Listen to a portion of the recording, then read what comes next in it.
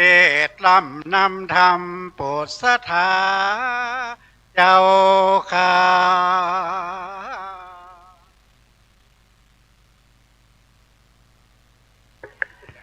บัดนี้ข้าขออาราธนา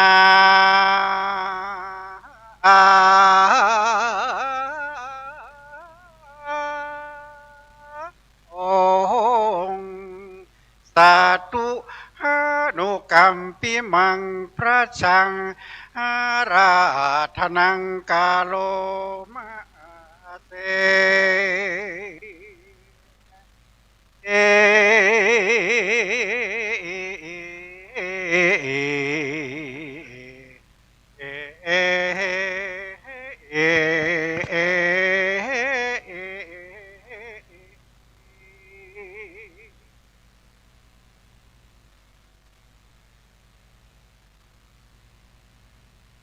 เขอ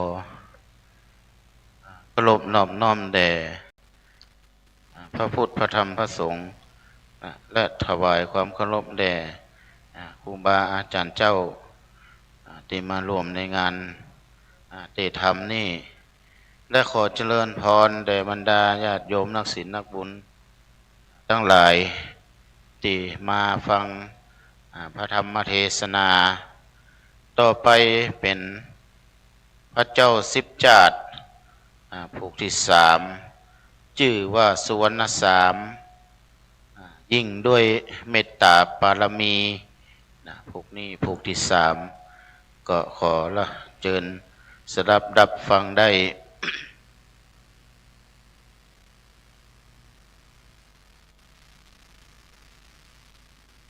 นะโม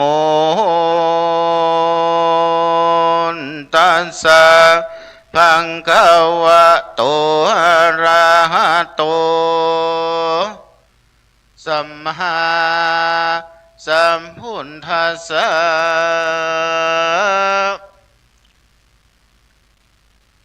ปัญญาโยเปตัวสุกาโตวิลาโกภาสัยยา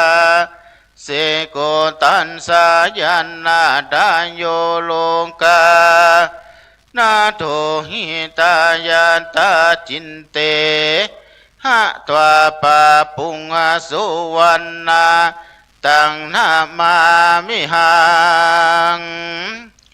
สาดาวดุลา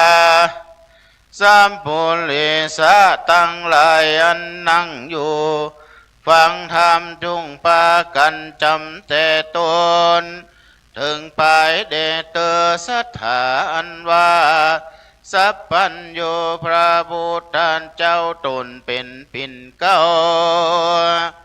เตโลกาจารเมื่อสร้างสมปานพระ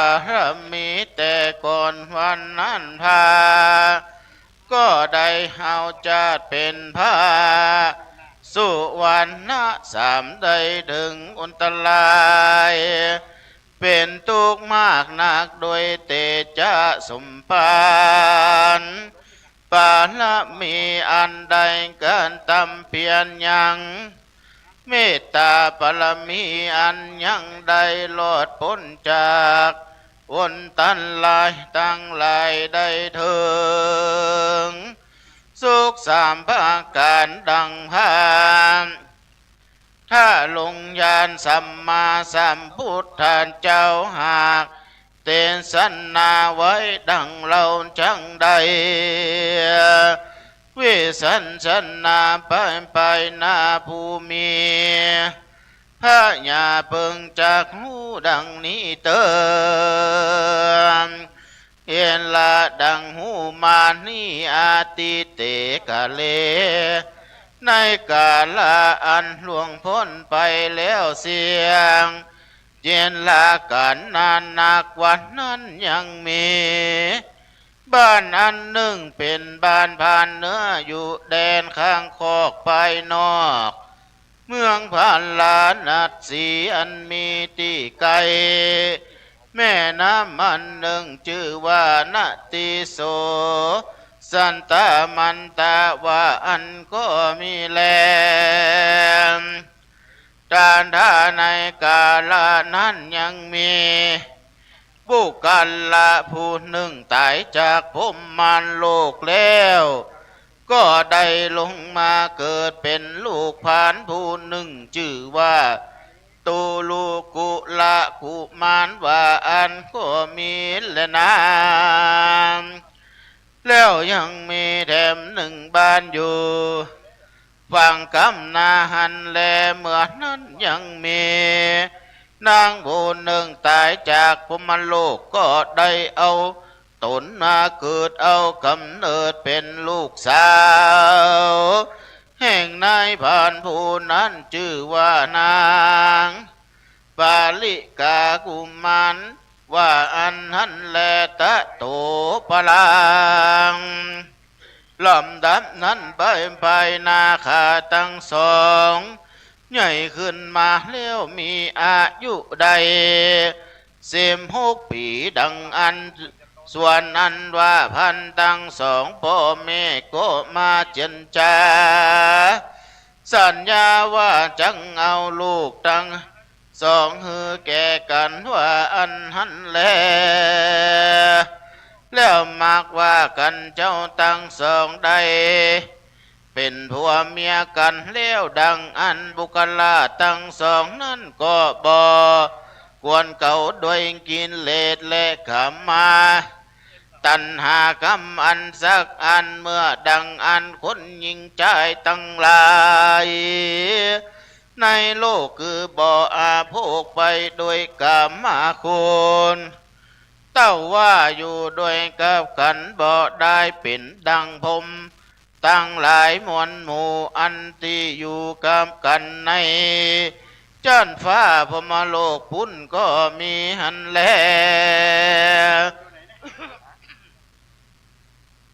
แห่งประการหนึ่งนั่นบุคลาทั้งสองก็ก็ตามกรรมอันเป็นบาปคือบอกขาดสันตันชีวิตเต้าประกอบไปโดยศีลธรรมเมตตาภาวนาไปใจก็โดย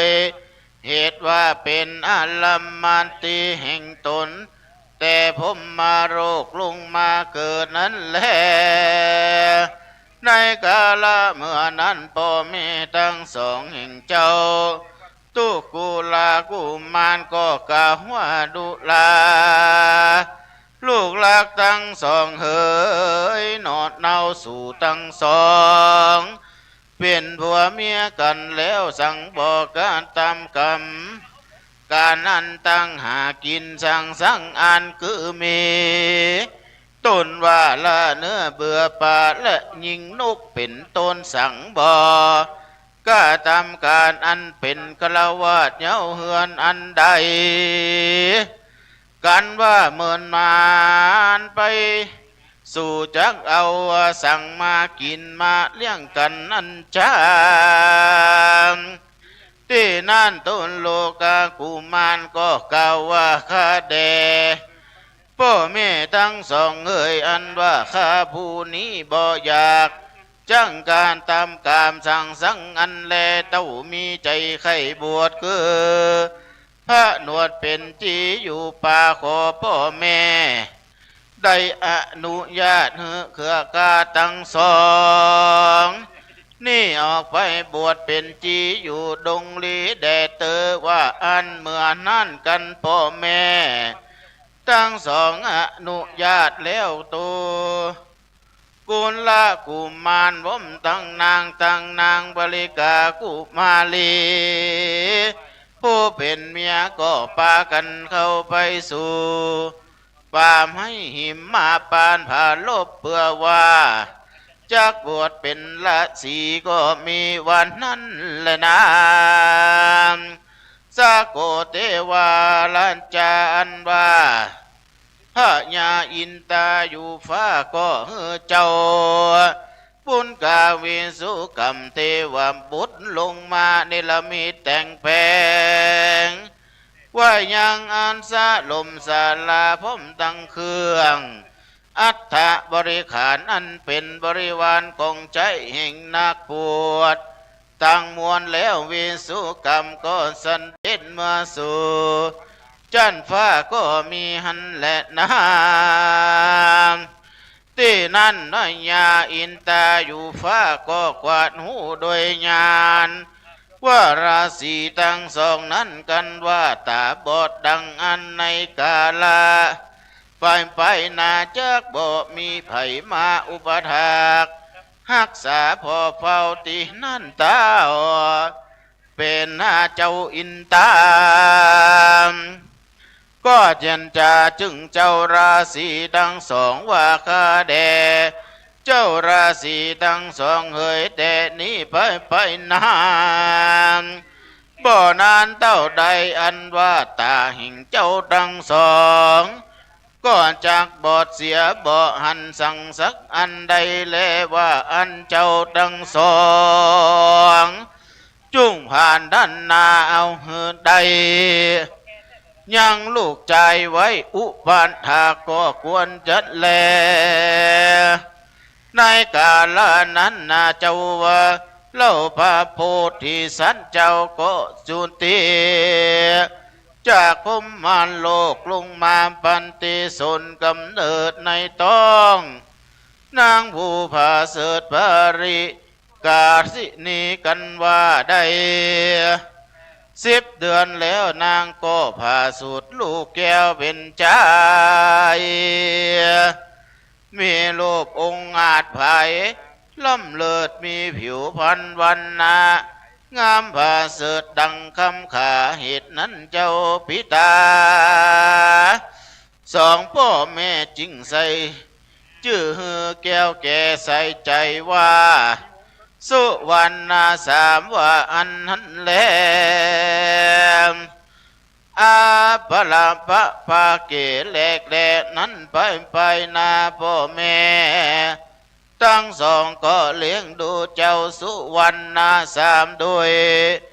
อันหาหัวมันและลูกไม่เจ้าก็จำเริญขึ้นใหญ่มาได้16 ปีก็มีหันและนาเอการที่ว่าสั่งยังมีในวันหนึ่งเจ้าทั้งสองพ่อแม่ได้ไปหายังหัวมันลูกไม้ตีในป่าใหญ่ดงหนาจิ้งปิงปอกมาขึ้นมาสู่ยังที่อยู่เกหาไปตันลอดเตือนนั้นในคณะยามนั้นมหาเมฆาอันว่าฝนหาใหญ่ก็ตกไข่ลงดงหนามากนักเจ้าระสี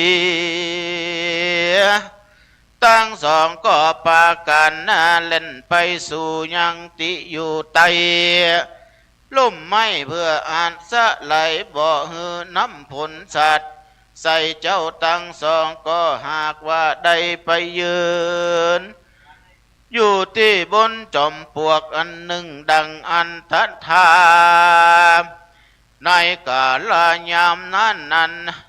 น้ำฝนนั้นตกมากนักอันถูกเนื้อตัวเจ้าทั้งสองก็ไหลหลังย้อยไปสู่อยู่ที่อยู่แห่งงูสรพิษอันอยู่ในหูปื้นจอมปลวกที่หันก็มีแลเมื่อนั้นพระอะยาสรพิษงูเห่าตัวนั้นมันก็ได้สาบกินเหงื่อไก่หิงเจ้าราศีทั้งสองดังอันมันก็คะนิ่งใจว่ามันโน่นจังมากะตำลายแก่มันอันว่างูเห่าดำตัวนั้นมันก็กูดทาเกียจกามากนักมันก็รีบออกจากหูมันมาบอดจ้าแล้วก็ผู้ปีนกาเข้าใส่ยังเจ้าระสีทั้งสองก็มีหันแลอันว่าเจ้าราศีทั้งสองนั้นมันก็มีตาอันเมืดมัวเจ็บปวดมากนักก็พากันร้องไห้ ลิร่ำไรด้วยภาการต่างๆนานาและบ่อ่านจักเพียงพอขึ้นมาสู่สรมแห่งตนใดก็มีหันแล้วด้วยนั้นมหาสันเจ้าสุวรรณะสามัญอยู่เฝ้าเกหาก็มาข้านิ่งใจว่าพ่อแม่แห่งเจ้าทั้งสองอันว่าไปแสวงหาลูกไม้ในป่าตาวันพอแหลงกว่าจักดาไก่คำเลี้ยวสั่งบ่ปิกปอกมาดังอันจามหาสันเจ้าลำเปิงใจสันนั้นแล้วก็ป่าเข้าป่าเศร้าดงนาไปหาพ่อแม่ทั้งสองเจ้าก็รำร้องไห้ไปตามต่างอยู่ใจหันแลที่นั่นเจ้าละสีพ่อแม่ทั้งสองก็ได้ยินเสียงเจ้าสุวรรณะสามมาเพราะหากร้องไห้หาดังอันก็กล่าวว่าตาตะดุราเจ้าสุวรรณะสามเหยลูกหักเจ้าอย่าได้เข้ามาไกลสถานที่นี้หากว่ามีอันตรายที่นั่นเจ้าสุวรรณะสามก็จะถามพ่อแม่แห่งตนว่าเป็นสันใดอันจาตินั่นเจ้าราศีก็กล่าวซึ่งโลกแห่งตนใดหูจุมปาการนั่นแลแต่นั้นไปนามาหาสันเจ้าก็เลี้ยงดูพ่อแม่ตั้งสองอันหาตาหากบอดนั้นได้อยู่สวนสัตว์ดีก็มีอันแล้วโจถ้าโกแม่นมีคนมาไขหูว่าเจ้าราศีทั้งสองนั้นมีกรรมวิบากอันใดใดงูเห่าปินกาผู้พิษใส่ตาใดบอดเสียดังอันนั้นจามควรไขจาก่าวแก่ตามกรรมว่าได้อติตากาลาจาก่อนมานั้นคือเจ้าราศีตั้งสองนั้นได้เกิดมาเป็นหมอยาตาตินั้นยังมี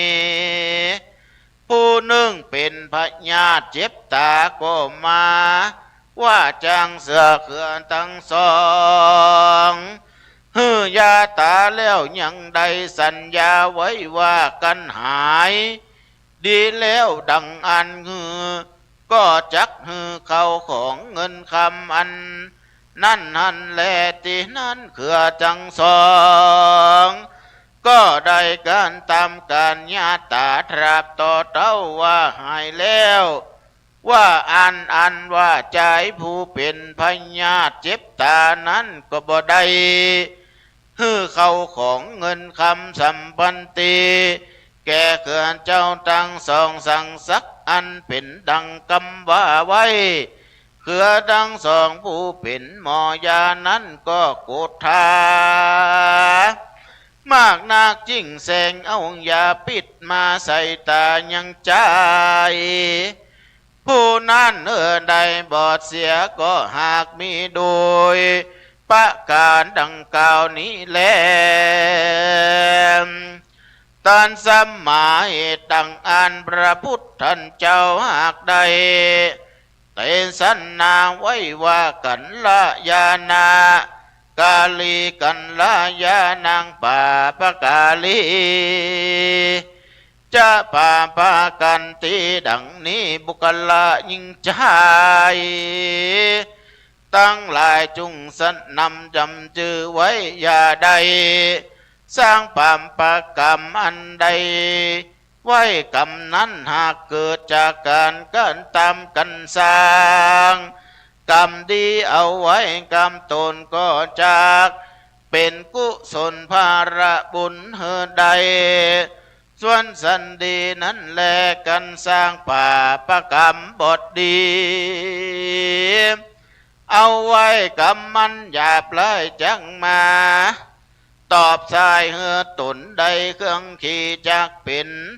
ดังราศีสองนี้แรนาทั้งสองโดยหาลูกไม้หัวมันกันตื่นเจ้ามาก็เข้าไปสู่ป่าเจ้าก็มีเมตตามา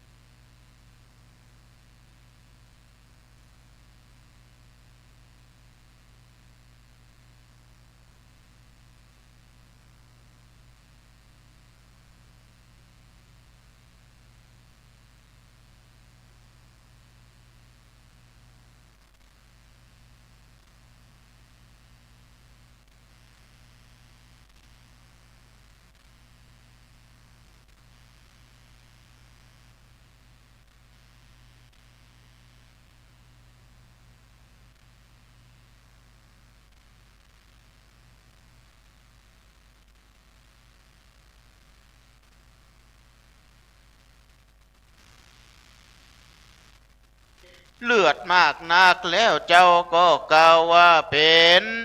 บุคคลาผู้ใดมาเป็นเวรแก่กูอันจามเมื่อนั้นพญายักษ์ได้ยินกามเจ้าสุวรรณาสามแล้วสันนั้นมันก็ข้านิ่งใจว่าบุคคลาผู้นี้ลอยเป็นผู้มีบุญสมปานมากนักแม้นว่ากุยิงโดยถ้าหนูปิดเสียบเข้าปังเข้าคางปังซ้ายลอดพดออกปังขวาเจ็บปวดหลายนักแก่มันก็สังบอกโกธาอันจามที่นั้นเจ้าสุวรรณาสามก็ไขกำงามบอกยากว่าเรานี่นาชื่อว่าสุวรรณาสามเป็นลูกแห่งตุกุลระสีและป่าปันลิกาสินนีอันพ่อแม่ตั้งสองก็มีตาหักบอดก็ได้เลี้ยงขาตั้งสองด้วยอันหามาหัวมันและลูกไม้อันว่าลูกไม้ก็หาไว้อยู่อาจสะลมบ่ว่าจะกินได้ไปรอ7 วันส่วนว่าน้ำนั้นบัดนี้ก็บ่มีจักกินแล้วจันแลคานี้หากมาตักเอาน้ำไปพ่อแม่ทั้งสองกันบ่มีน้ำจักกินบ่หลายวันดังอันพ่อแม่ทั้งสอง ก็จักได้ไปแต่แลว่าแต่ตั้นมายิงข้ามีพันลาพระสงฆ์อันใดจะลือเต้นั้นพญายากได้ยินกรรมหาสันเจ้าก่าวว่าสันนั้นก็มากินแหน่งใจมากนักอันนี้อันที่ตนได้ยิ่งยังมาหาสันเจ้าข้านิ่งใจว่ากันเจ้านี้ตายบ่แม่ตั้งสองอันตาบอดก็จักตายไปด้วยหันแลเตโจอันว่าธาตุและใจยังบ่ขาดได้ตายลืมจริงไปแล้วเจ้าราศีทั้งสองก็มาการตามสัจจะอธิษฐานแล้วก็กล่าวเป็นการทาว่ายังจินติกายังปุนตังไม่หังจีวาปินตุจะโตสัมเพนาเตนาสันเลนาวิสังสามาสาหัตตายาปินตุนติดังนี้เป็นต้นว่าข้าแด่เทวะเจ้าตั้งหลายกุศลังปุญญังอันว่าบุญตั้งหลายอันใดอันหนึ่งอันพ่อแม่ใดกะทำก็ดีกะตั้งปุญญาอันแม่ใดการทำก็ดีเตจาอนุภาพอานิสงส์บุญตั้งหลายพุงนั้นขอได้มากำจูผู้ข้าตั้งหลายเด็ดเตอตานสามบิงกันในการนั้นเรายังมีนางเทวดาเจ้าตุนนึ่งอยู่จอมดอยกันดามาตานาตินั้นนางเกยได้เป็นแม่ผู้ที่สันเจ้ามาได้สามชาติก่อนแล้วนางเทวดาตนนั่นก็มาการทำสัญจาอธิษฐานกล่าวเป็นการถาว่าปัมปันตายะหังปัญญะทะมาโนจิสังปัตตานิตานิดังนี้เป็นต้นอาหังอันว่ากุมาอยู่ตีจอมโดยที่นี้ก็เหิงมากนักก็บ่หันบุคราผู้ใดจักเป็นที่หากและจำเริญใจแก่กูก็บ่มีแลเต้ามีแต่เจ้าสุวรรณสามตนเดียวนี้แลพิว่ากำสัญจาอันนี้มีเตียงแท้ดังอันว่าปิดตั้งลายพุงนั่นจุ่งระงับดับหายไปจากตนเจ้าสุวรรณสามบัดนี้เดเตอบ่เต้าแต่นั่นอันว่าตาระสีเจ้าทั้งสองพ่อแม่อันบอดบ่หันสังก็ปล่อยลวดเจงทรงหันดีปังการตีดังเก่าก็มีวันนั้นแลขีญาอันบรมมาโพธิสันเจ้าแลละสีตั้งสองพ่อแม่กันว่าพ้นจากกรรมอันนั้นแล้วพระอาทิตย์ก็ขึ้นมาจากเขายุกันดอนมาสันเจ้าสุวรรณสามก็เทศนาธรรมสั่งสอนยังพระญายังกัมปิละวะดุลาพระญายักเคยผู้กาดังนี้ไปนาเจ้าอย่าได้ฆ่าสันตันชีวิตอันว่าสันตั้งหลายก็กลัวตายเหมือนกันจุผู้มีศีลห้าหักษากันว่าพระญายักผู้นั้นก็รับเอากรรมมหาสันเจ้าทุปการแล้วก็อัญชุรีกล่าวอำลามาหาสันเจ้าขึ้นไปสู่ที่แห่งตน ก็มีวันนั้นแหละ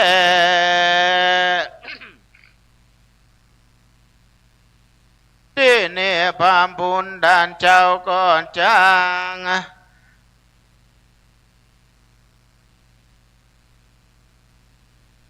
ก็จากจุมนุมมายังจะตั้งกาอันนี้อันว่า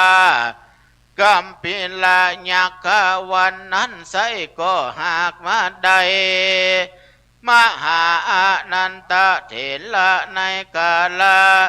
บัดนี้แลอันว่านางเทวดาอันอยู่จอมเข้ากันดามานาวันนั้นไซก็หากมาได้นางอุบลละวันนา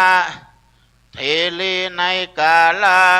บัดนี้แลดนาเจ้าตุงกุราราศีวันนั้นไซก็หากบ้านใดมาหากันสัมปะเทลาในกาลบัดนี้แลดนาส่วนอันว่านางปาลิกาลาสีนั่นไซเกือหากมาใดนางวัดต่างกำปินลาในกาลบัดนี้แลดนาสุวรรณกุมารโลลงกาณโถอันว่าเจ้าสุวรรณสามวันนั้นไซก็หากมาได้แก่ตนพานตดาหาคันตาในกาลบัดนี้แลดนาอันว่าจาตกามสุวรรณสามดวงบาเสดนี้บุคลายิ่งใจผู้ใดมีใจใส่สันดาได้เต็มได้เขียนได้เหียนได้ยินได้ฟังกฎดีได้น้อมนำมาถ้าไหวเป็นตานกำจูศาสนาพระพุทธเจ้าก็ดีอุนตามาตานางหากเป็นยอดตาลอันพาสื่อจักป่าเกินส่วนสันดีในจาดนี้จาดนาแม่นจางอุดิสาส่วนบุญกุศลไปหาผู้จุนติตายไปสู่ปรโลกใบนาก็เตียนว่าจากสำริดทีจุยังจุปะการบ่อยาชาและนามนิทิตังขิญญาเก่ายังสุวรรณาสามอันเป็นทันสัจจาตทวนสามอันยออันแควบก็บังคมสมเร็นสระเดสาธุครับท่านผู้ฟังตลอดถึงศรัทธาสาธุชนทุกท่านได้สดับรับฟังจากการเทศนาธรรมของท่านพระวัชรินทร์ครับวัดศรีสุทธาวาสหรือตุปิลายครับได้จบลงไปในกันที่3ก็คือสุวรรณสามบำเพ็ญซึ่งเมตตาปารามีครับดังที่กัมพุทธภาษิตเปิ่นว่านิมิตังสาธุรูปานังกตัญญูกตะเวทิตาครับบุคคลหู้กุลหู้บุญเป็นเครื่องหมายของคนดีก็มันดังเจ้าสุวรรณสามครับที่ได้ปฏิบัติพ่อแม่ได้จนพอได้เป็นดิบเป็นดีก็เพราะว่ามีความกตัญญูครับผม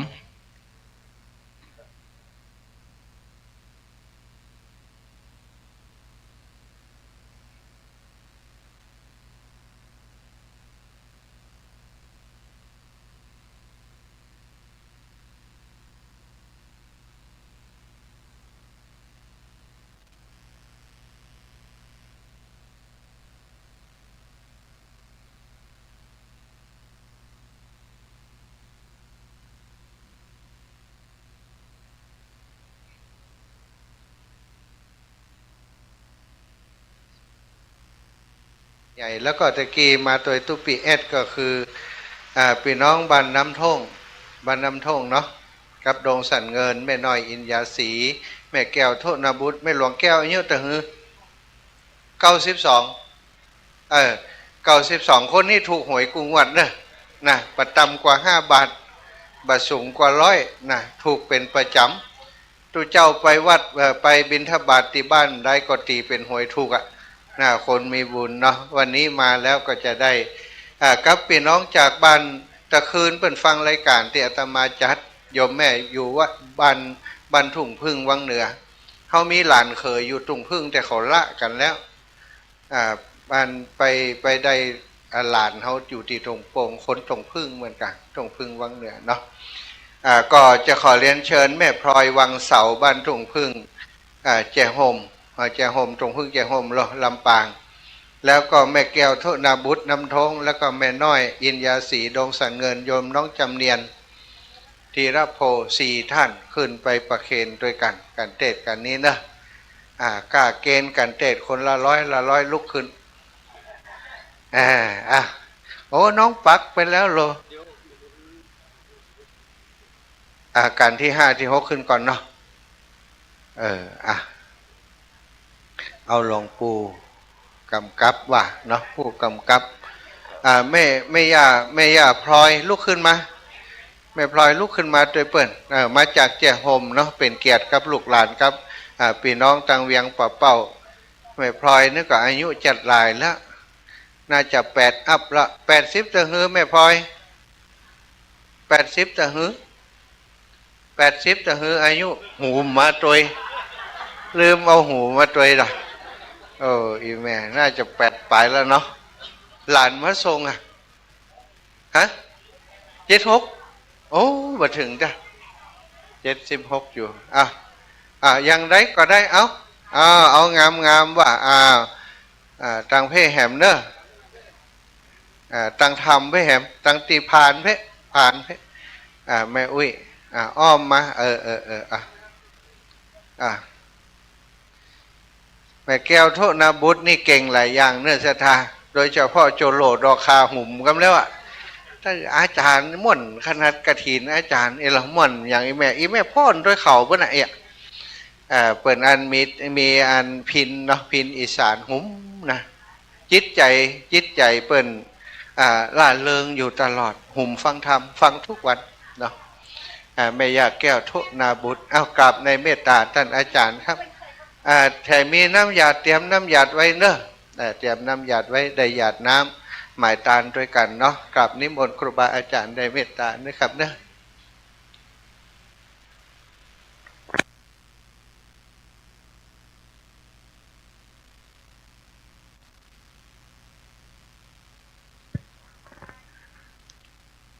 เจ้ามูลศรัทธาเจ้าภาพกันเทศกันทำตั้งใจฮับปอนเนอร์จากลำปางแล้วก็บ้านเฮาเวียงกว่าเป้าตั้งอกตั้งใจฮับปอนอิชิตังพทิตังทุมหังคิปะเมวะสมิจันโตสัพเพปุเรนตุสังกปาจันโทปนรสโสยถามณิโชติระโสยถาเอวังตุสัมปติสามิดีลาเจในวันนี้ก็เป็นวันดีสลีสุขมังขลาประเสริฐล้ำเลิศยิ่งกว่าวันไหลยามทั้งหลายบัดนี้มามีเจ้ามูลศรัทธาทั้งหลายนักศิลป์นักบุญทั้งหลายได้น้อมนำมายังกันเทศกันธรรมเพื่อมาบูชาฟังธรรมปเทศนาพวกหนึ่งชื่อว่าสุวรรณสามได้ฟังแล้วโดยอานิสงส์แห่งการฟังธรรมก็ขอเจ้ามูลศรัทธาทั้งหลายเพื่อพาเสยังพยะอุปัฏวะกังวลอันตรายให้ได้อยู่ดีมีสุขแม่นว่านาบุญกุศลมูลผลนี้มีมากน้อยสันใดจักไปแผ่ถึงแก่เทวุตเทวดาเจ้าทั้งหลายตั้งสภะทิสาตั้งกามาวัจระทุกที่ตั้งเต้าตั้งสี่โทโรกาตั้งอินพรหมยมราชตะคุณน้ำปรมัยสวนและสรรพสัตว์ทั้งหลายก็ขอให้ได้มาสอนหูเล่งานซึ่งบุญกุศลอันมูลศรัทธาทั้งหลายได้กระทำได้สร้างในวันนี้ได้สร้างแล้วก็ขอกายเป็นบุญเป็นกุศลให้ท่านทั้งหลายได้อยู่ดีมีสุขปราศจากสัพพทุกข์สัพพโศกสัพพโลกสัพพภัยสัพพะพยันตรายให้มีแต่อายุปีอายุเดือนอายุวันอายุยามให้มีแต่โจกปีโจกเดือนโจกวันโจกยามไปใจนั่นจงจักมีดึงแต่ดิลีสมดังนัยยะพุทธบาทคดาภาษาบาลีว่าชัยยสิทธิถ้านังราพังโสดีภคยังสุขังพลังสลีอายุจวโนจะโภคัง พุทธีเจยสวาสตวาสาจายุจสิวาสิทธิพระวันตุเตพระวันตุสัพพมังครังรักตุสัพพเทวตาสัพพพุทธานุภาเวนะสทาสุธีพระวันตุเตพระวันตุสัพพมังครังรักตุสัพพเทวตาสัพพธรรมานุภาเวนะสดาสุธีพระวันตุเตพระวันตุสัพพมังคลังรักตุสัพพเทวตาสมสังฆานุภาเวนะสดาสุธีพระวันตุเตสพีติโยวิวัจจันตุสัพพโรโกวินาสันตุมาเตภวัตอันตรายโยสุขีติกายุโกวะพิวัตนาสีลีสนิจังพุทธาปจายโนจัตตาโลธรรมวรติอายุวันโนสุขังพระลัง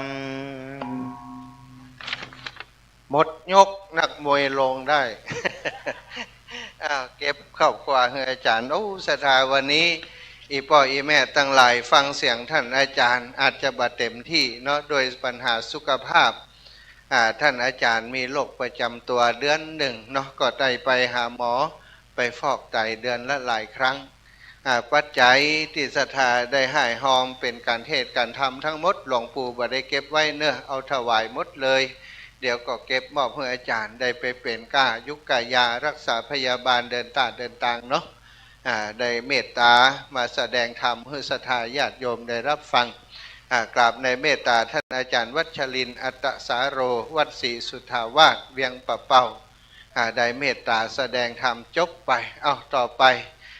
ไก่เจียงใหม่ตีก่อนไก่เจียงไฮไปแล้วสอง ไปแล้วหนึ่งอยู่เนาะเอาไก่ลำปางขึ้นก่อนเดินทางมาไก่หลวงปู่ว่าเดี๋ยวถ้าจ้าแหมน้อยเขาจะรับฟังอีโลนะเพราะฉะนั้นเอาก่อนเลยละเนาะท่านอาจารย์พระมหานฤดลมหาปัญโยเทศแล้วนี่องค์ตนนี้จะมามอบกันเทศเด้อจะมอบตอนที่หลวงปู่พระครูอุดมเทศกว่าเพื่อนกับก่อน วังกับแต่เนอะว่าเล่นบันไดถวายไปเลยละเนาะศรัทธาญาติโยมท่านอาจารย์พระมหานฤดลมหาปัญโยท่านอาจารย์เป็นพระนักเทศของจังหวัดลำปาง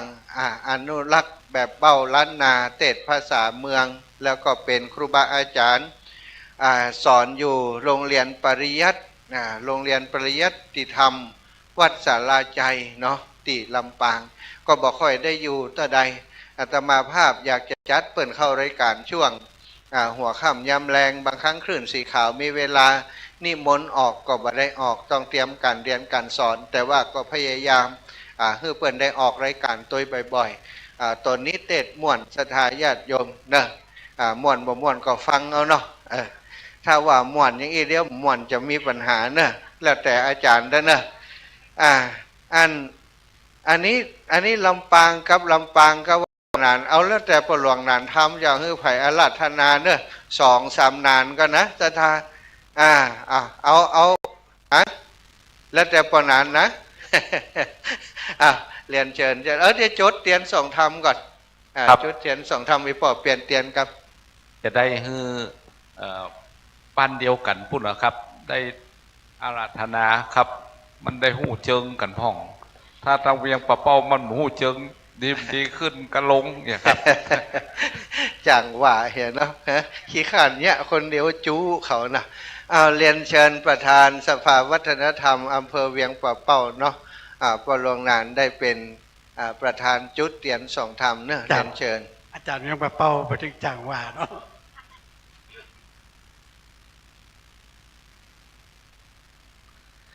นี่ประธานสภาวัฒนธรรมนะลูกศิษย์กลกุฏิของหลวงปู่สา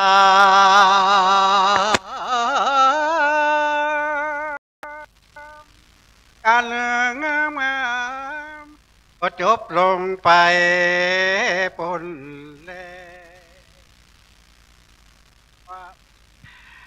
บัดนี้นะก็มาถึงกันเนลิมาเน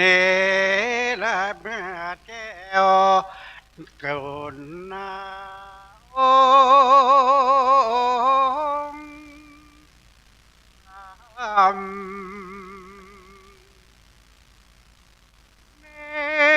มิลาดนั้นเจ้าจา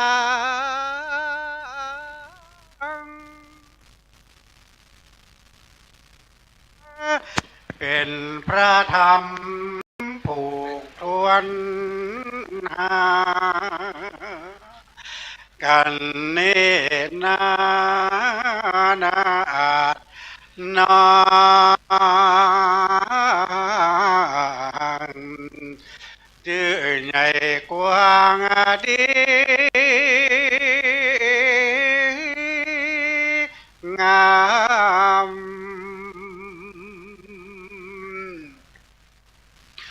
ขออาราธนาลูกศิษย์พระบุญนาธรรม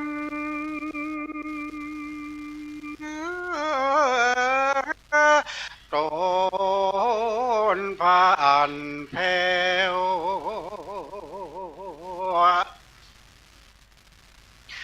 คืนนั่งธรรมาสแก้วสถิตนั่งแล้วจุงเตเตสนา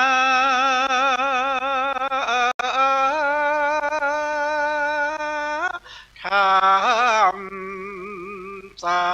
ตุอนุกรรมปิมังพระชังราชทนังกาโลมา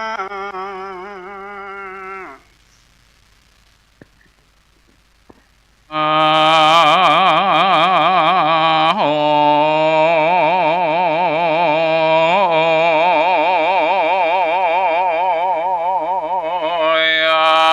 น้อ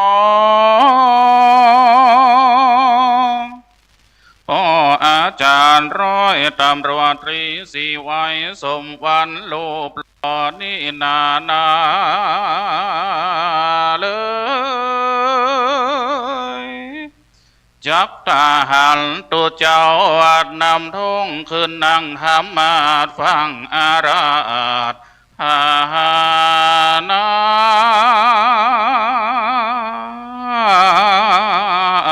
ธรรม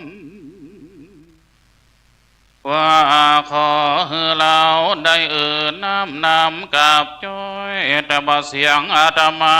ผู้ขามอนน้อยมันบ่ปอดี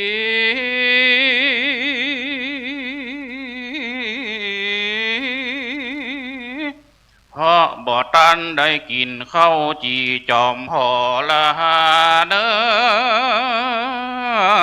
อนา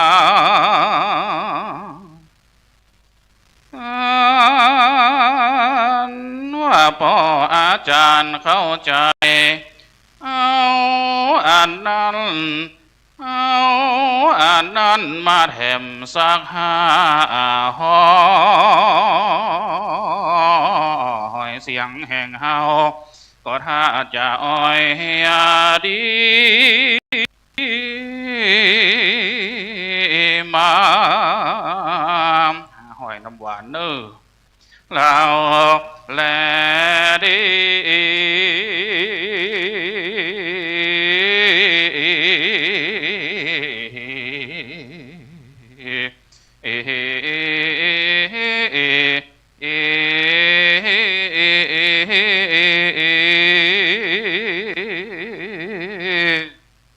นอบน้อมแด่องค์สมเด็จพระสัมมาสัมพุทธเจ้าขอถวายความเคารพหลวงพ่อพระครูปริพันธ์ธรรมทินเจ้าวาดวัดพระธาตุจอมหอสถานัตตินีเจ้าคณะพระสังฆาธิการที่เคารพนับถือทุกรูปขอความผาสุกในธรรมจงบังเกิดมีแด่สาธุชนคนดีท่านทั้งหลายที่ปากันมาสดับฟังพระธรรมเทศนาพระเจ้าสิบจาดอาตมาภาพประดับฉันทานุมัติในกันที่6ภูริทัตประจำชะตาผู้เกิดปีไส้ปีมะเซ็งหรืองูเล็กจะได้เทศนาธรรมสลับกับหลวงพ่อพระครูอุดมไปกันหนึ่งเพิ่นหันว่าม้าไก่เพิ่นเลยคือคืนก่อนเนาะเดี๋ยวเตะเลยปีกก็ถึงจะต้องปีกถึงจะปีก โอกาสต่อจากนี้ไปก็ใจปากันตั้งจิตตั้งใจสดับรับฟังตามสมควรแก่เวลาต่อไปเนอนะโมตัส สะภะคะวะโตอะระหะโตสัมมาสัมพุทธัสสะนะโมตัสสะภะคะวะโตอะระหะโตสัมมาสัมพุทธัสสะนะโมตัสสะภะคะวะโตอะระหะโตสัมมาสัมพุทธัสสะโมเพอาโหสิมพังขาวามปุเรนตันตังเตนสะดังจาริยังสาลิมปุนตัสสะศีลปาระเมตตาหาคาโตติส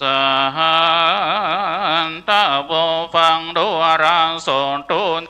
ตาปุริสาเจ้าตั้งหลายจาตากานานิพระพุทธเจ้าแห่งเราห่างเต็นสาดาซึ่งสารีบุญเถนละเจ้าแต่เมื่อนามาผู้มีพระญาเปิงหูดังจังวิสัญชานาไปนานิแด่เตอ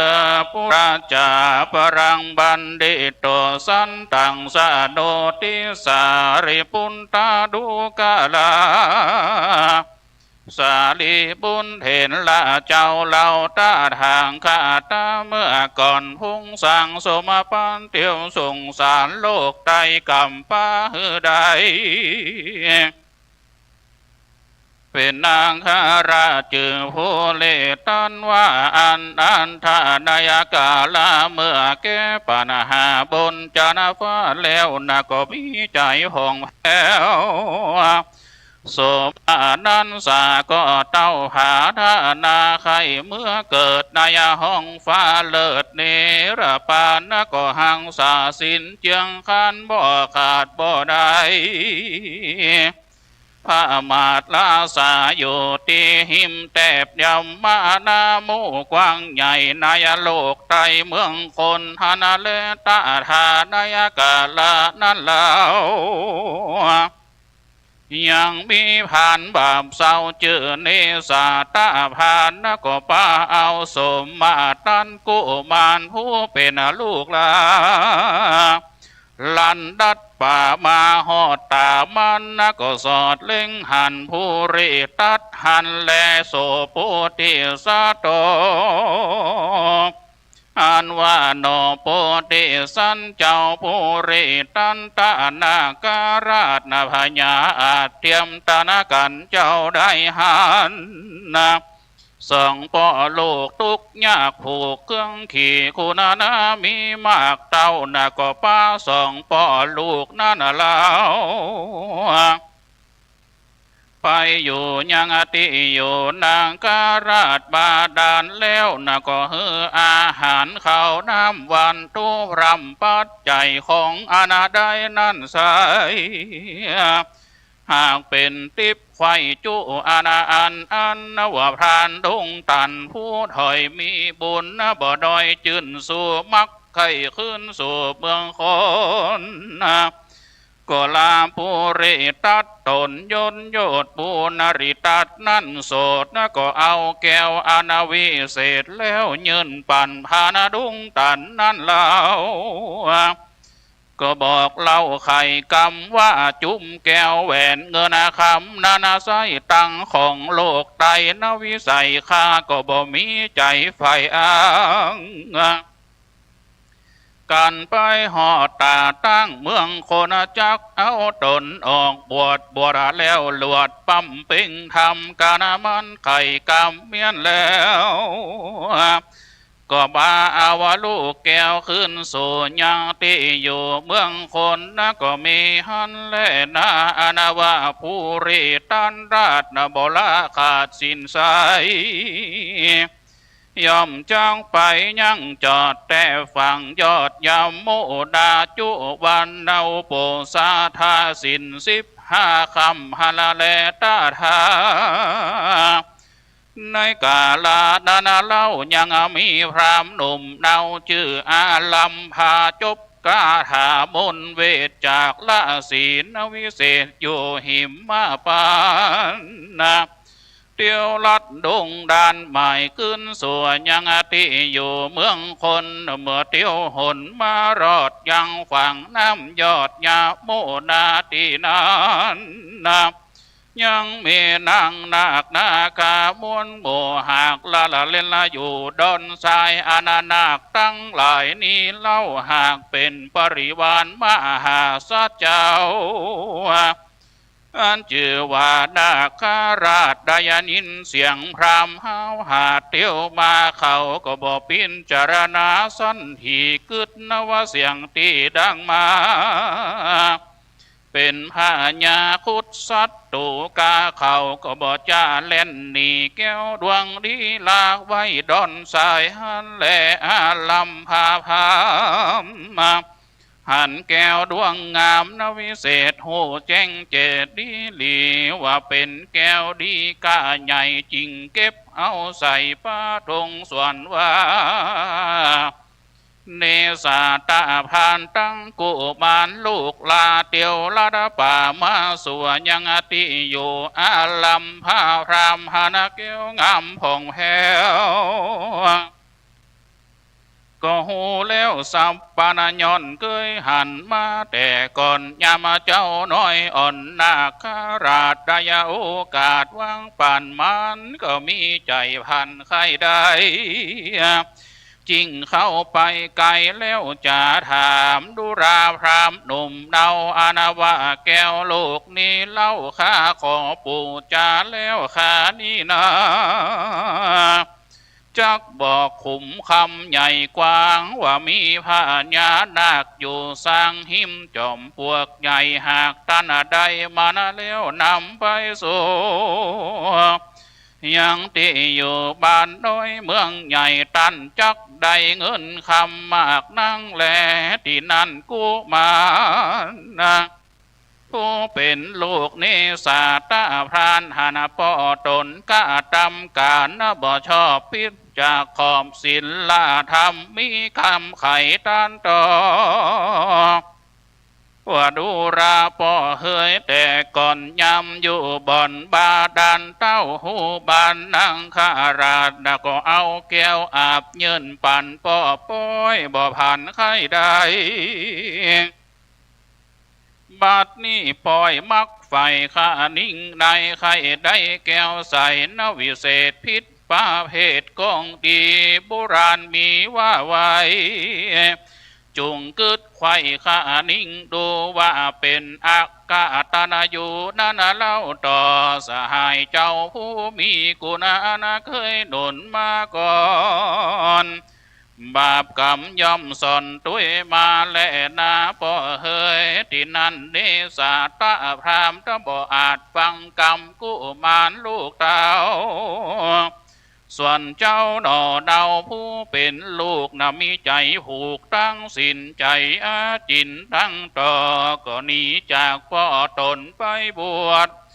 วชแล้วหลวดปั๊มเป่งทำก็มีหันนั่นแหละนะส่วนเนสาตาพรามเนื้อใจไฟเอื้อยินดีได้แก้วสาลีผาเสดก็ป้าอาลัมพาผู้ไม่เดือดไปสู่ยังติอยู่ผู้ริตันนาคาราชนาทีนั่นแก้วลูกอาจเจียงคานอาณาอยู่ในมือพรานใบบอดก็ลุ้นหลุดหลอดลุงส่วนยังติอยู่เมืองนาคมาดานส่วนเนตาพานาบาปเศร้ายินไม่เอาเครื่องขี่บาปกรรมมีตอบสายได้ตกไล่วำวายกานามันตายมวยหมอดได้เอาตนไปหอดอาเวจีสะเวยตุกขี่ไม่เอาส่วนอาลัมพาบาปเศร้านาไซก็สวดมนต์ใส่นาคาราชาจับยับผู้ริตัดมาใส่ในคงคาง แล้วก็นำไปยังบ้านหน่อยเมืองใหญ่ไปฮับไว้จุ่มปูนะคือคนใดพอดูตัวห้องคงเขตต้องอาณาได้เงินคำขานักโสดนับอนาคตเป็นหมายอนาวาโนโมนีนายน้อยนาดอนาเป็นดากราชนั้นใส่แม่นเจ็บปวดไม่อินทรีย์เจ้าก็มีขันตีนักโสดบ่คิ้วโคดสละใดย้อนกว่าสินใสสระอาดจักพุทธขาดเสียตนนั่นแหละนะอันว่าปุริตัดนั้นเล่าย่ำมีพ่อแม่เจ้าแลมปีน้องอาณาอยู่แห่งห้องไปหลังกันเขานะบ่หันยังปุริตันราชหลายวันนะก็ปากันขวาดหูว่าจักมีไผยะอยู่แต่ไสบังเกิดใดมีมาทั้งสองขาพ่อแม่ก็กล่าวแก่ลูกตนว่าสู่จุงไปเมืองคนโลกไตเสาะไปไข่จุ่มปูพ่องดังไปถึงจูจันฟ้าเสาะหาลูกลาภูริตันราชเนอว่าอันนาทีนั้นเขาตั้ง4 ปีน้องนานาเล่าเกือตนพี่เจ้าสุตันสานางคาราชตวันสองจื่อสุโภคาโตนาอาจบุญดาตั้งเจ้าวริธายอดซอยส่วนน้องหูซอยจื่ออันสามุงขี่ก็พากาณลัดดงลีไปสอสอดไปไข่หลอดจันฟ้าตาว่าติงสาไข่โลกลามานุษสาดาย3 ปีนมรอดทิ้งไปปะใส่หุริตันผู้เป็นน้องน่ะอยู่ในแห่งห้องคงขังก็มีหันและนาตะทาได้กาลานานาเล่าพรำบาปเศร้าอารัมพากันหูขี่หยาเจ้งจอดว่าพี่น้องภูริตัดมารอดตีไก่ซ้ำมีฤทธิ์ที่ใหญ่เหลือหลายมานกว่าตายโมบมูนะก็หีไปสู่ที่ภูริตัดลาดก็แกเจือกมัดขาดจากคงขังนมีน้ำตาปังอาบนาย้อนได้ยาบาปกาสาบานดอท่าลงยานได้เจ็มปวดมานาเลยลวดแล่นหนีตีนันปัทหวิยานานาโสดส่ง140,000 โยชน์เป็นไม้ก็พันภายแตกอาหุบเอาบาปปาตุกตอดลงอสู่หลอดอเวจีสะเวยตุกขี่เอาไปนะบ่เว้นไว้คืนวันนะส่วนนอถ้าลงทำน้อยนาดสะเวยจาดเป็นนางคาราชบาดาลเมื่อเตี้ยวสงสารโลกกว้างพงก่อสร้างป่าระมีได้ตุกขี่ไม่เอากานาหมอกูเท่าปล่อยเลี้ยวพระตนแก้วสาธากับตั้งพาตาพี่เจ้าและนางหน่อเดาผู้เป็นน้องนาก็ปากันแต่งย่องกายาแล้วปากันอาสาขับไว้ตนเต้าไทยพาราณสีอนาวาเต้าปุรีนั้นเล่าหากเป็นลุงเจ้าปุรีตันลาดนาทีนั้นเต้ายศอาจจริงถามหลานใครหูนะว่าเจ้านี่มีฤทธิ์ที่อยู่แต่เล่าจริงหือรำเท่าป้าไปนั่นจ้าที่นั่นหูริตันลาดนะก็โอกาสขี่ยาว่าดูลาเจ้าลุงเหยหลานนี่หากถ้าลุงสินเป็นอาจินนะบ่ขาดแม่นจักหือรามหาวหาดวามวายนะก็หากง่ายได้นะบ่ยากโดยอาณาปากบัดเดียวปิดและน่ะเลี้ยวหลอดไฟพรำบาปใบวามวาย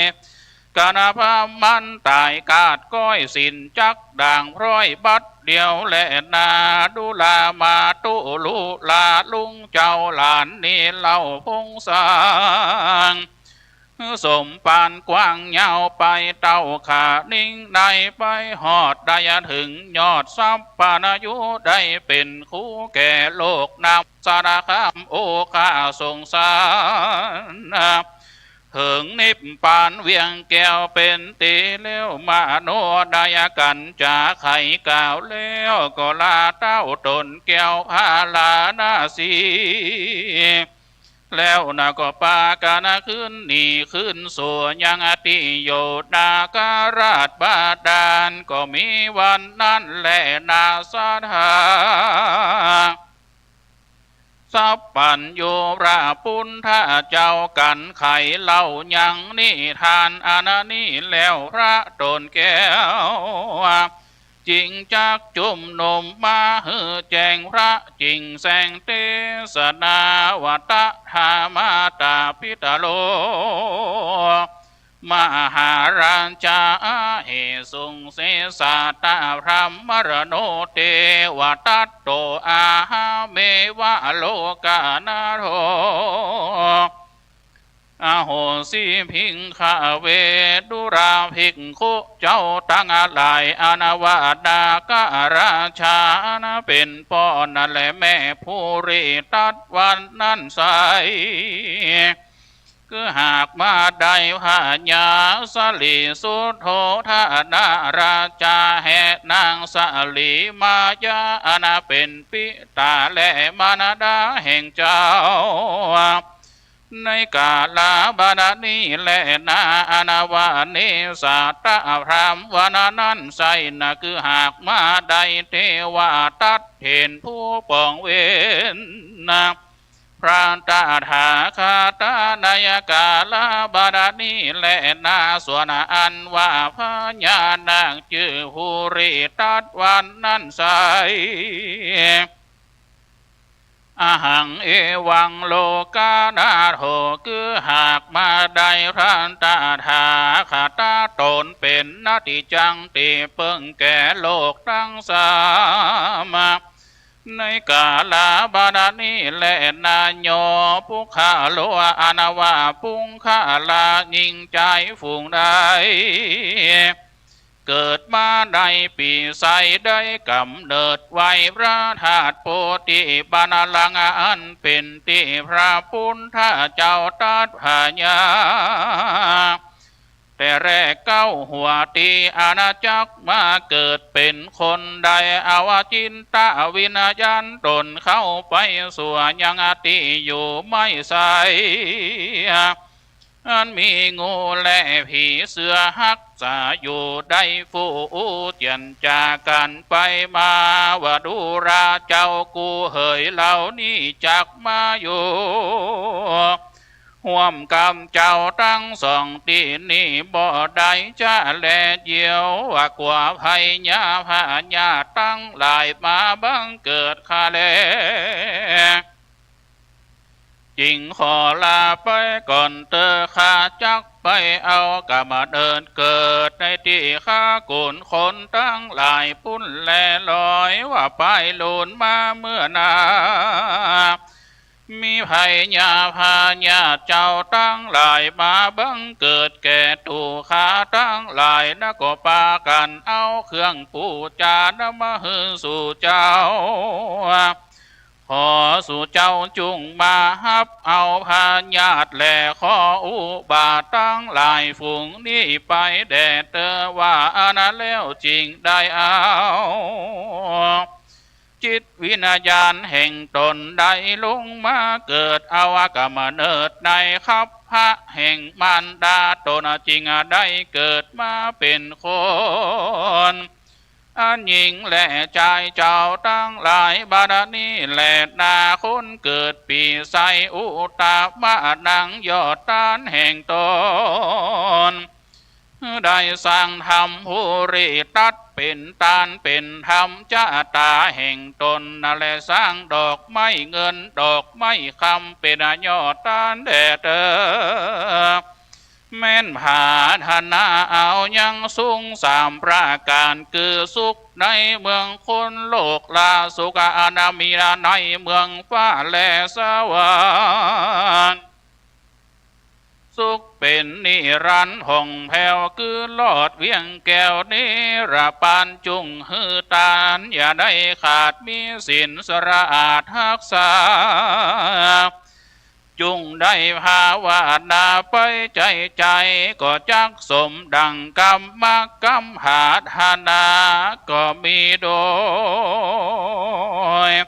ภาการดังกล่าวมานี้แลดี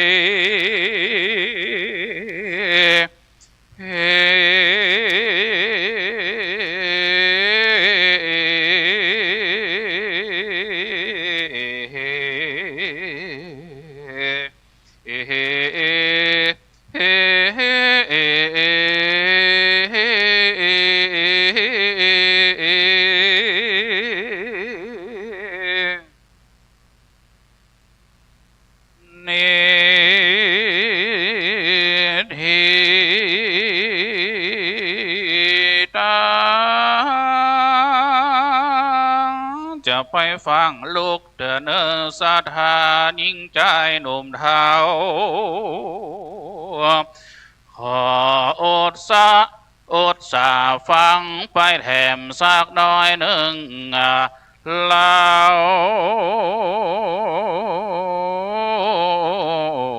มันบ่ใจ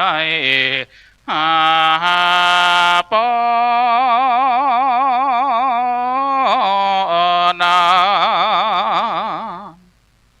อดเอาแต่เล่านมเท้าปานนาการจะไปฟังคลาอิดเหี่ยวมอยนาขอเป็นน้องสาธาจงได้ตั้งอกและนอตางใจหับเอาป้อนใจใส่งามบ่เศร้าเป็นมงคลเตียงเต้า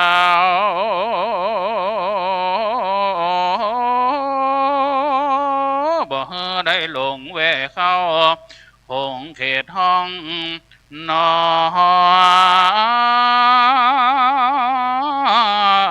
บาเป็นน้องสัทธาตังลายอยู่มีใจไปมีโจกดังอันลาบได้เงินหมื่นเดินได้เงินแสน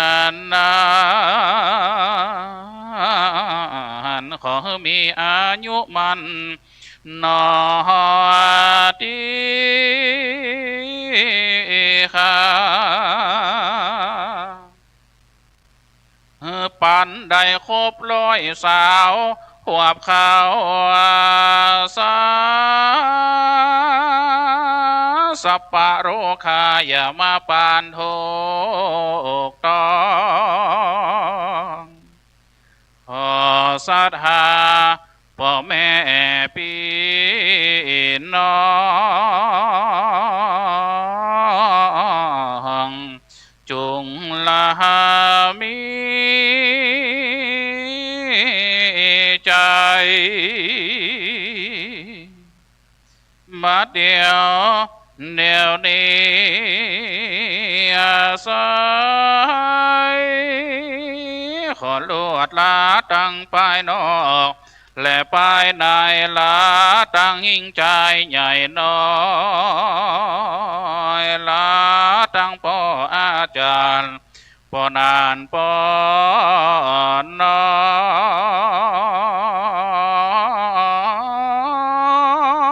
ยหนุ่มเท่า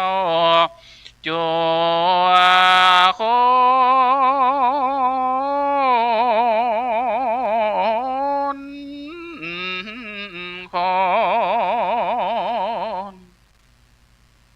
อาตมามอนน้อยมาเทศครั้งนี้ ตามความประสงค์ที่ท่านพระอาจารย์ได้นิมนต์ให้โอกาสนักเทศฝึกใหม่มาเทศจนได้วันนี้บ่ตาวันหน้าบ่อับมาจนจะไปนิมนต์มาเทศแถมก็ได้ถ้าแน่จริงแต่ใส่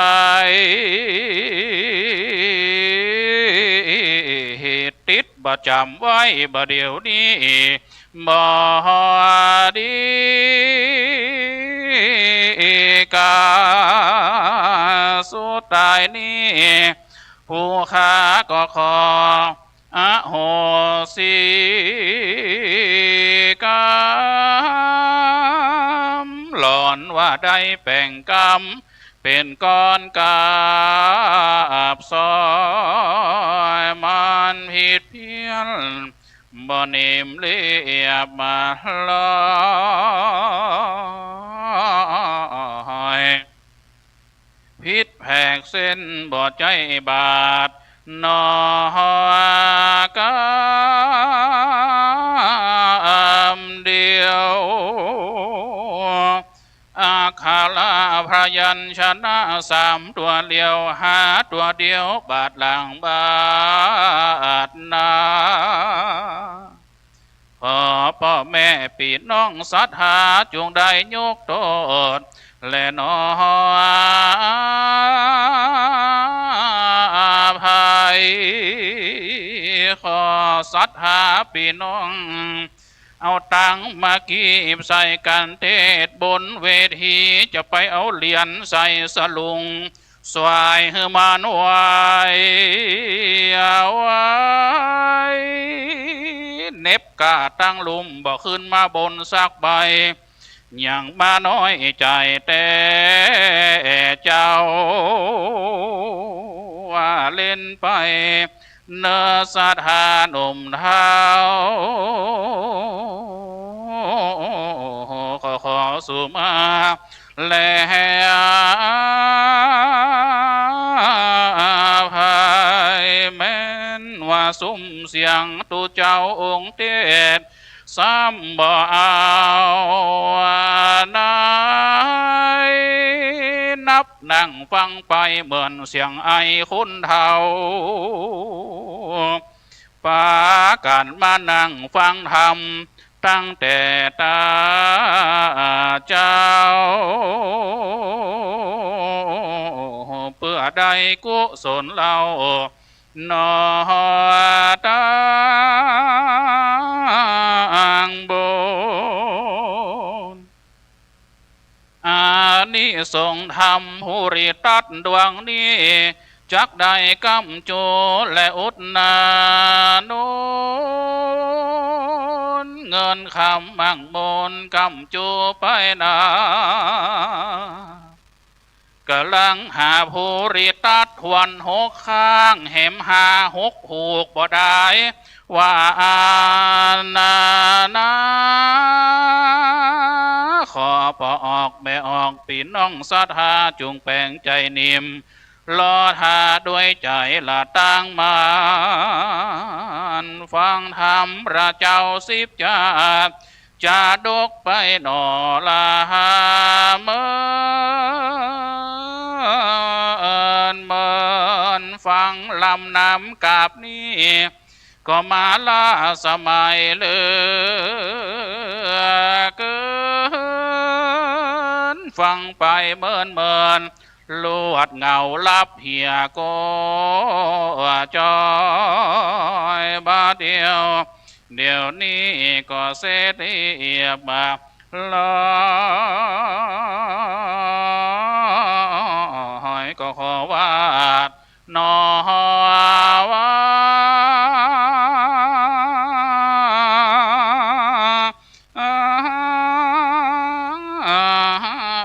ลงก็มีด้วยประการ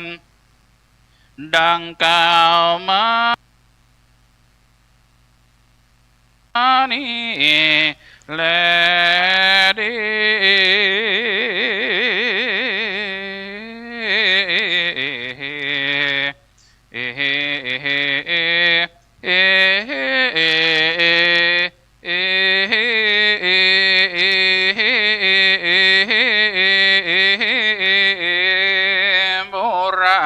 ปุริทัตตังจาตกังเน้นเทตังเขญาสังวดานาวิเศษจาห้องเหตุอนาเก่ายังทำพระเจ้าสิบจาดผูกทวนหกอนามีจือว่าปุริทัตประจำจาตาผู้เกิดปีไสมาเสงก็บังกมสมเด็จสารเด็จแล้วเต่านี้ก่อนแล้วโอ้จำหาดีเนอะโวขึ้นเนาะขึ้นลงนิดขนาดวันนี้นะคนเฒ่าคนแก่หายใครรับวะน่ะเนาะต่อไปซ้ำถ้าอันนี้หายใครรับก็เดียวรับเลยเนอะ หลวงพ่อใหญ่เต็ดรับไปเลยเนาะวันนี้ญาติโยมอุบาสกอุบาสิกาลูกศิษย์ลูกหาหลวงพ่อท่านพระครูอุดมศิริทัตติดตามลำตัวหลวงพ่อมาเนาะก็ขอได้เป็นเกียรติหลวงปู่ว่าเอาศรัทธาตั้งลำปางเนอะพี่น้องบรรเทาเป็นเจ้าภาพละเนาะตั้งลำปางลุกขึ้นมาเป็นคณะเลยลุกขึ้นมาเลยพี่น้องวัดศรีภูมิมาประเคนกันเทศสำหรับผูกนี่เนอะเจริญปอนลุกขึ้นพร้อมเพียงกันมาเลยกะเอาเข้าหอมาด้วยละลุกขึ้นมาละโอ้มาหู้เรื่องหู้เราหน่อยไม่แช่ห้าวนี่กะหู้ดีๆหมูไข่หู้นี่ ไข่นะกล้องถ่ายรูปนี่อยู่บนท่านละไปให้เสียชื่อหลวงพ่อกะ นี่ลูกศิษย์เปิดอันนับอันกฐินได้แต่หืมบอกตำเดียวกฐินวัดศรีภูมิมาขอบคุณครับหลวงพ่อและคณะศรัทธาญาติโยมลูกศิษย์ลูกหาหลวงพ่อเนอ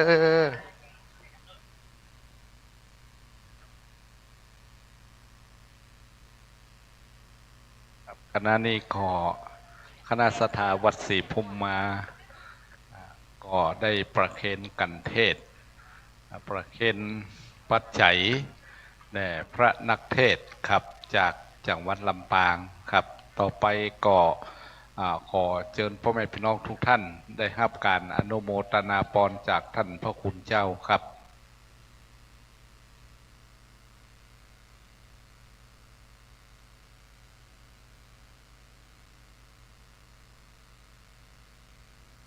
ครับโดยท่านพระมหา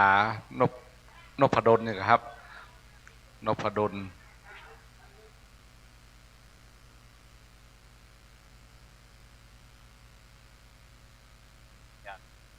นะครับเนยะถาวาริวหาปุราปริปุเรนติสาหรังเอวะเมวะอิโตทินังเปตานังอุปกัปปติอิชิตังบทิตังตุมหังคิปะเมวะสมิจตุสัพเพปุเรนตุสังกปาจันโตปนารโสยะถามณิโชติราโสยะถาเอวังหนตุสัมปติชามิดิละส่วนวะอาจนัยวันนี้ก็เป็นวันดีสลีสุภมังการะอันประเสริฐล้ำเลิศยิ่งกว่าวันและยามตั้งใบปาธรรมะมุระสถาห้องแห่งห้องไปไหนและไปนอกได้ปากันสลงของควายเข้าน้ำโภชนะอาหารถวายเป็นทานในการตั้งธรรมเทศพระธรรมเทศนาพระเจ้าสิบจัดบันนี้ผู้คาตัวได้ปฏิกหารับเอายังกันทำกันเทศอันวิเศษลุ่งเรืองงามจิวภูริตัสผูกทนหกปริปุนังเสร็จสิ้นแม่แล้วติดตั้งแต่นี่ตะวันไปนาก็ขอมุราสนาท่านทั้งหลายจงประสบแต่ความสุขความเจริญผาฐานะสิ่งหนึ่งประการใดเป็นไปด้วยชอบประกอบด้วยธรรมแล้วใส่ขอสิ่งนั้นจงเป็นผลสำเร็จจงเป็นผลสำเร็จทุกประการแม่นว่าจักหิก็ขอปันมาจักหาก็ขอปันใดปันมีเงินทองของใจให้ไหลหลังทางมาสมกรรมกรรมหาธนา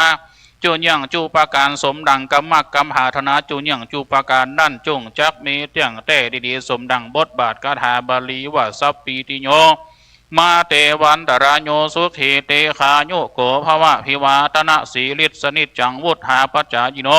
จัตตารโอธรรมาวัฏหันติอายุวันโนสุขังภาลัง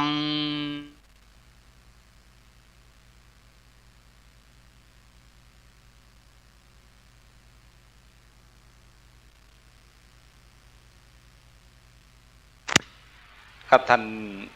พุทธศาสนิกชนทุกท่านได้ฟังธรรมเทศนา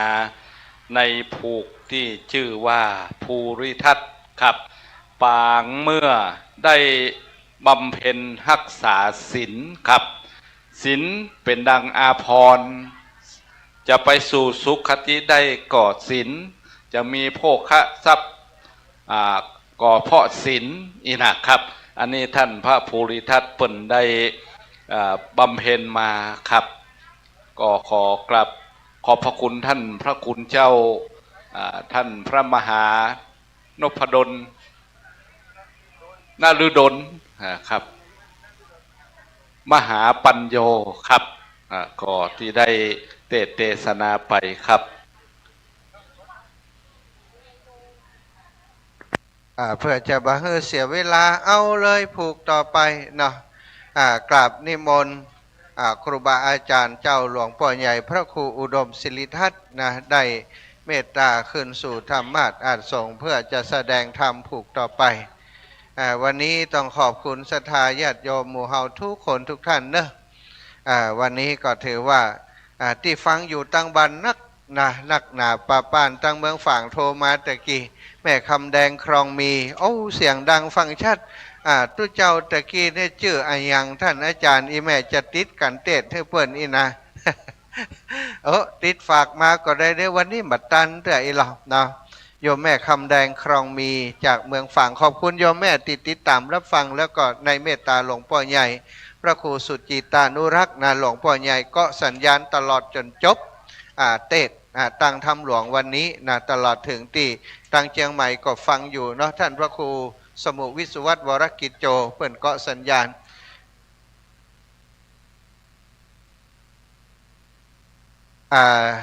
จ้ะละศรัทธาญาติโยมตอนนี้หลวงพ่อใหญ่ขึ้นสู่ธรรมาสน์อาจส่งแล้วในนามของหลวงปู่ผู้เป็นประธานจัดงานวันนี้ขอเรียนเชิญตัวแทนพี่น้องเวียงป่าเป้าสองสามีภรรยากู้บุญนะพ่อบุญธรรมสังคำฟันแม่รัตนาสังคำฟันได้เป็นออกไปธุระแหละอีแม่เป็นอีแม่คนเดียวรวบเลยเนอะ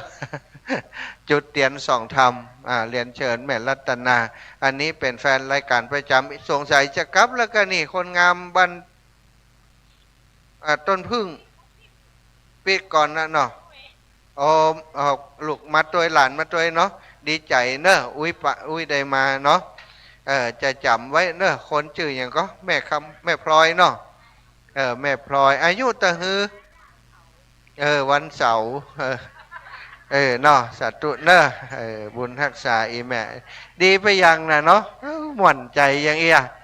บัดเด็ดบัดร้อนไผ่มันจะว่าอย่างว่าไปนะกูใครว่าอย่างกูก็ว่ามันใครว่าอย่างมันก็ว่าไปสัตว์บุญรักษาแม่เนอะถามไปอย่างมาลงคำว่าวันเสาร์เขางงหมด แปลว่าอย่างมั่วอุ้ยเกิดวันเสาร์อีจ๊ะไอ้ปอนี้จะการที่6เนาะ5กะตะกี้6ไว้ก่อนนี่5เนาะ6กะนี่อันนี้6อันนี้6ภูริทัตน์ตะกี้ภูริทัตน์จิกะตะกี้ภูริทัตน์อันนี้ผิดนี่สลับกันนี่สลับกันครับโอ้สตังนักกว่ากันไปน้อยหนึ่งนะกันตะกี้ตังนักนะ เอากันเอาชื่อกันใส่ตะกี้ภูริทัตน์อันนี้แสดงว่าอันที่5กะอันที่5มโหสถใช่ปนานเรียนเชิญปนานเลย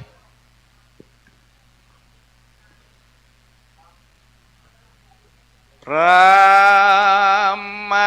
ะมาเลยตนองค์แอนภาพต้องเต้นกระดานตองธรรม นใดตรัสรองถูกต้องเป็นครองแห่งนักปราชญ์ผู้ข้าน้อยนาฏขออาราธนาธรรมธรรมังธรรมมุตตะมังปัจจังอาราธนังกะโรมา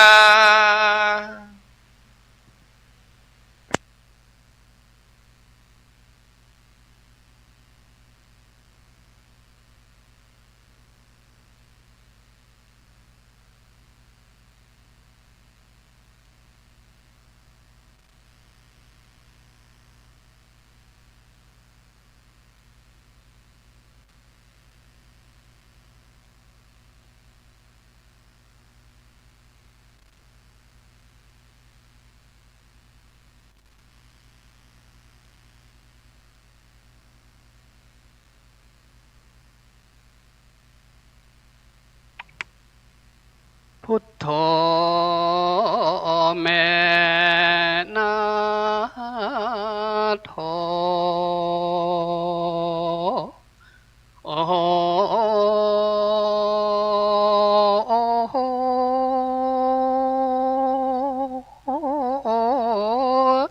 ขอเอาพระพุทโธไว้เป็นมาติจังพระธรรมพระสังฆาเจ้านา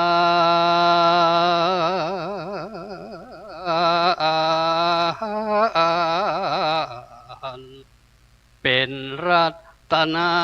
ก่อนสิ่งอาหารนา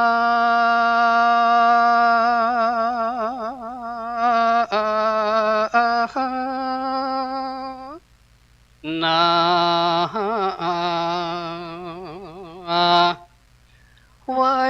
สารน้อมนบกรมเก่าแก่สา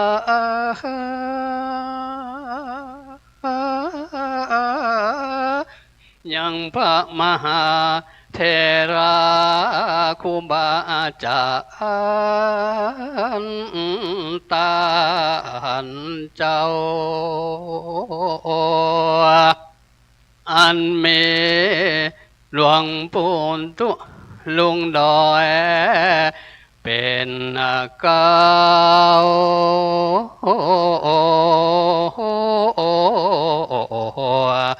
สติดแม่นมันนาภา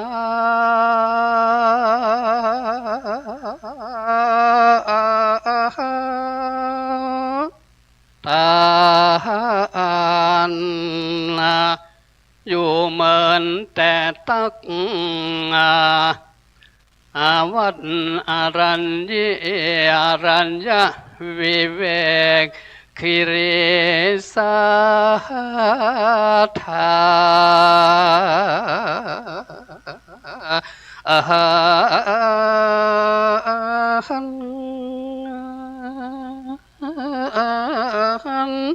พอสอบประมา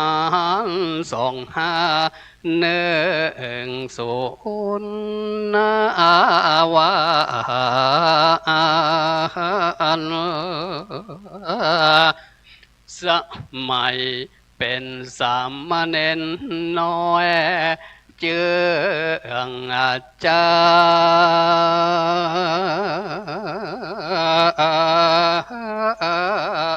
รย์จนรู้หลวงเข้ามา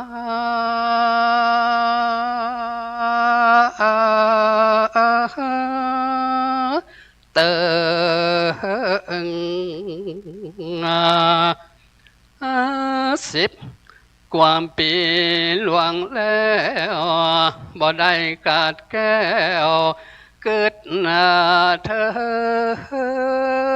งเอาไว้ศึกษา รำเปิงอยู่แต่หนอใจใจขอเต็มวดาอาราคาปาไม้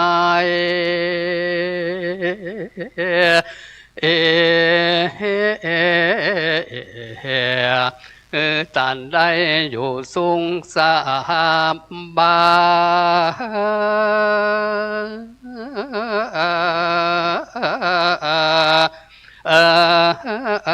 ยดีเจริญสุขพ่อแม่พี่น้องเจ้าข้าตั้งลา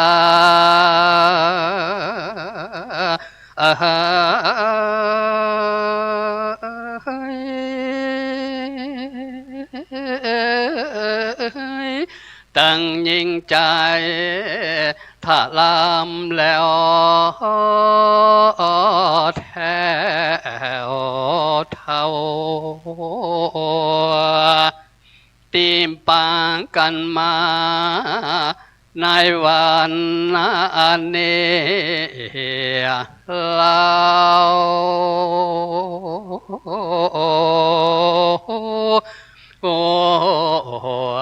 มีจิตเจตอันนาฟัง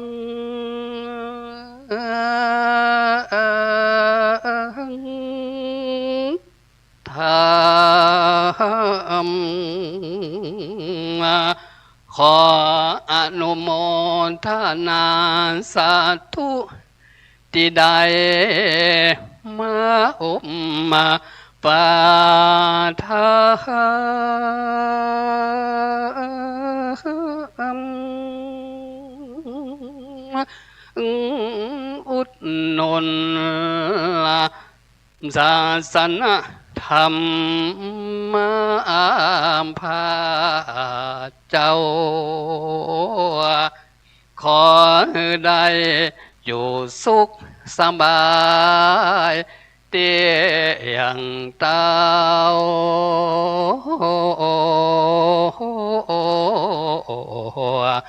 กันจัวโคโอคนละคนก่อนแล้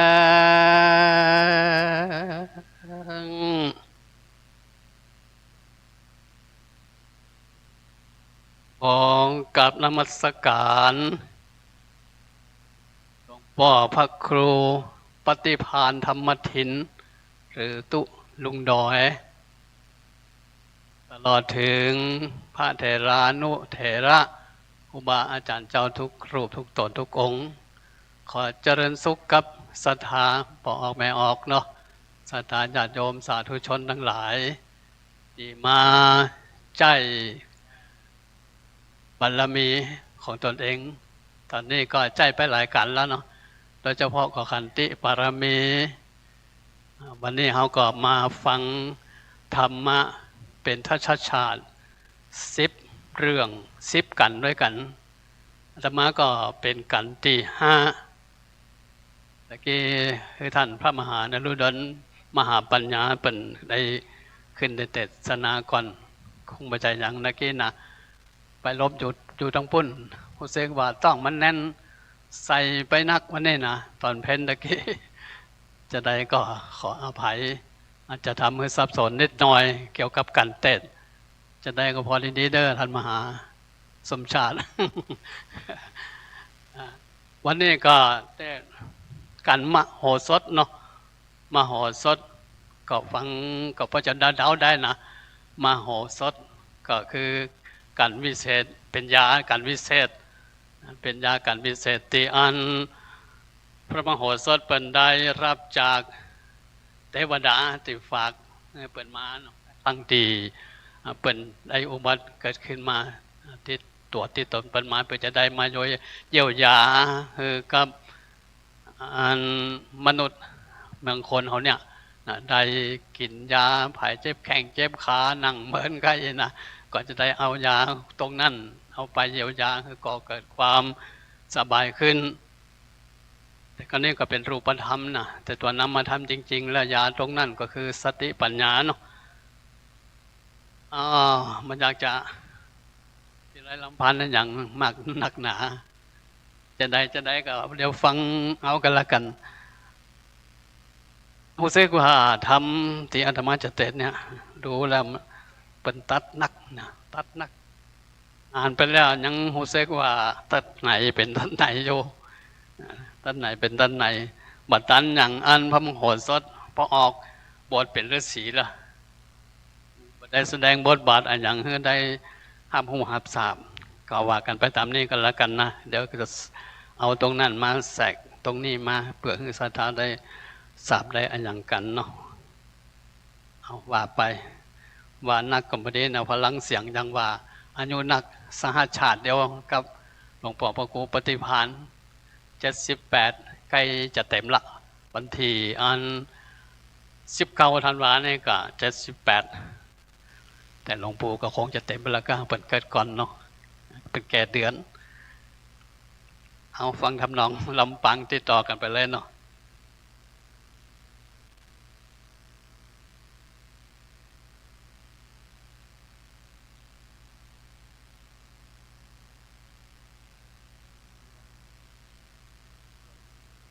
เป็นไปคุมดีคุมร้ายหน่อยเป็นยัง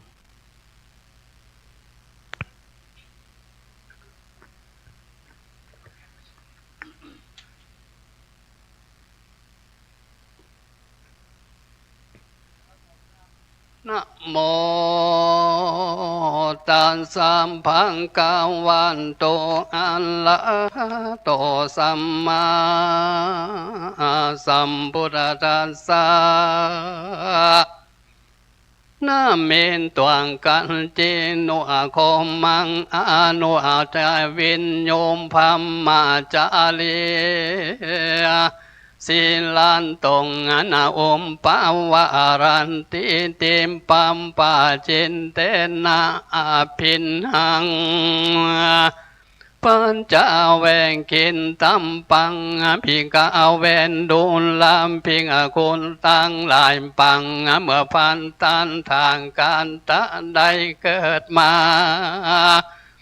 เป็นคนในนวัตสงสารโลกานิวันนั้นก็พังกฎจืออนามมาวิเศษนมโหสถวันนั้นแลชาติอันเกิดมาเป็นเจ้าวันนาหังอันนวกูนี้แหละอโนเวนจะเวนยุก็มีพระยังปัญญาอันชาเลวอาจารลานมังนักหังปุงการลามปูได้จากมันเพียบเทียมบ่ได้สังคุณสังคนปาวารันติก็สังมาตาเปื่อจังเป็นสันนังปัญหาอันลอยปันในกันนายามเดียวหนึ่งก็มีแรงอันติปะโยว่าดังนี้ในขณะยามนาอันนวามหาสันเจ้าเกิดมาจางต้องแม่มันวันนั้นละยังมีมหามพรหมเกิดมาเป็นสหายแห่งมหาสันเจ้าแต่ก่อนแล้วว่าก็เอาเยอะติบมาใส่ไว้ในมือมหาสันเจ้าคือวันเจ้ามโหสถวันนาแลนตัสสามิงกาเนในขณะยามนั้นเมื่อเจ้ากุมันออกมาจังต้องแม่และอ่อนนั้นคนทั้งหลายก็หันมาหาพรหมตนนั้นก็ใส่ใจเป็นมหาสันเจ้าก็กำเอาจะติบออกมาจากต้องแม่ดังอันแล้ว มหาสันเจ้าว่าเกิดมาปังนั้นมีคุณวิเศษนามาโดยอาญาทิพอันนาลาแลคนตั้งหลายอันเกิดมาในเมืองวิเกหาราชนาครตั้งมวลนั้นพุงเกินเป็นเพียนที่ลงกาอันใดก็ดีมหาสันเจ้าก็ฮือกินยายังยานที่บ้านนั้นก็หายยังเปลี่ยนที่ตั้งหลายพุงนั้นก็หายไปในกาลยามเดียวนั้นก็มีแล้วคือว่าคนตั้งหลายอันเป็นหูบวกตาบอนเป็นเพียงกันเป็นพลอยเป็นง่อยตั้งมวนนั้นกันน้ำว่าได้กินยาทิพย์อันนั้นก็หายไปบัดเดียวนั้นก็เกิดเป็นอันดีอันงามยิ่งกว่างเก่าหันและทรงปฏิสันตนส่วนอวามหาสันเจ้าตนชื่อว่ามโหสถมาตนนั้นมีพันยังปัญญาไว้ยิ่งนักจึงความมหาภูมิตนมีพาญานั่นแหละสัมปันตังวันมีตนว่ายิงตานุงและคืนเสาจางดับและไตเจือกหนังและเบดาเบียงขึ้นและจางดำและฟ้อนยุงเนื้อปลายหอกและเนื้อสะเบียงไหวบิดเบลว่าไหวบิดเบียงกิ่งไปมาเนื้อจังเนื้อจากสะเบียงวายก็ได้เสียงจูอัน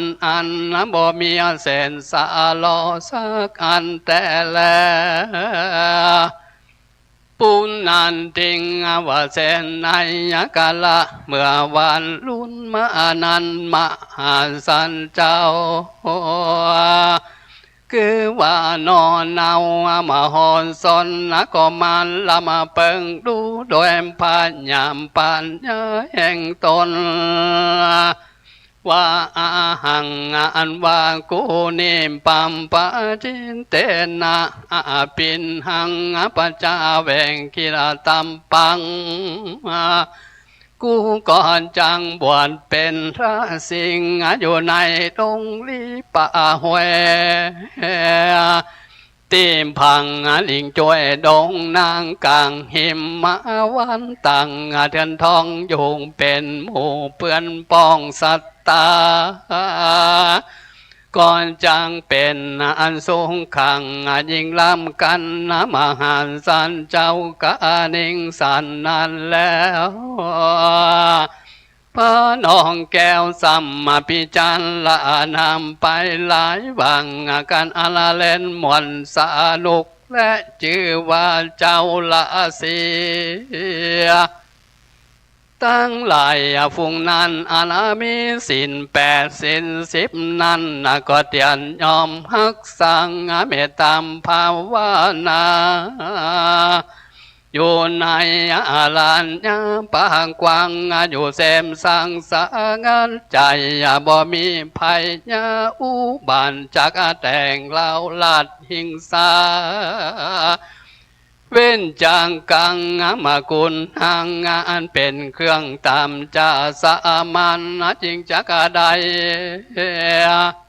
ปนจังโอคาส่งสันขาวสู่นิมปันแต่อดีลิงเหตุดังอันกูจักไปบวชเป็นละสีแต่แรงกันว่าเจ้ามาหอนสุดปินจังละนานละมาเปิงดังนั้นแล้วก็เข้าไปไว้ยังป่อแม่เราอ้างกันเป็นตังมันดำเพื่อปงอาจอนุอาญาณแก่ลูกลักหลาดไปบวชเป็นราศี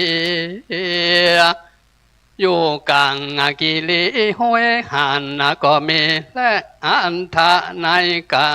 ลยามนั้น ส่วนอันว่างพ่อแม่ปัญญาทั้งสองก็มีใจมองบนเสาอันลุงเต้าจักนี้ไปบวนเป็นจีมพายอยู่กลางพระนาไหลดาวปังส่วนเป็นตามารดาทั้งสองให้เศร้ามองลูกเศร้าแล้วก็อนุอาญาตแก่งลูกเต้าปุ้นตามปงอนุอาญาตลุงเต้าได้เข้ามาสู่ปัมปะจังกรรมแล้วก็คนทั้งหลายได้รีบพันภายตกแต่งยังพาอ้อมฝันสีเหลือง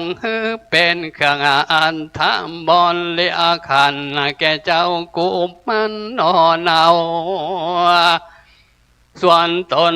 มหาสันเจ้ามโหสถนั้นพระญาณตั้งสองอันเป็นป่อแมงก็อนุญาตนงพายอมฝันอันจังเป็นเจืออันละหันตันทั้งหลายแล้วก่อนสัมปนาเข้าสู่ป่าให้หิมมาปานไปโดยตนเองเดียวไปบวชในศาสนาแห่งพระพุทธทานเจ้าอันมีเจ้าละสีฟุงอยู่ก่อนละตามปิส่วนอันว่าเจ้าละสีตั้งหลายฟุงไปบวชอยู่ก่อนนั้นก็หูว่ามหาสันเจ้าตนมีพยามปัญญังออกมาบวชเป็นราสิงดังอันเขาก็มังอุปปถักมหาสันเจ้าด้วยลูกไม้หัวมันมากินน้ำใจต่างๆก็บอกมหาสันเจ้าไปเอามาด้วยตนละสักอันก็มีแหละส่วนว่ามหาสันเจ้าก็ขมวลเก่ามาไว้เป็นจะดังแล้วก็มาปามเลินเมตตามภาวนารักษาศีลจำเลินยังปอมมาเบียหันทั้งสี่อยู่ใจอยู่มาบ่อนั้นเต้าได้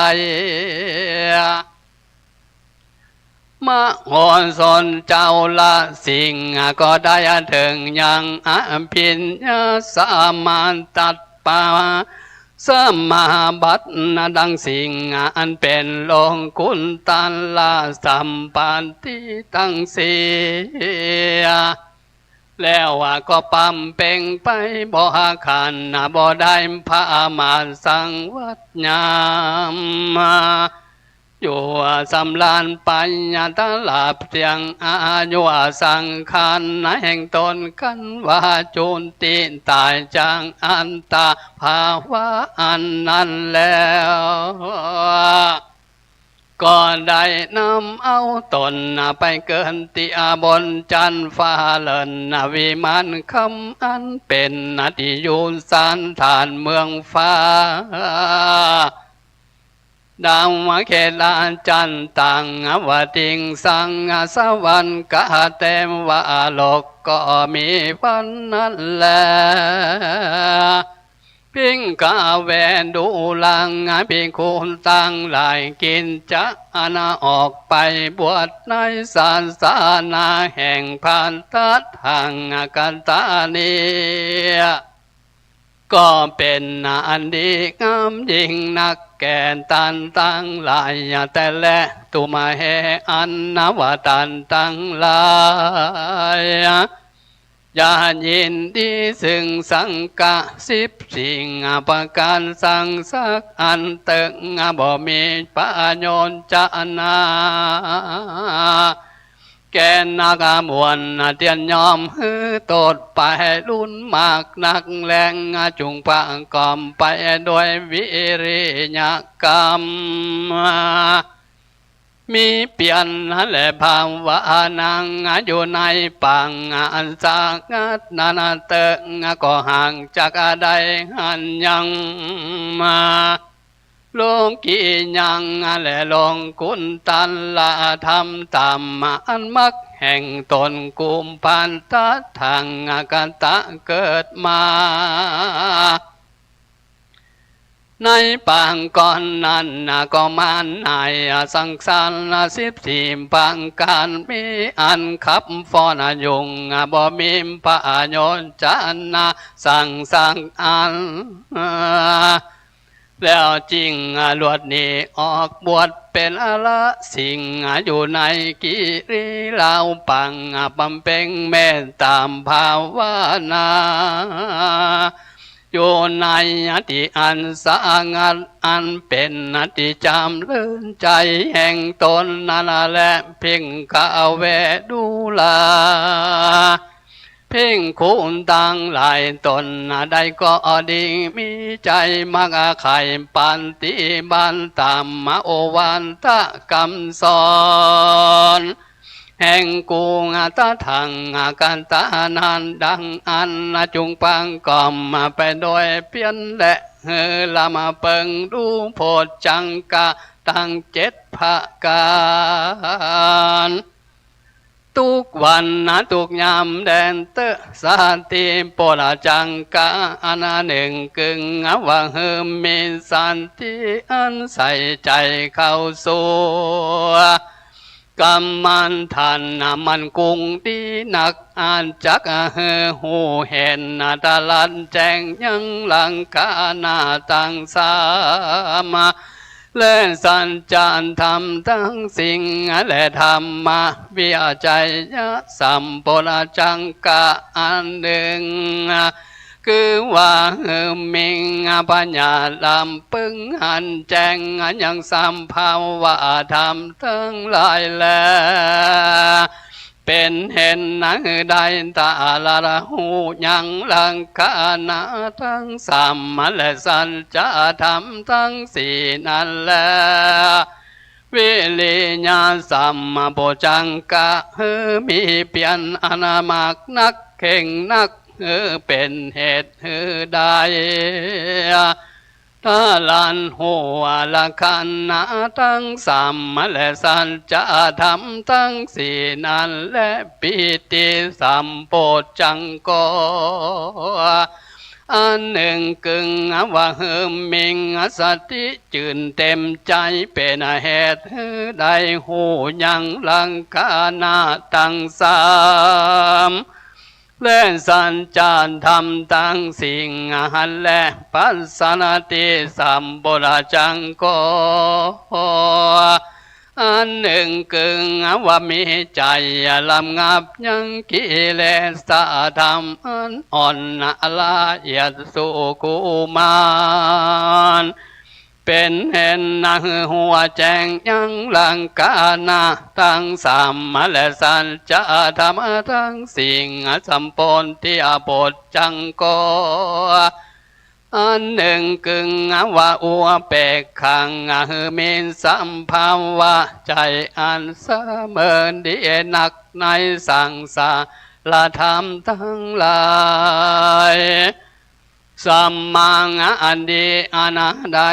บ่ไข่หัวกว้างแต่อบายทุกสิ่งก็ดีถึงลงกุนตาลาสุขนั่นแหละ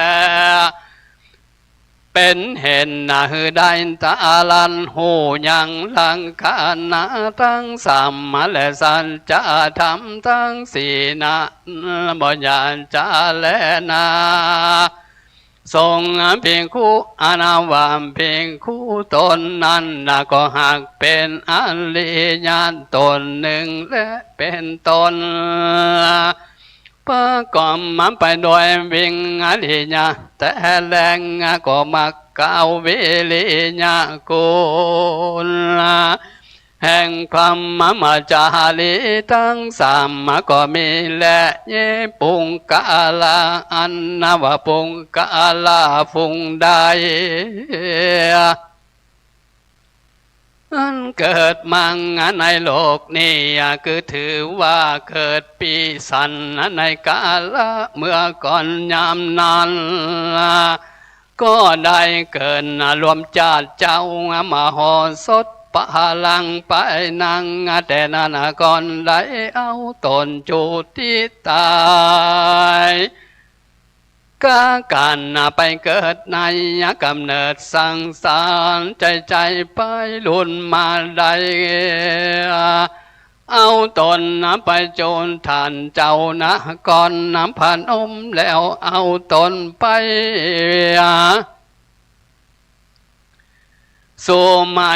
กะเจ้าอันมีผีเสือและมังอยู่เฝ้าหักสังจริงได้เจียนจะซึ่งกันไปมังว่าดูกาลานตานเจ้าทั้งหลายสหายตั้งสองเฮยหังอันว่าคังก็ความภัยยะอมปันตาว่ากังวลเพียทิมาบังเกิดในตนนะตัวแห่งข้าจริงขอสั่งอำลา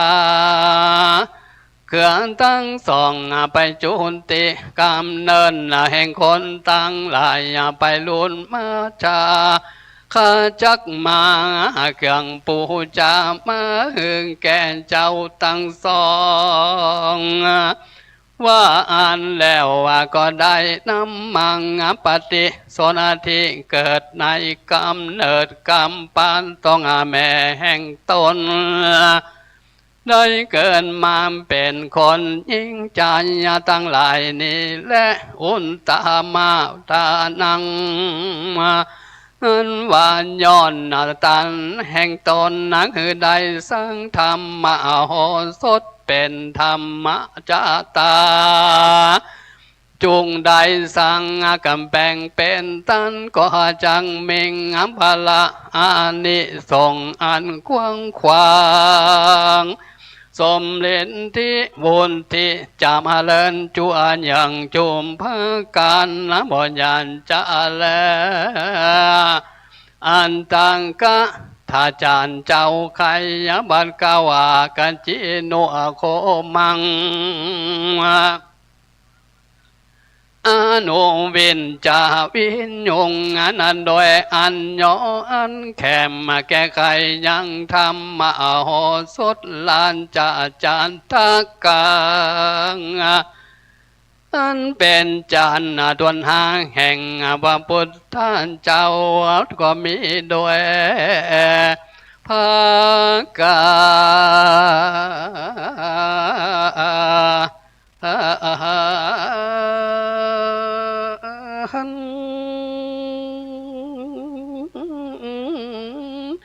ดังกล่าวมานี้และ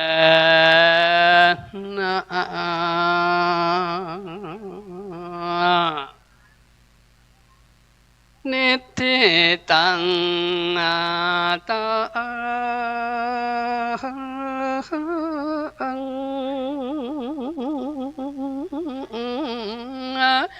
จะไปฟังลับ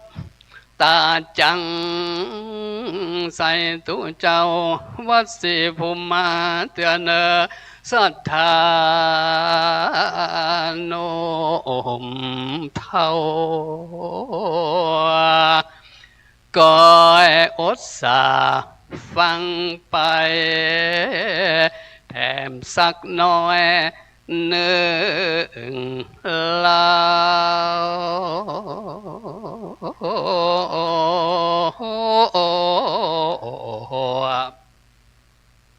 จะขอ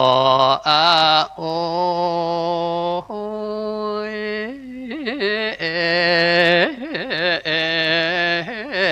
ปอนสันธาเจ้าข้าพ่อแม่ปีน้องมีสุขสามภาคกา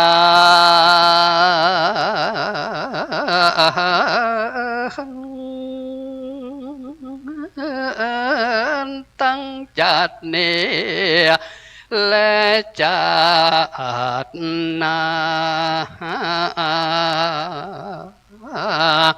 ขอได้เป็นเจ้าอาจารย์มา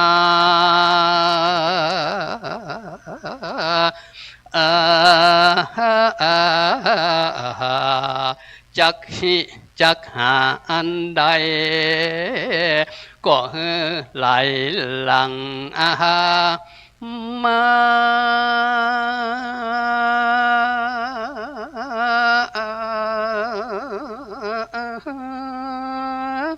ห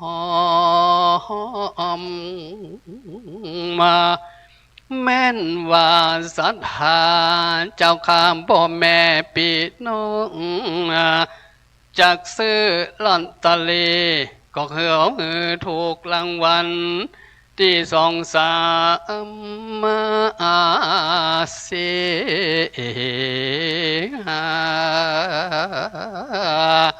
ส่วนรางวัลที่1นั้นนาบาตา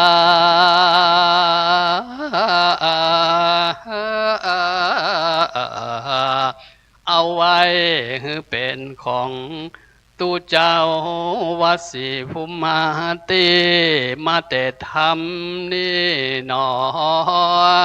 คน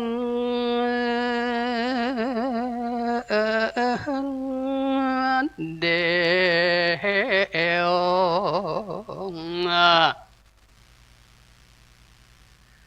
ใจเนี่ยบทที่ขอสมมาสาธา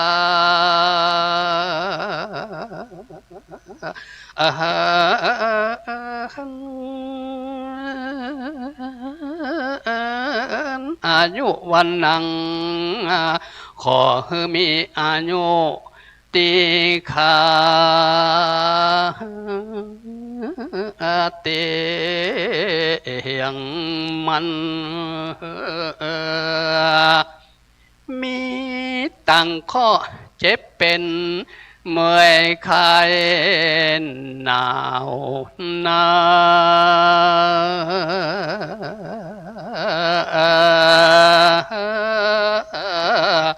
อันขอคือมันไหลลงน้ำแม่ลาว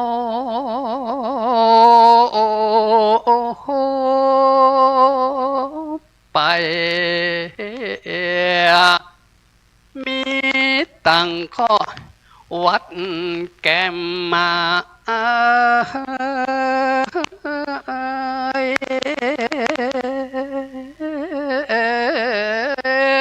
ไผ่ยา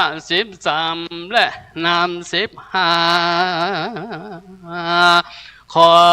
มันตกไปไกลขอบฟ้า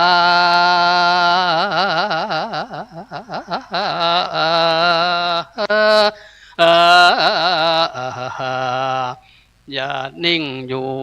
หันหน้ามื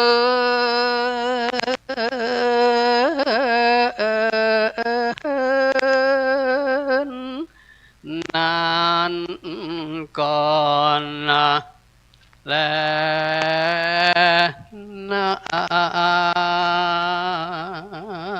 นิติตังคีญาสังวันนาวิเศษจาห้องเหตุยังมโหสถผูกตีหางก็บังกลมสมเร็จสารเด็จแล้ว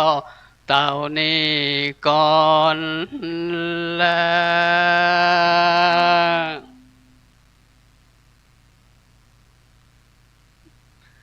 สรุป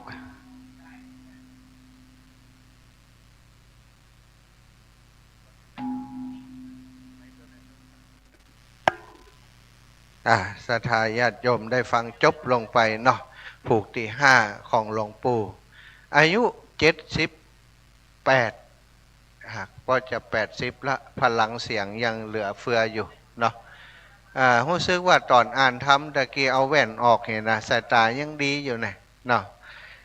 ก็เป็นอายุรวมกับหลวงปู่มีอายุเท่าเดียวกันหลวงปู่แก่กว่าน้อยกะแก่กว่าแก่เดือนเนาะหลวงปู่แก่เดือนนะก็เป็นเรียกว่ากัลยาณมิตรกัลยาณธรรมต่อกันที่หาครูบาอาจารย์อายุนักอย่างอีแล้วก็คบหาไปมาหาสู่ดูแลกันก็มีน้อยนี่ก็เป็นอานิสงส์ของคลื่นสีขาวท่านอาจารย์พระครูอภิวัฒนวิกรมได้ถวายเวลาไปที่ลำปางหลวงพ่อก็เป็นหนึ่งในพระสงฆ์เผยแผ่จังหวัดลำปางที่ได้รับโอกาสในการแสดงธรรมแต่ว่าบ่ค่อยประจำเดี๋ยวก็มาเดี๋ยวก็ลบ บ่ค่อยได้เตะแต่ใดเนาะเตะกับลูกศิษย์เพื่อนพระครูสิริธรรมบัณฑิตศรัทธาญาติโยมวันนี้ก็มีทยอยมาเพิ่มเติมเนาะแต่เจ้าบางพ่องมาแล้วก็ปิกไปมากันเพราะว่า10 กัน10 กันบางพ่องก็ไปหาฟังที่บ้านเอาที่ทยอยมาเพิ่มตะกี้ก็หันแม่เลี้ยงใหญ่เนาะแม่บัวลาทองดีนะทองดีมันใจทองเคมาแล้วเนาะโยมแม่ได้มาร่วมบุญร่วมกุศลจริงๆแล้วปกติมีงานที่ม่อนจอมพ่อไทยแม่บัดติดอย่างก็มาตลอดมาถึงวันดามาถึงวันงานวันนี้ก็เช่นเดียวกันมากับโยมแม่เทียมจันทร์คนเที่ยงเนาะที่บันสันมาเค็ดก็เรียนเชิญถึง2 แม่ลูกเนาะมาเป็นตัวแทนประเคนการเทศน์แทนครูบาอาจารย์เนาะเรียนเชิญเจริญพร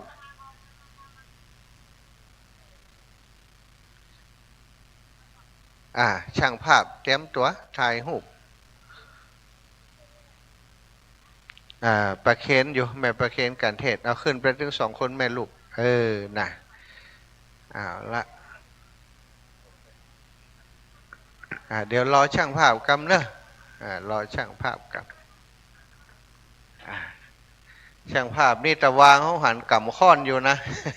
ช่วยแยกการอยู่นะได้หลายตำแหน่งนะ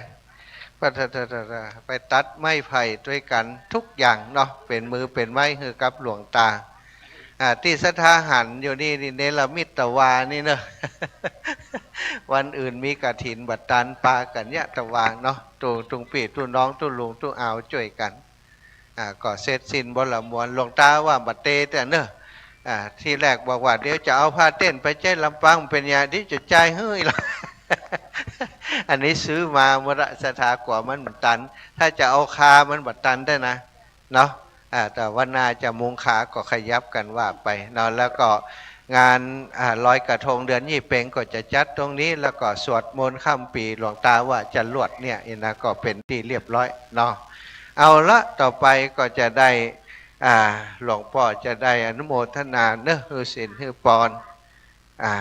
ศรัทธาที่มีน้ำหยาดเตรียมหยาดน้ำเนอะเตรียมน้ำหยาดไว้เหี่ยอีแม่หยาดน้ำหมายตาลเนอะกับในเมตตาหลวงพ่อเนอ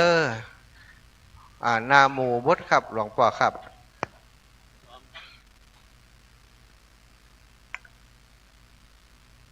วังโหตุดีและอาจารย์ในวันนี้ก็หากเป็นวันดีสริสุภมังกละอันประเสริฐ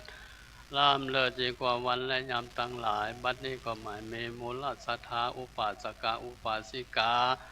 ตั้งหลายได้น้อมนำกันพระธรรมเทศนากันที่5 มโหสถมาถวายยังตนตัวแห่งอัตมาบัดนี้ก็ได้น้อมรับเอาแล้วก็ขอคือท่านทั้งหลายคือได้อยู่ดีมีสุขปราศจากโรคภัยไข้เจ็บประกอบไปด้วยอายุปีอายุเดือนอายุวันอายุยามไปใจนั่นจงจักมีบ่เต่าแต่นั่นก็ขอเงินได้แคล้วคลาดปราศจากเสียยังซึ่งสัพพทุกข์สัพพโศกสัพพโรคสัพพภัยสัพพเคราะห์เสนียดจันไรทั้งหลายทั้งปวงประกอบไปโดยจตุรพิตพรอันประเสริฐ4 ประการมีอายุก็ขอให้มีอายุมันยืนยาวได้120 ขวบเข้าภาวษาวันนะก็ขอให้มีผิวพรรณวันนะเปล่งปลั่งสดใสสุขะก็ขอมีความสุขกายสุขใจพละก็มีพละกำลังกายกำลังใจมีสุขภาพปนามัย แข็งแรงทั่วหน้ากันจุคูจุคนนั่นจุงจักมีดังอัตตบาลีวายะถาวาลิวะหาปุราปริปุเรนติสาคารังเอวะเมวะอิโตตินังเปตานังอุปกัปปติอิชิตังบันดิตังตุมหังคิปะเมวะสมิจันโตสัมเปโปเลนโตสังกัปปาจันโตปันนระโสยถามณิโจติระโสยถาสัพพิติโยวิวัจจันโตสัพพะโรโกวินาสันตุมาเตภวะตวันตรายโยสุขีติขาโยโกภวะอภิวันตนาสีลิสนิจังวุธาปจายโนจันตารโอธรรมาวัตันติอายุวันโนสุขังปะลัง สาธุขอกราบในเมตตาของท่านคุณเจ้าหลวงพ่อพระครูอุดมศิริทัตน์ครับวัดศรีภูมิมาที่ได้มาโปรดเมตตากับคณะศรัทธาสาธุชนทุกท่านขอกราบในความเมตตาครับครับต่อไปก็จะเป็นธรรมผูกที่4เนาะครับชื่อว่าเนมิราชครับผูกที่จบไปประเดี๋ยวนี้คือมโหสถนะครับเปิ่นถึงบอกว่าเฮ้มีกำอุ้มเฮ้มีกำหู้เหมือนมโหสถเฮ้มีกำอดเหมือนพญาภูริทัตอีกอะเปิ่นว่ากันฉะนั้นครับบำเพ็ญซึ่งปัญญาปารมีครับมโหสถเนาะดังกัมพุทธภาษิตเปิ่นบอกไว้ว่านัตถิปัญญาสมาอาภาแสงสว่างเสมอด้วยปัญญาบ่มีครับอันนี้มโหสถนี่เป็นสุดยอดแห่งผู้ที่โตคารมหรือเป็นผู้ที่อู้จามีพญาปัญญาไวเฉียบแหลมนะครับในส่วนของที่เป็นพระพระโพธิสัตว์สมัยที่เป็นมโหสถเนี่ยครับก็บำเพ็ญซึ่งปัญญาปารมีผู้มีพญาปัญญาครับครับต่อไปก็จะเป็นธรรมผูกที่4เนมิราชครับบำเพ็ญซึ่งอธิฐานปารมีครับโดยแสดงโดยท่านพระคุณเจ้าท่านพระธนวัฒน์วัดศรีสุพรรณครับก็จักพ่อแม่พี่น้องจักได้สดับรับฟังกันครับไว้สาครับท่านหลวงพ่อครับ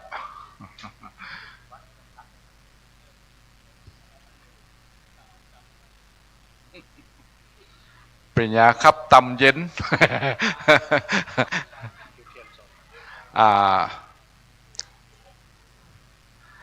ครับก็ครับตัดจุดเทียนส่องธรรมในครั้งนี้นะครับก็ขอเรียนเชิญพ่อภูรินัทปันแก้วครับพ่อภูรินัทปันแก้วหรือรอสลีห้องครับได้จุดเทียนส่องธรรมครับขี้ข้านขนาดนอนสลีปอห้องหัวครับ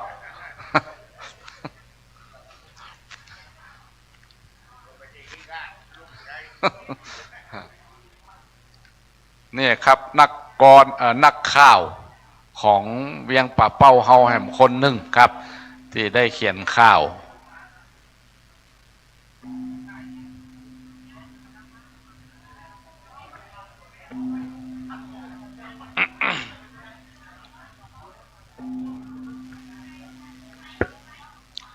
ครับก็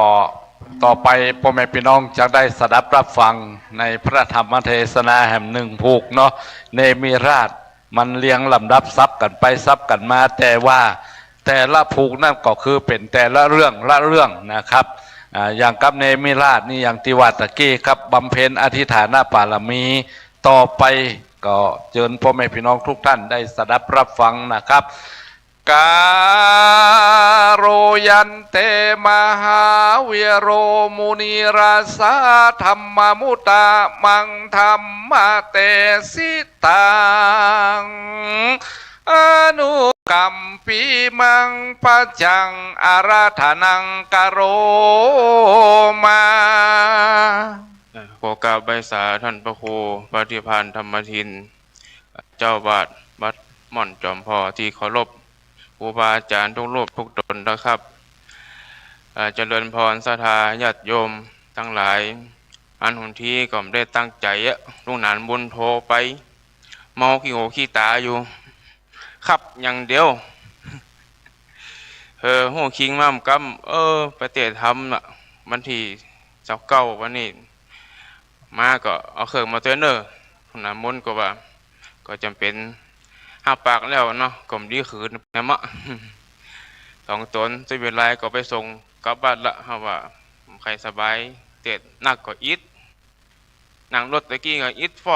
อใจผมดีไปโรงพยาบาลนี่เนาะว่าไหวอยู่เราต่อไปจะได้เตะทำบุกที่4เนอนี่มีลาดยะนะโม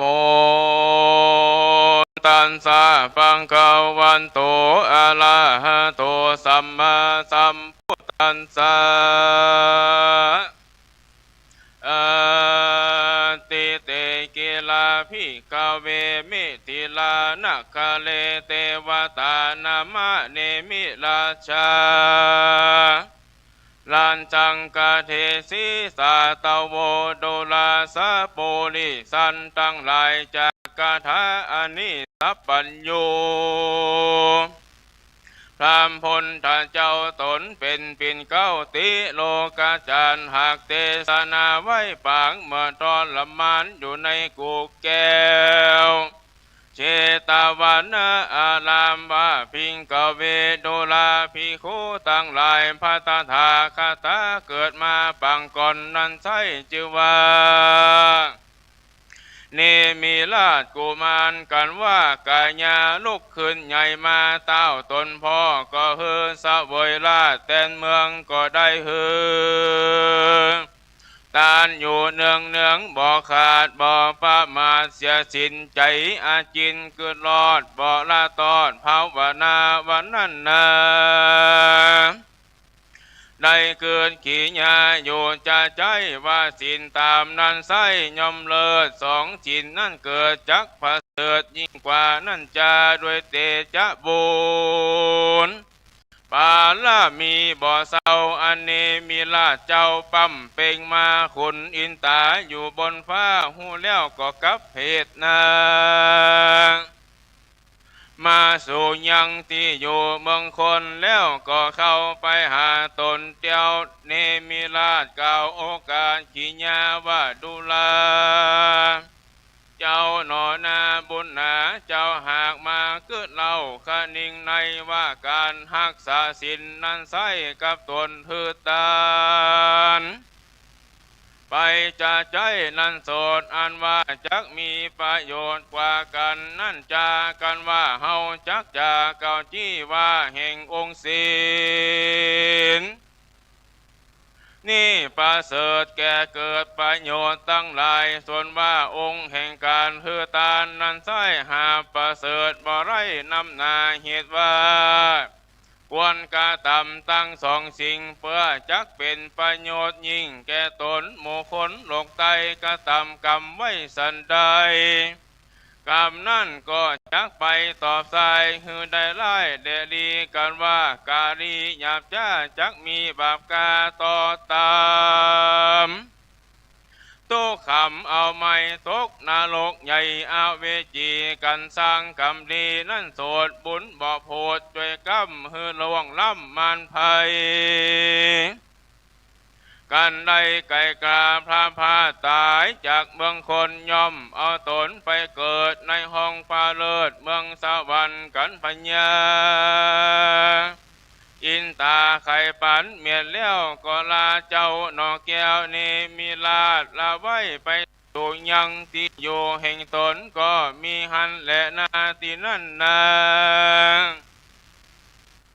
เจ้านี่มีลาดฟังเจ้ายศอาจอินตาการไขขี่ยาวก่าวถอยก็เกิดค่อยขนิ่งก็มีใจไข่ปอดจ้าไปพอนรกกาอเวจีและสวรรค์จันฟ้ามากนักแลด้วยเตจะศีลแห่งการเฮือทานแห่งเจ้าเนมิราช ตนทรงธรรมอันว่าปาคาปะหิหินปะทุมากาศิลาอาจแห่งเต้าที่ลาดองค์ตาก็สัญญากระดังตนเจ้าจ้างเอราวันก็หู้หันยังเงื่อนเงากันว่าเจ้าหนอเนานี้มีลาดไกหันนรกและสวรรค์จันฟ้าจึงเฮือตนบนกาวิสุกรรมเอามาอ่านคำไปสู่ยังที่อยู่เมืองคนอันหอเจริญนอโทษสับบนน้อยนาคมาสู่ยังปราสาทเมืองสวรรค์กันไข่ปันเก่าเลี้ยวเตว่าบุตรแก้วบ่จ้าก็นำเอารถมาเจียมคันไปสู่ยังที่อยู่เมืองมิถิลาอันเจ้าหนอพุทธาตนองค์อาจเจ้านี่มีลาดหูแล้วก็รีบขึ้นสู่รถแก้วบัดเดียวเตว่าบุตรเดียวว่าวองจากห้องเมืองคนขึ้นสู่เมืองจันฟ้าเต้าตนกินกาวิสุกรรมก็ไขโอกาสถามเจ้านี้มีตาบนใหญ่ว่าหนตั้งใจมีสองเส้นเส้นหนึ่งบ่เว้นไปสู่ยังที่อยู่อาบายเส้นหนึ่งหมายแค่รอดยังเวียงเกี่ยวยอดคงสวรรค์หนอพระทรงธรรมเจ้าจ้างไผบ่อ่านคะหนึ่งหมายเกินไปในไก่ก่อนนั่นจะที่นั่นเจ้านี้มีลาดก็โอกาสไขกรรมซึ่งวิสุกรรมจักไปสู่ยังที่อยู่บายพอสัตว์ตั้งหลายนาโลกมวลมากอันตุกไม่เครื่องขี่สารทีบ่จ้าก็บังคับมาบัดเดียวมารีบเร็ววะว่องไปสู่ห้องอาบายหันหญิงใจหนุ่มเท่าอันกระตำบาปเศร้าแต่ก่อนยามเมื่ออยู่บ่อนเมืองคนบาปอันตนได้สร้างไว้มาหือตกต่ำใจอเวจีเสวยตุขีไหลแหลบ่เว้นแว่คืนวันและนาตาตาในกาลนั้นวิสุกรรมเจ้าตนองค์อาจก็โอกาสจะถามว่าดูราเจ้าตนบุญใหญ่หันนรกนาไข่อาณาควรเฮาลาไปสู่ยังที่อยู่คงสวรรค์กันไข่ปันเก่าแล้วก็บังคับมาเกี่ยวเจียมคานสยองชานไว้ว่องไปสู่ห้องเมืองบนหนอทศพลหนอซอยหันปราสาทซอย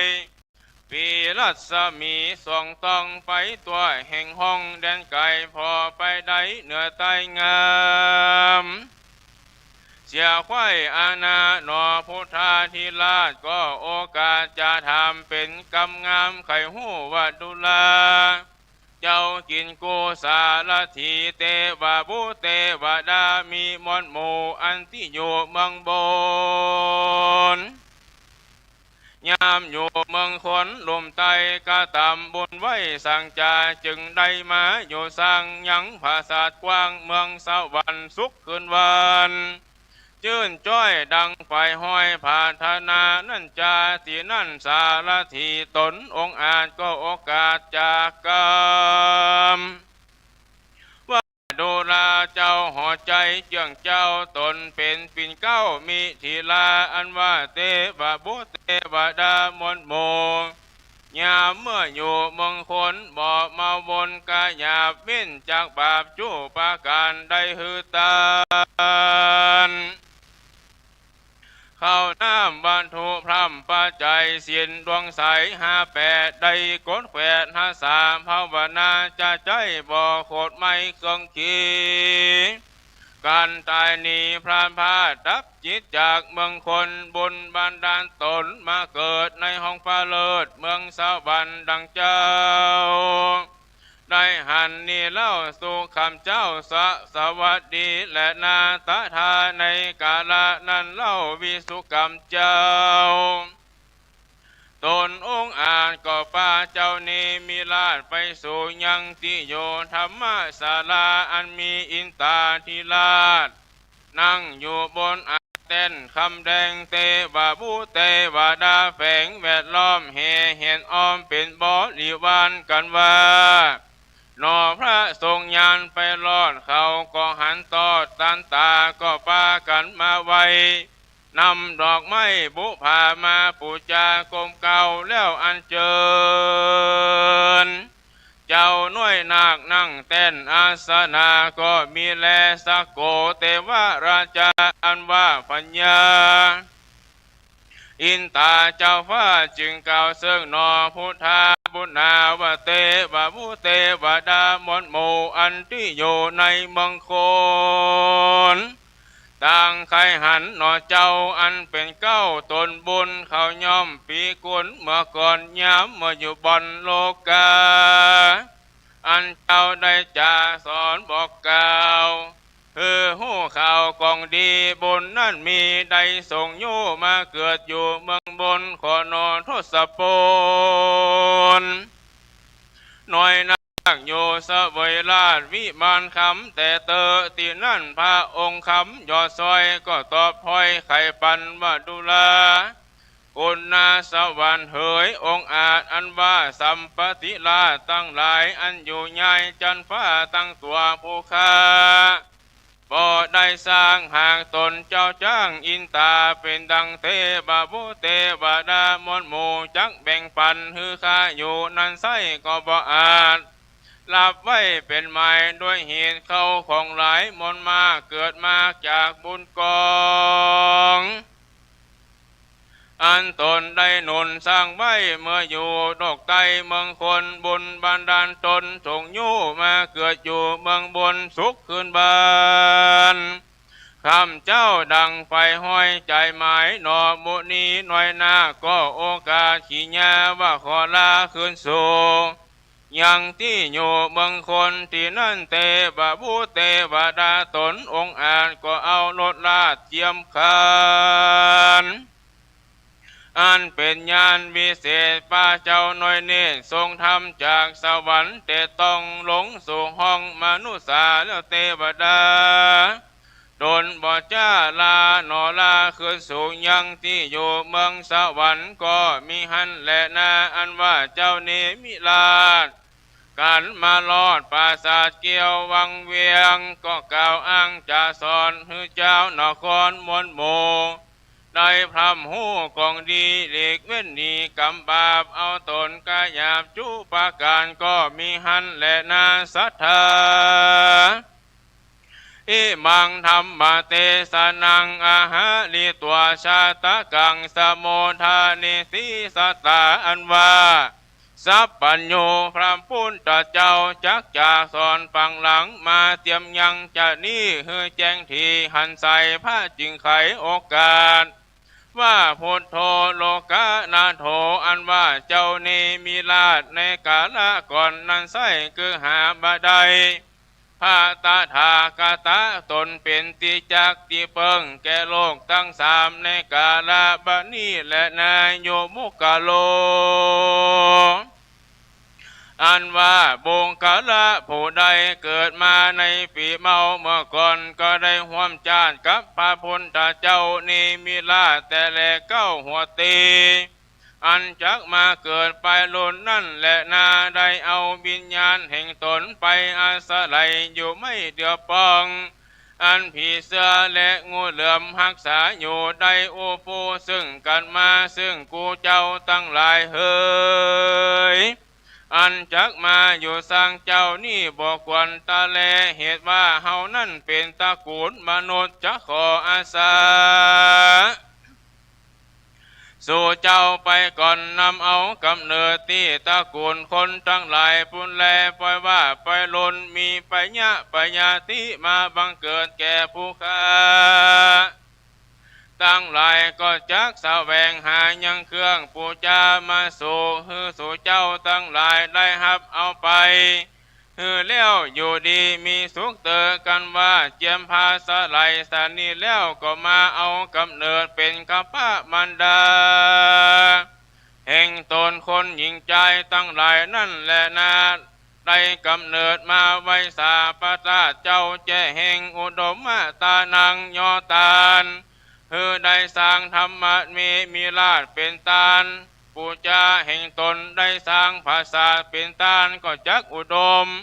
สมฤทธิ์มีเข้าของกุยังแม่นจักผ่านธนาเอาสุขสามประการคือว่าสุขในเมืองโคนสุขในเมืองฟ้าสุขอันมีในแหล่งลาเนลาปานั่นก็จักสมดังกาปาธนานั่นบ่ญาจ้าและนานิตติตังกิญาวันนาวิเศษนิเมลาดอันยออันแควบก็บังคมสมเลสเดงครับจบลงไปเนมิราชเปิ่นบอกว่าอธิษฐานปารมีครับบำเพ็ญด้วยความปารมีด้วยความตั้งมั่นวางจุดหมายและกำทำอย่างแน่วแน่นะครับในสมัยที่เป็นพระเจ้าเนมิราชนี่นะครับในชาดกตอนนั้นครับเดี๋ยวนี้ท่านพระคุณเจ้าก็ได้เทศนาจบลงไปในการนี้ก็ขอเรียนเชิญคุณณัชวินพรหมกรครับประธานผู้สูงอายุของอำเภอเวียงป่าเป้าครับมาแก่เท่าใดเนาะ60 ปลาย 70เนาะครับเปิ่นบอกว่าไผ่พ่องที่จะบาเต็มใจเพราะเป็นแก่ครับบ่ให้บดีคนยังถึงแก่บ่ถึง60ตายไปเหียก็มีครับจงภูมิใจในความเป็นคนเท่าครับครับก็ขอได้เรียนเชิญคุณณัชวินพรหมกรครับนี่ประธานผู้สูงอายุของอำเภอเวียงป่าเป้าครับเชิญได้ประเคนกันเทศครับอันนี้บางคน50 ปลายบัดนั้นได้กินเบี้ยยังชีพสกรรมก็มีเนาะอันนี้คนที่จงภูมิใจในเป็นคนเฒ่าคนแก่โลกครับ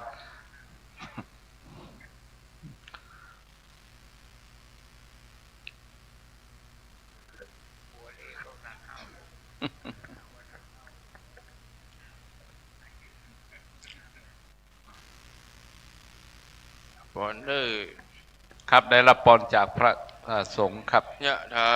วาริวหาปุราปาริปุเรนติสังขลังเอวะเมวะอิโตทินังเปตานังอุปังคปาติอิจิตังปจิตังตุมหังคิปะเมวะสมิจันโต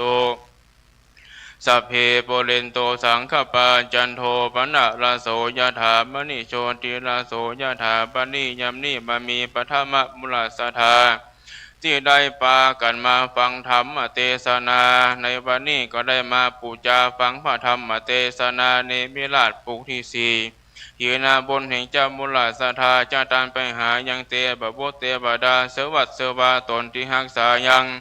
วัดพระธาตุม่อนจอมพอก็ดีเตปุเตวดาตนหักษายังกายะสันตละให้เจ้ามุลสทาก็ดีจงมหาปตาอโมทนา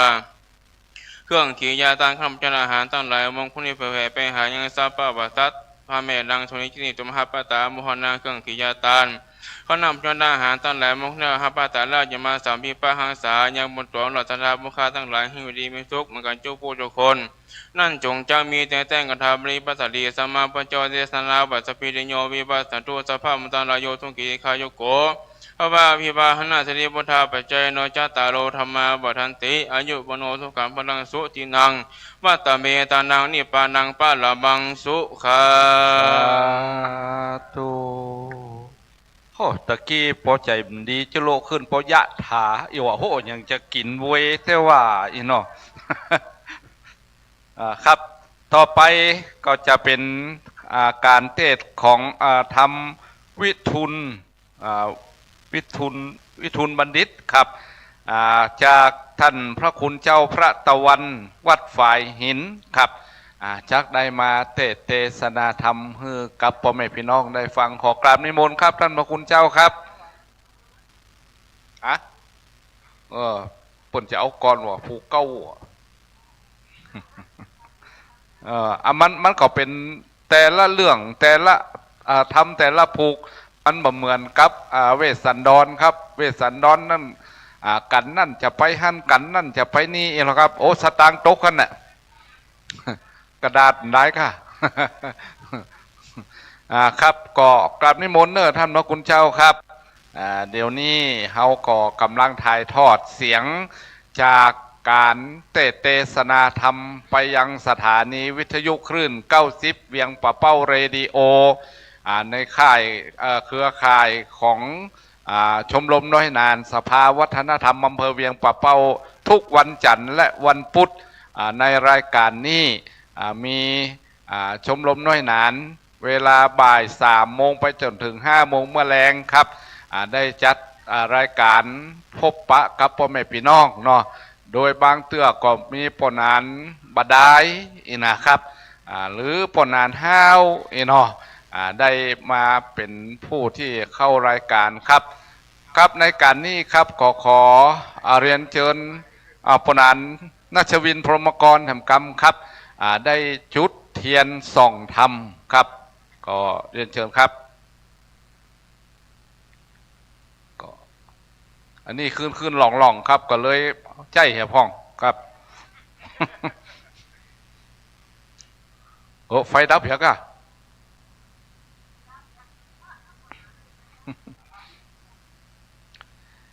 ครับก็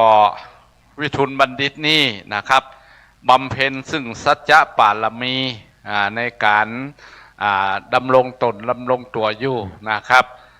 ก็จะเป็นจะได้นั่นก็อยู่ที่เดียวฟังท่านพระคุณเจ้าได้เทศนาให้กับหมู่เฮาได้ฟังครับสัจจะปารมีด้วยความเป็นสัจจะ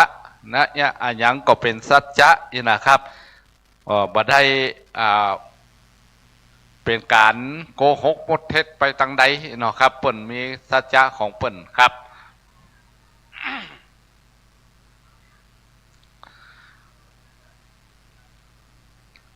ครับในการนี้ก็เชิญพ่อแม่พี่น้องหมู่เฮาได้รับฟังพระธรรมเทศนาในกันที่9ครับวิทุนบัณฑิตเป็นลำดับการต่อไปครับนารานารินโทปาวโรทะเปโตมุนิรัสสะธรรมังธรรมมุตตะมังธรรมเตสิตังอนุกัมปิมังปะจังอาราธนังกโรมา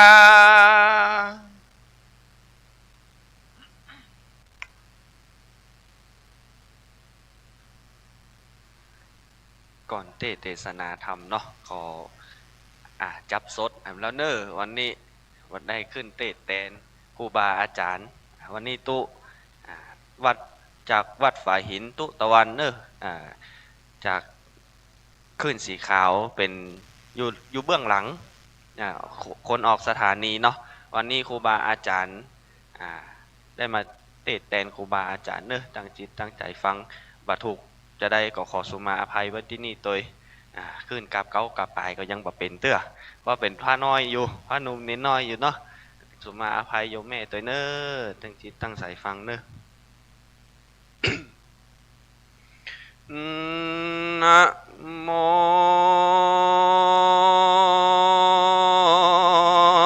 ตัสสะภะคะวะโตอะระหะโตสัมมาสัมพุทธัสสะกิราภิกขเวกุรุรันเทอินตาปัฏฐานังคาเรกาเรทนาจายโกรัมภามหาราชานามา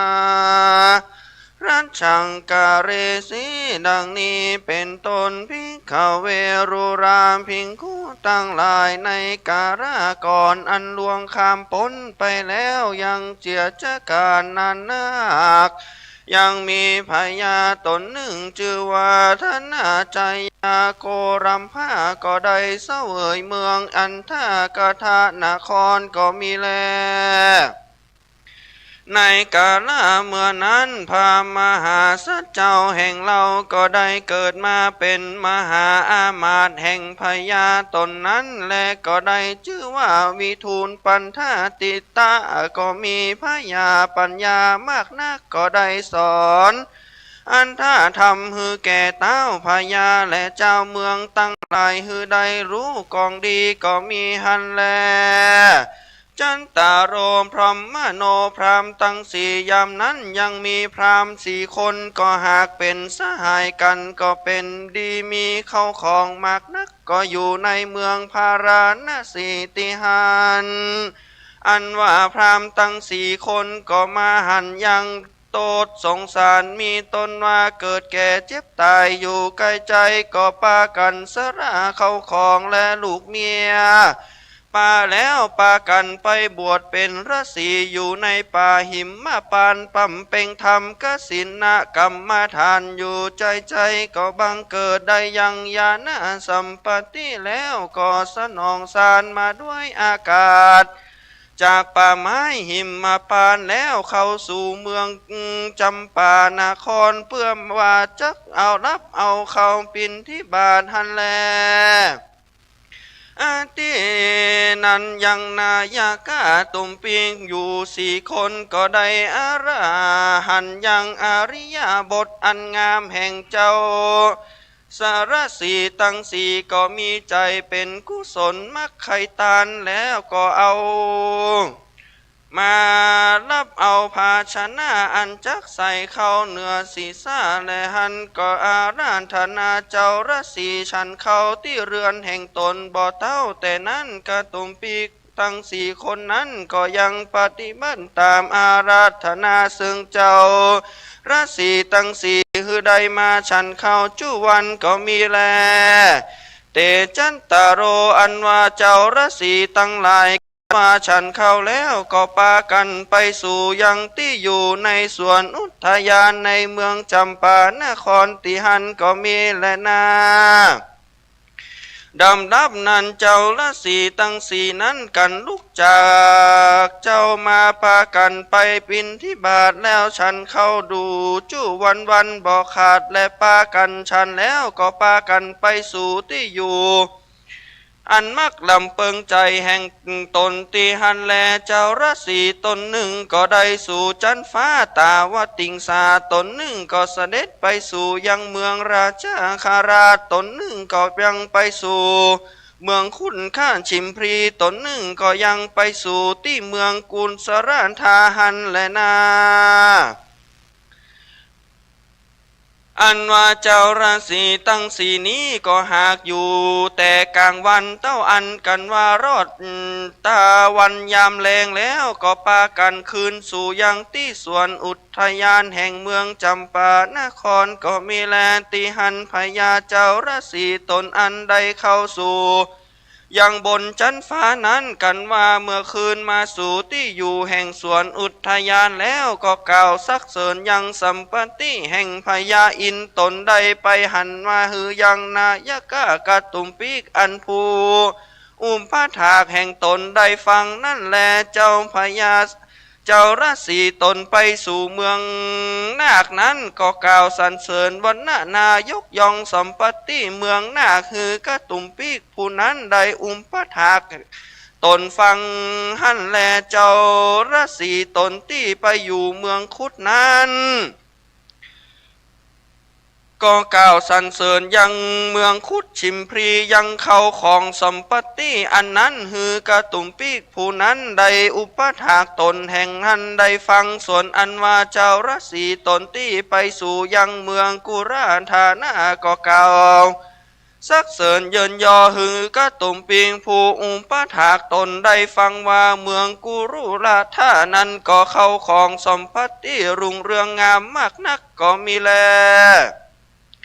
เตจันตารโรอันว่านายกาการตุมปิ้งคนตั้งสี่คนนั้นได้ยินกรรมนั้นต่างก็พาธนาไปเกิดในที่นั้นแล้วก็ปากันกระทำบุญหือตานรักษาศีลภาวนาไปใจ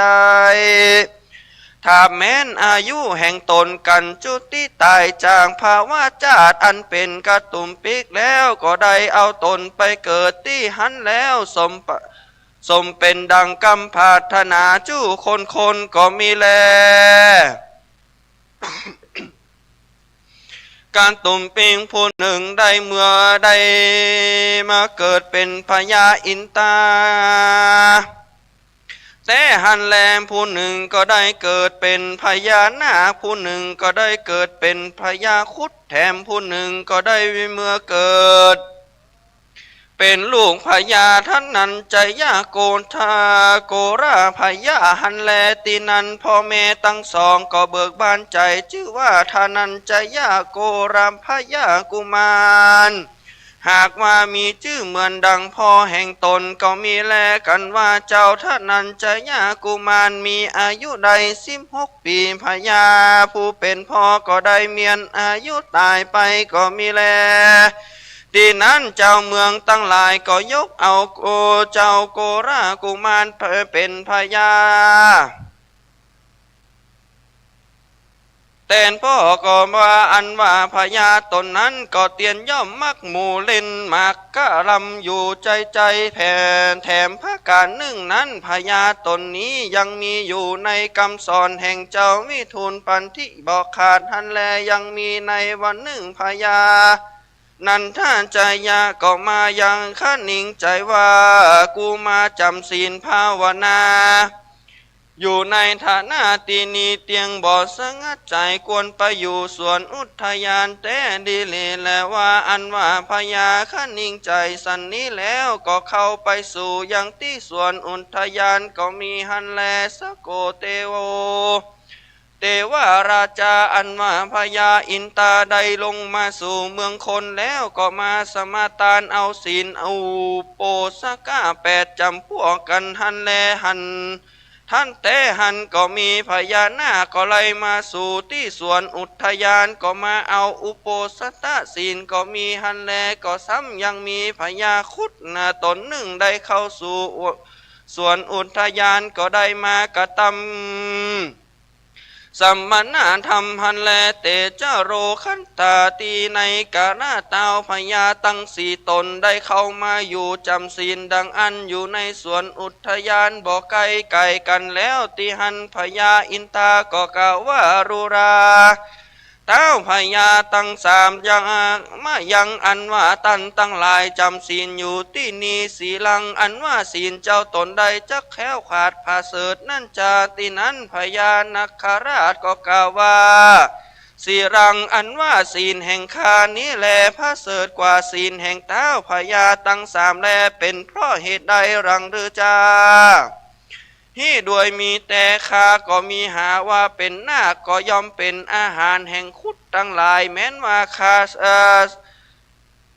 าซึกถือว่าคุดอยู่ไกลสันนี้ก็ข้าก็บ่มีอำกูลถ้าหากว่าเหตุนั้นศีลแห่งข้าก็จริงพระเสดยิ่งแลตั้งสุปันนาราชาติหันพญาครุฑได้ยินคำสันนั้นแล้วจึงกล่าวว่ารูรามหาราชาอันว่าพญานาคทั้งหลายนี้เตียนย่อมเป็นอาหารอันลำแก่ครุฑทั้งหลายแต่ในวันนี้แม้นว่าข้าได้หันพญานาคอันเป็นอาหารอยู่ในภาวะสันนี้ข้าก็อดยังตัณหาอันนั้นเสียใดเหตุดังนี้ศีลของผู้ข้า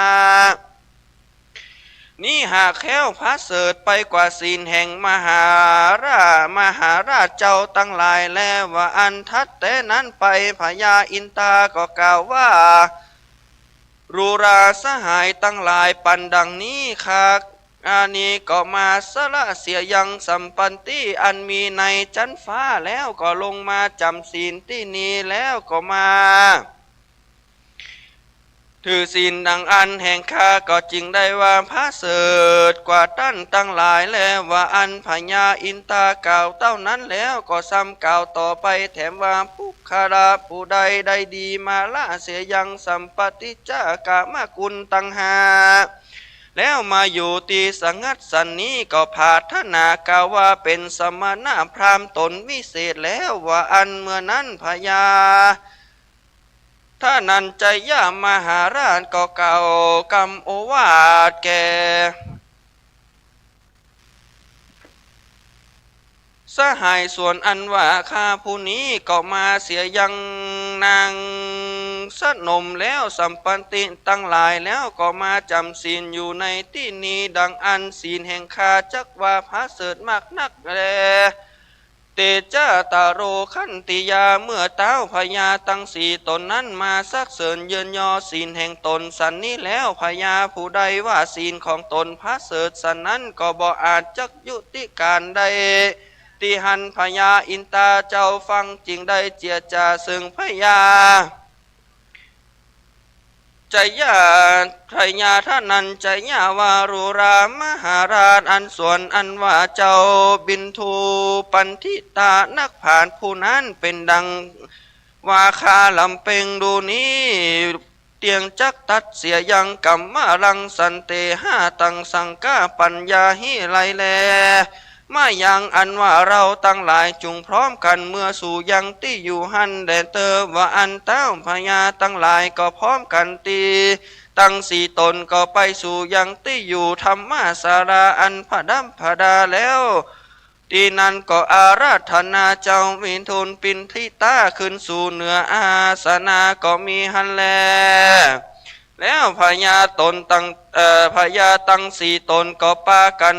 สนอมนอบกรมกราบยาลงจุ้งไปจุตนก็กล่าวว่ารุราเจ้าวิทูลปันทิตาบัดนี้ข้าตั้งหลายก็มาจำอุโบสถศีลในที่นี้ก็ต่างตนก็ต่างว่าศีลแห่งตนนั้นพระเสริฐยิ่งนักผู้คาตั้งหลายก็มีแค่ขวานกฎหมายบ่รู้ใดเป็นสัตตันเตอาหะมักนักแลว่าอันเมื่อนั้นเจ้าวิทูลปันทิตาได้ยินกล่าวอันเต้าพญามาหากมาถามปัญหาดังนี้ว่าอันจริงกล่าวว่าข้าแด่มหาราชาเจ้าตั้งหลายวันจเนในกาลากรรมถามปัตธรรมาหัวตีนั้นก็มีพระการสันใดของท่านตั้งหลายจุงได้บอกกล่าวยังเหตุอันนั้นมาฮือแจ้งแก่เราและเตอด้านฐาในกาลนั้นพญาตั้งสี่ตนก็ปากันบอกกล่าวยังเหตุดังกันการอันนั้นฮือมาหาสัจเจ้าตีนันพญานักขราชบาดาลก็กล่าวว่าขันตีถือว่าความอดใจบอกโกรธถ้ากำเกียรติเรียกว่าเป็นศีลพระเสริฐและว่าอันพญาคุดก็กล่าวว่าอาหังอันว่าข้าก็มีพระก่อไปโดยเมตตาและมีความอดทนขันตีชื่อว่าแม้นพญานักขราชมาอยู่ตีจิมไกก็บ่มีใจไข่กะตำร้ายเหตุว่าฮือศีสละ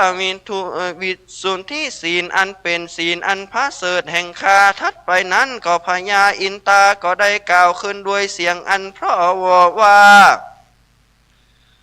ดูราเจ้าปินทิตาอามาตอาหังอันว่าคาก่อนนี้ก็ได้จากจันฟ้ามาแดะมาสักการสุมนุมมายังกามาสุขหาพระการก็ได้มาจำศีลภาวนาในที่นี้ก็เรียกว่าเป็นศีลอันพระเสริฐแห่งคาถาในกาลนั้นพญานันทใจก็กล่าวว่าอาหังอันว่าคานี้ก็ได้มาจำศีลปำเพ็งธรรมอยู่ที่นี้คาก็ยังละไว้ยังสัมปติเข้าของมวลก็เพื่อจักหือศีลบริสุทธิ์นั่นแหละเหตุนั้นศีลแห่งข้าจึงพระเสริฐกว่าเต้าพญาตั้งหลายแลว่าอันเตสาการะสุตามหาสัตโตอิมังการถามมหาสัจเจ้าวิทูลท่าวิทูราปันทิตาได้ยินกรรมแห่งเต้าพญาตั้งหลายเจ้าก็กล่าวว่ารุรามหาราชเจ้าตั้งหลา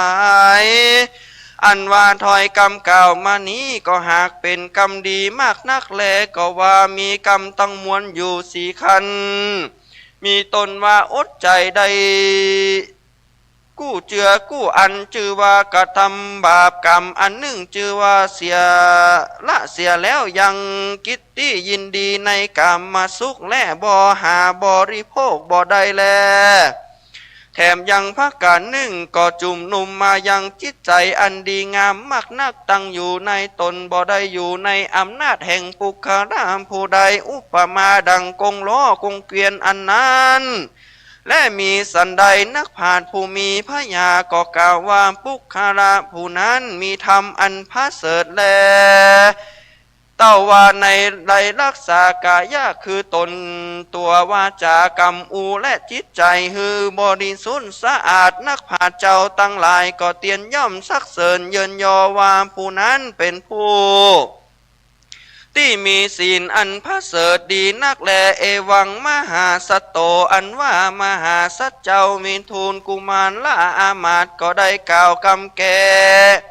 อันมหาราชเจ้าตั้งหลายหากปากันสังกาใจและตีกรรมตีว่าศีลของไผ่มันพระเสริฐยิ่งกว่ากันหั่นแลกันว่ามหาสันเจ้ากล่าวสันนั้นแล้วมหาราชาตั้งสี่ตนนั้นก็ต่างมีศีลอันหากพระเสริฐเสมอกันจุตนแล้วว่าอันตสุดตังว่าจันตโรขันติยาอันว่าเต้าพญาตั้งสี่ตนนั้นกันว่าได้ยินมหาสันเจ้าวิทูลราปินทิตากล่าวแก่ยังศีลเสมอกันดังอันก็ปากันกล่าวสักเสริญเยินยอกุลแห่งมหาสัจเจ้าอันเป็นอันมากนักว่าเป็นตนผู้มีบุญเป็นมหาบัณฑิตาพระเสริญประกอบไปด้วยพญาปัญญามากนักคามล่วงพ้นพญาแห่งภูคาตั้งหลายแต่อันเจเป็นดังกวนงึดอัศจรรย์แต่แลหือภูคาตั้งหลายได้หายเสียยังความลังกาพูดดังจางผ้าดุงดังจางเขียนและมาตัดยังงาจ้างหือเลี่ยนเปียงกันเสียงสันนั้นแลเอวังเตจ้าจันตโรอันว่าเต้าพญาตั้งสี่ตนนั้นก็มีความจมชื่นยินดีมากนักก็ปากันกัมพูจามหาสันเจ้ามีตนว่าพญาอินตาธิราชก็นำเอาผ้าติบผืนหนึ่งมามีวันหน้าอันงามกวนกันพนับบ่อใดเพื่อผ้าอ่อนดังควันไฟแล้วดังอันก็มาปูจามหาสัจเจ้าหันแลโตโครุโทอันว่าพญาคุดอันปูมหาอันก็ปูมหาสัจเจ้าโดยดอกไม้เงินดอกไม้คำอันพระมันหากรรมบ่ใดก็มีแลทัดนั้นพระมหาพญานาคราชก็อยู่ปูจามหาสัจเจ้าโดยแก้วมณีมุกดาหารอันรุ่งเรืองงามมากนักมีรัศมีต่างๆอันมีการควมอันก้ากวนเมืองแลกทัดแต่นั้นไปแถมมหาราชานันจาจยะโกราพญาก็น้อมถวายปูจามหาสัจเจ้าด้วยแม่งัวนมปันตัวราชรถตั้งหลายก็ได้10แหลมเรียกลวดไหลนาจ้างมาตีอยู่อาสรัยเงินคำมากนักก็มีหันแลกันว่าเต้าพญาตั้งสี่ตนปูจาสการมหาสัจเจ้าแล้วก็ปากันขับไว้ยังมหาสัจเจ้าแล้วก็จะอำลาไปคืนสู่ที่อยู่ไผ่มันก็มีหันแลส่วนว่าพญานาคราชกันคืนเมื่อล่อตีอยู่แห่งตนแล้วก็ได้เล่าเก่าเล่าไปฮือแก่นางวิมาลาผู้อันเป็นอัครามเหสีอันตีอยู่อันตีตนได้ฟังธรรมแห่งมหาสัจเจ้าก็มีแลตีนั้นนางวิมาราก็ย่อมมีใจใคร่ยินได้ฟังสารธรรมมหาสัจเจ้ามากนักนางก็แสดงปริเป็นใครให้พญาที่หันแลแม้นมดแม้นหมอหลวงหนุ่มเท่าจักหือนางได้เสวยโอสุนทธายารายปากแล้วเปลี่ยนที่อันพญาแห่งนางก็บ่หายจากแค้วใดตีนั้นนางวิมาลาเตวีก็แซงกล่าวถึงนางอาริลันธาตีผู้เป็นราชาธิดาว่าเปลี่ยนที่แม่นี้กันได้กินยังหัวใจวิทุระปันทิตาแล้วเตียนยอมจักหายแต่แลบ่อันแล้วก็แม่จักถึงมรณาและลุงเอ๋ย ตีนันอันมีอยู่เมืองคนปุณมาลัยแลว่าคานี้ก็จักย่อมฮือเป็นคาใจและเป็นเตวีแลว่าอันตีนั้นเจ้าปุณท่านนากายักษ์ก็ได้นำเอามายังเจ้ามีทูลปันที่ตาแรกว่าจักคาฮือตายก็มีเพื่อว่าจักเอาหัวใจมาหาสัตว์เจ้าก็ปล่อยว่าบ่ตายสักเถื่อปุณทากายักษ์ก็มาเอามาหาสัตว์เจ้าขี่ม้าขึ้นไปในอากาศสูงกว่าเมฆฟ้าแล้วก็จักเอาไปต้องไปต่ำยังต้นไม้และผาหินก็บ่แม่นจักตายแม่นจักเอาโยนควางขึ้นไปบนอากาศก็บ่ตาย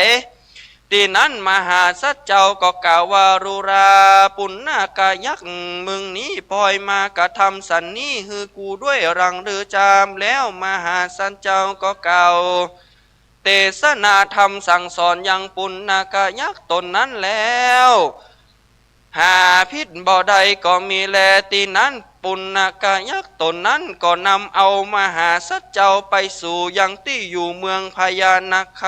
ราชาหันแลมหาสัจเจ้าเป็นที่ตากุมารก็รู้โดยญาณอันพญาแห่งตนว่านางวิมาราเทวีแห่งพญานาคนั้นก็มีใจมักใคร่ฟังธรรมเทศนาแห่งตนดังอันแล้วก็เทศนาธรรมสั่งสอนนางวิมาราอันเป็นอัครมเหสีแห่งพญานาคก็มีนั่นแลที่นั้นนางวิมาลากันได้ยินคำสอนแห่งมหาสัจเจ้าก็ได้ยินดีมากนักนางก็เอาแก้วมณีโจติอันพระเสริฐยกยอฮือมหาสัจเจ้าหันแลอันว่าแก้วลูกนี้แม้นว่าจักเอาไปกิ่งตามเนื้อแห่งแผ่นดินก็ดีอันว่าแผ่นคำตั้งหลายอันมีอยู่ตามปืนดินก็จักออกมารับเอาแก้วลูกนั้นแล้วว่าจักส่องลงแรงลงมาได้ฮือหันโลกลาเสียงไข่กุติล่าแมนจักส่องลงไปในน้ำก็จักหันเสียงไข่เพื่ออันจเรตินั้นนางวิมาลาก็ยังฮือนางอันที่ดีเป็นลูกสาวแห่งตนเทวีแห่งปุณณกายักษ์ก็มีหันแลในปุณณกายักษ์โคอันว่ายักษ์ตนนั้นก็นำเอามหาสัจเจ้าวินทุลากุมารขึ้นมาสู่อย่างที่อยู่เมืองคนก็มีวันนั้นตีนั้นพญานันท่าใจเบิกบานลายสีสู่ควันพื้นต่อนิ้วคือแก่มหาสัจเจ้าหากว่ามีวันนั้นตีนั้นไปนามหาสัจเจ้าวินทูลลากุมารก็สั่งสอนพญานันท่าใจยะและไฟเจ้าเมืองตั้งหลายได้หู้ถึงยังทำคำสอนมีต้นว่ารักษาศีลฟังธรรมเมตตาภาวนาไปใจถ้าราบต่อเต้าแม้นอายุไขแห่งตนก็ได้เมื่อเกิดจันฟ้าเตวโลกปุ้นก็มีแลนาสันตาอิมังธรรมเทศนาอาราหัตตาวาภิกขเวอิตโนวัตตันปัญญาวาตาการทาคันโตติสัมพันโยพระพุทธเจ้าตนพระกอมไปด้วยพยาวิสราตะมากนักก็เป็นดังกล่าวมานี่แลสัพปัญญูพระพุทธเจ้ากล่าวเท่านั้นแล้วที่นั้นก็จังสำแดงยังธรรมวิเศษมีพระเปตวาสัญจะธรรมตั้งสี่พระการคือกุตระสัจจามนุสทยาสัจจานิโรธาสัจจาคัจฉากัจจะปริโยสาเนในเมื่อแล้วบรมวลดังนั้นแล้วก็กล่าวเป็นคาถาวาตถาปันทิตาสัตตามาตานิตาโรราจากุรานีอาเหสุงดังนี้เป็นตนภิกขเวรุรามพิงคู่ตั้งหลายอันว่าพ่อและแม่แห่งเจ้าวิทูลราสันนั้นไซคือหากมาใดพญาสีสุทโธธนาและนางสรีมหามายาในการามบันนี้และนาพญานาคราชวันนั้นไซก็คือหากได้มาเป็นมหาราชรีบุตรเทนในการามบันนี้และนาพญาคุดวันนั้นไซ คือหากมาได้แก่มหาโมกขันลนาเทนในการามบันนี้และนาอันว่าพญาอินตาในวันนั้นไซคือหากมาได้มหาอัตนุราเทนในการาบันนี้และนาส่วนอันว่าพญานันทาจยาโกฏยาพญาวันนั้นไซคือหากมาได้เป็นอนันตาเถนในการาบันนี้และนาปุณณกายังคาวันนั้นไซคือหากได้มาเป็นมหาจุนนาเทนในการาบันนี้และนาเสสาปุริสานาจาอันว่าคนตั้งหลายติหลายสีเศษถ้าหล่อไปกว่านั้นไซคือหากมาได้เป็นพุทธบริสันตั้งสีแห่งผ้าตันทากาตาในการาบันนี้และนาวิทูลปันธาทิโตมหาปโนโลกานาโถอาหาเมว่าส่วนอันว่าเจ้าวิทูลปันทิตาวันนั้นไซคือหากมาได้เป็นผ้าตันทาคาตาในการาบันนี้และนาบุงคาล่ายิงใจฝุงใดได้ฟังธรรมเทศนาอันมีชื่อว่าทัสสะจาติแต่เก้าสุดไปเตียนย่อมมีพระอานิสงส์บ่อน้อยหากปากลอดกอยภัยมารไปสู่เจยบานชาตินี้และจานาแม้นว่าปิตามันดาวงข้ากูลได้ตายไปสู่ปรโรคไปนาก็ได้ปูจาเอาธรรมเทศนาอันนี้ชื่อว่าทัสสะจาติดวงพระเสนี้มาตานกำจูศาสนาอุทิศส่วนบุญส่วนกุศลไปหาเขาตั้งหลายก็จักอานิสงส์กว้างขวางมากนักบ่ยาจาเรนาวิทูลราปันทิตา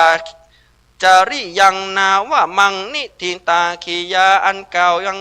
ธรรมะพยาวิทูลปันทิตก็มีด้วยสัจจะปารมีก็บังคมสมเด็จสเดสาธุครับอันนี้ก็ทำวิทูลบัณฑิตครับผูกที่เก้าเนาะเรื่องที่เก้าโดยท่านพระคุณเจ้าท่านพระตะวันวัดฝ่ายหินผู้ที่อยู่เบื้องหลังการถ่ายทำนะครับที่ได้ถ่ายทอดเสียงเนื้อกับหมู่พ่อแม่พี่น้องได้ยินได้ฟังกันนะครับก็วิทูลบัณฑิตนี้นะครับบำเพ็ญโดยสัจจะปารมีครับดังกรรมพุทธภาษิตเปิ่นว่าสัจจังเวอมตะวาจาความสัตย์แลเป็นวาจาไม่ตายครับก็เพราะฉะนั้นครับทำผูกนี้ก็เป็นดังจะนี้ครับพร้อมกันนี้ครับก็ขอเรียนเชิญแม่กิมทองเมธาวนิชแม่จันฟองกาวิตะครับได้มาประเคนกันเทศในกันนี้ครับขอเรียนเชิญครับ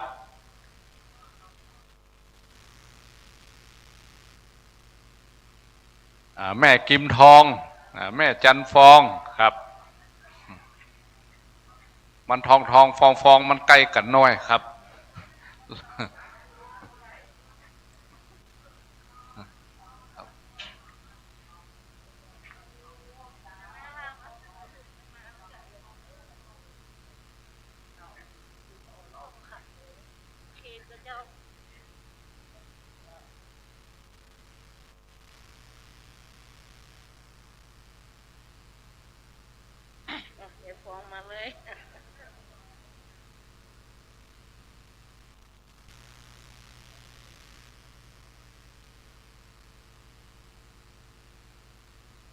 ก้น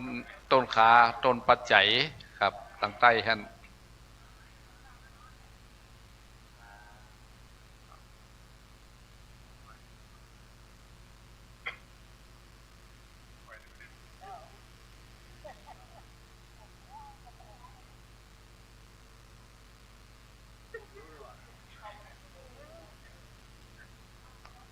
มาฟังธรรมนี่เป็นหนุ่มตะลุกเป็นนักนะครับบอกว่าพ่อใจบอกว่าแม่ยิงเนาะครับเนาะครับเกี่ยมน้ำยาดเนอะออกไปใหม่พี่น้องครับท่านพระคุณเจ้าจักได้โมทนาบุญครับไม่ทานมดเนาะเอาเปลี่ยนทานนี่ครับ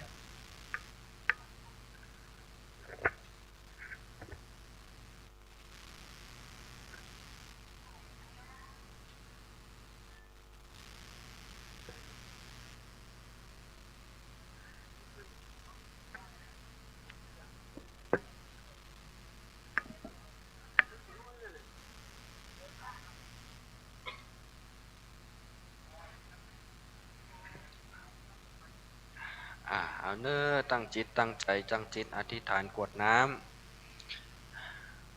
ยะถาวาริวหาปุราปาริปุเรนติสาคารังเอวะเมวะอิโตตินังเปตานังอุปกัปปติอิจิตังปฏิตังตุมหังคิปะเมวะสมิจจตุสัพเพปุเรนตุสังกปาจันโทปนารโสยถามณิโชติรโสยถาเอวังหุนตุดิและอาจะในวันนี้ก็ดีมีมูลศรัทธาตั้งไปในและไปนอก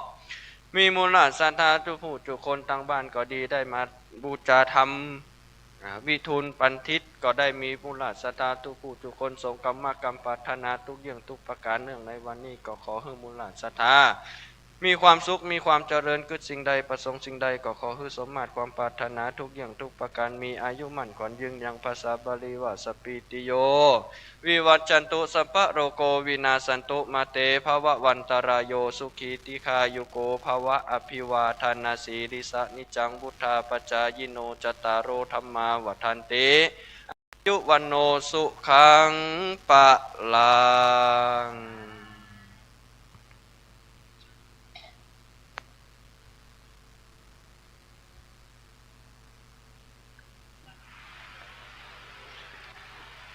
ครับ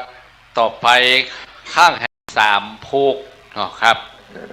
สามพูกกำเดียวหมู่เฮาเขาจะได้ปิกบ้านปิกจองก็อย่างที่เกยอู้ครับ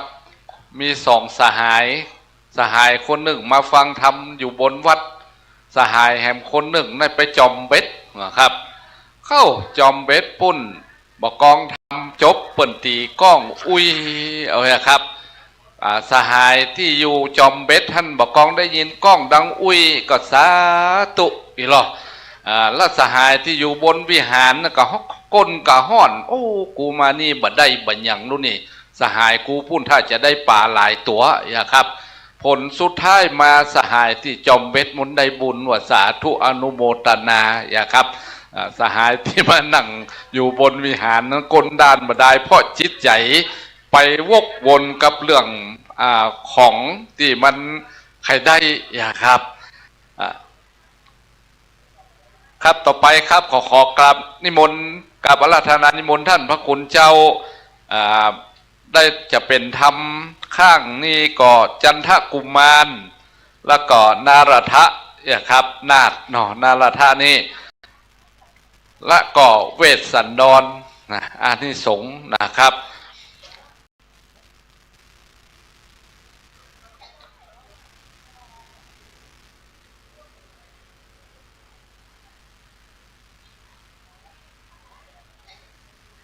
เข้าใจด้วยหมอปอยหรอก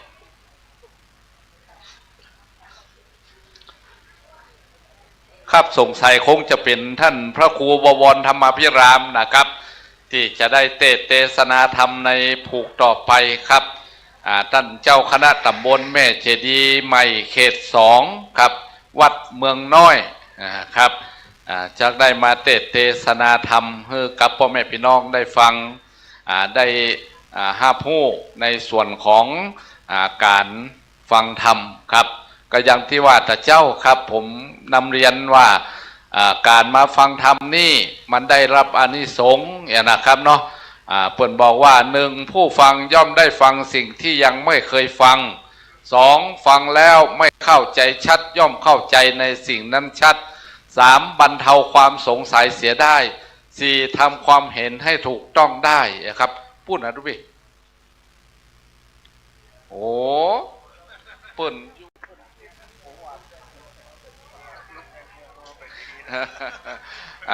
ครับครับจุดเทียนส่องธรรมนะครับก็ในการนี้ก็ขอเรียนเชิญแม่จันสวยทานศิลาครับได้มาเป็นผู้ที่จุดเทียนส่องธรรมในการนี้ครับขอเรียนเชิญครับท่านพระคุณเจ้าท่านพระครูบวรธรรมพิรามเจ้าคณะตำบลแม่เจดีย์เขต2แต่แท้แล้วเป็นเจ้าอาวาสวัดปงน้ำห้อนนะครับแต่เปิ่นปลีกวิเวกไปอยู่ที่ปุ่นเมืองน้อยกับเมืองบะหลวงครับไปอยู่ที่เมืองน้อยปุ่น จะได้เตะทำในส่วนของทำจันทกุมารครับจันทกุมารนี่บำเพ็ญซึ่งขันติปาลมีอีนะครับก็พ่อแม่พี่น้องจะได้รับฟังในโอกาสต่อไปครับ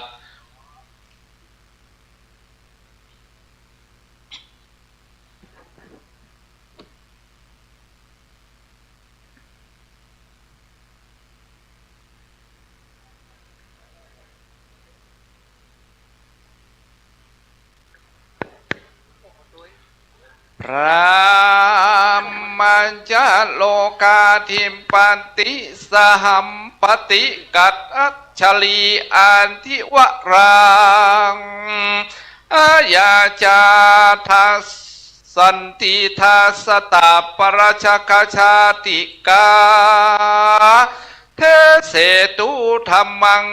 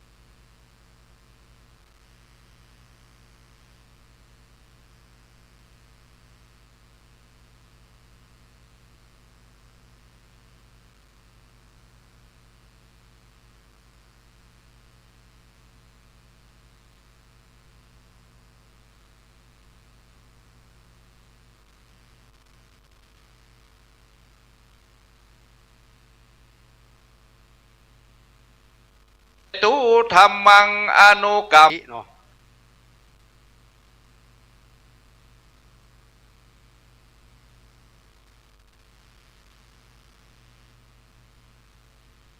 ตุธรรมังอนุกรรม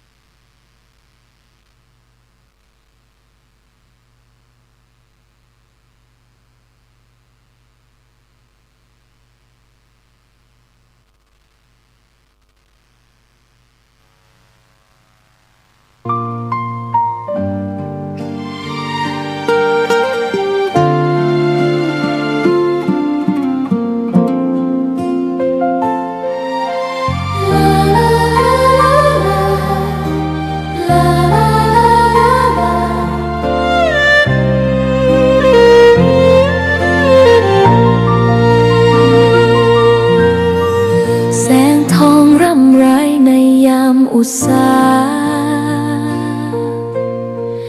ยังเห็นพระเมตตาอยู่ทุกแห่งหนน้ำพระทัยฉโลมใจคนทั่วพื้นแผ่นดินยังอบอุ่นรอยยิ้มพระพักตร์ยังส่องแสงในดวงใจไทยไม่ลืมเสียงสายลมแผ่วเบาเหมือนเอ่ยคำปลอบว่าพระองค์ยังอยู่ใกล้ขอกราบแทบบาทด้วยรักนิรันดร์น้ำตาหลั่งพลันจากใจคนไทยแม้เสด็จสู่ฟ้าไกลทั้งหลายอันมีมหาสารีบุตรเป็นเก้าเป็นประธานว่าสาหาริพุทธราดุราสารีบุตรเทน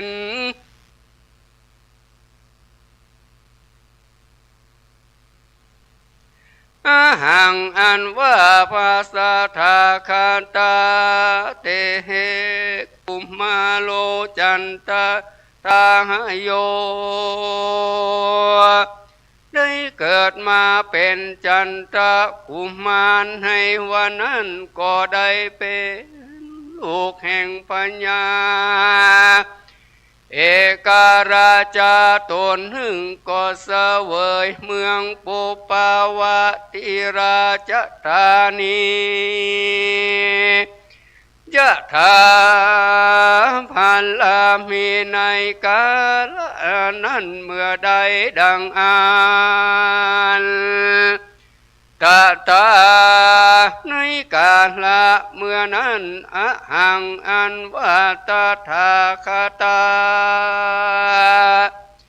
ยาสามุโตก็ออกไปให้พ้นจากที่ปูจายันนั้นด้วยหมู่คนทั้งหลายก็หากเป็นอันอุคาลุกในอันนั้นนานมากนักก็เพื่อว่าคนทั้งหลายจะพร้อมกันมาอุตสาหะจะพิเศษมหาสัจเจ้าเป็นปัญญาแทนพ่อตนนั้นแลสังเวคาจนายิตุเมื่อนั้นมหาสัจเจ้าก็บั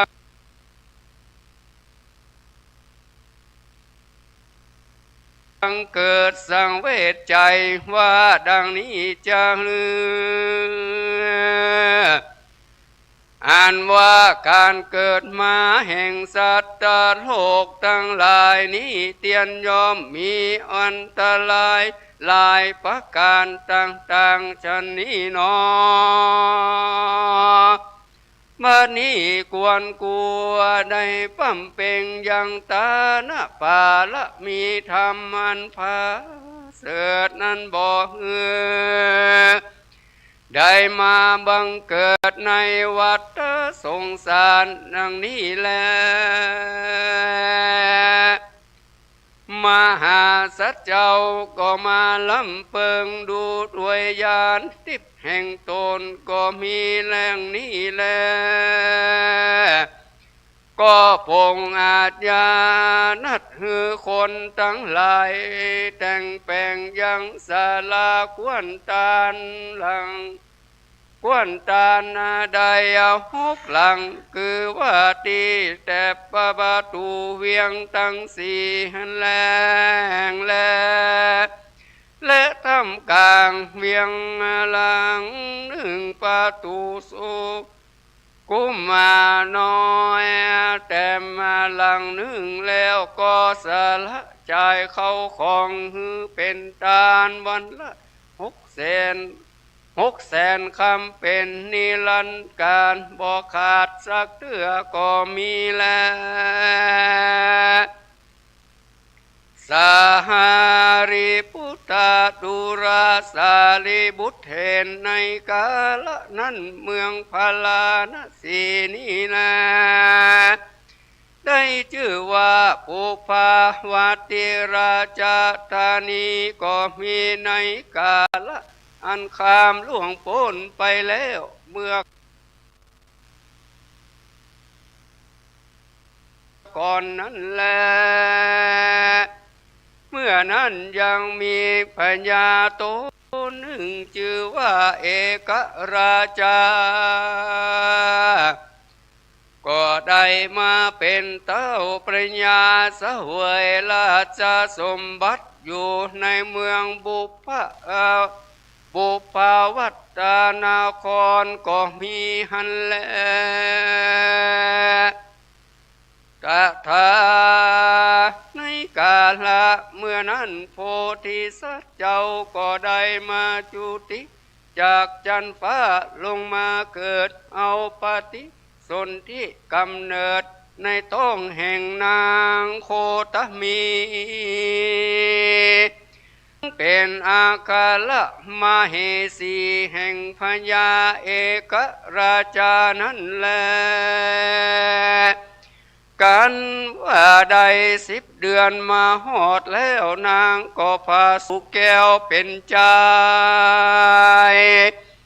ก็มีผิวพรรณวันนะอันงามเป็นดังพระจันทร์วันเดือน10เพ็งขึ้น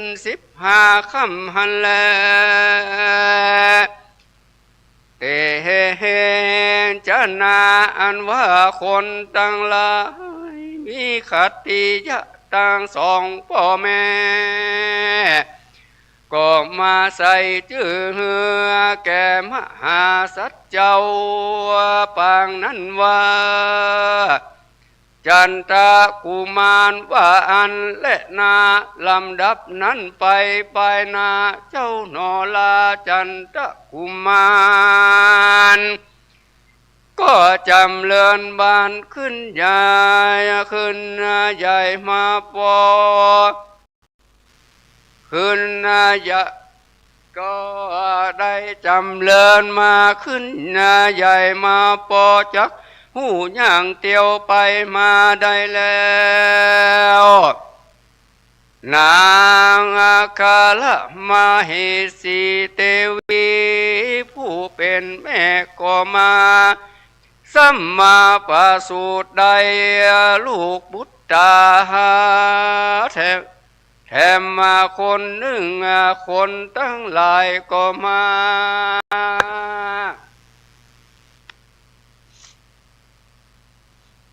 ก็มาเบิกใบชื่อว่าเจ้าสุริยะกุมารว่าถ้าแต่นั้นไปนาแถมหาเล่านางก็สัมปาสูตรได้ลูกหญิงแถมคนหนึ่งเตียนั้นนาคนตั้งหลายก็มาใส่ชื่อนางแก้วนางแก้วยาสาเสเหสากุมาลีหันแลถัดนั้นไปแถมน้องใจต่างแม่แห่งเจ้าจันทกุมารก็เกิดลูกมา2 คนผู้หนึ่งชื่อว่าพัทธาเสเหนาผู้หนึ่งชื่อว่าสุโรวาคะกุมารแล้วว่าอันในเมื่อเจ้าจันทกุมารจำเริญใหญ่ขึ้นมาได้16 ปีแล้วเจ้าก็ไปเฮียนเอาศาสตราสินติปีเหศาสตราสินติในเมืองตากาศิลากันนาว่าบัวละมวนแล้วก็มาขอก็คืนก็ขอคืนมาอันและเมื่อนั้นนั้นนาพระเอกราชก็เฮืออามาตย์ตั้งหลายได้ไปขอเอายังลูกสาวแห่งพญาผู้หนึ่งมีชื่อว่านางแก้วกุมาลีมีหูปอันงามเป็นดังแว่นคำมันแลก็มาเอามาตั้งไว้ฮือเป็นอาคาละมาเป็นเตียฮือเป็นติมาหาปัจจานาลาภปากฏในปุพาในที่นครในหันแลอาปาละภาเกแลกแต่นั้นไปนา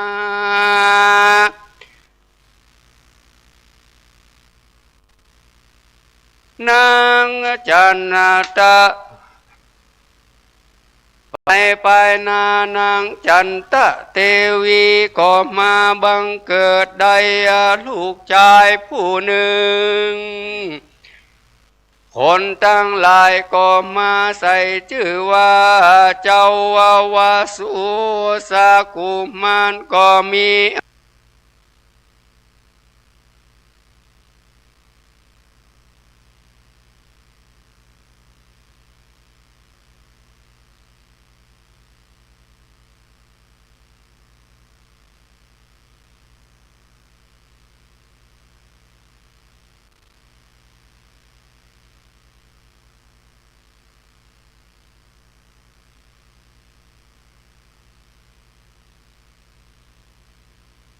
อันแลหา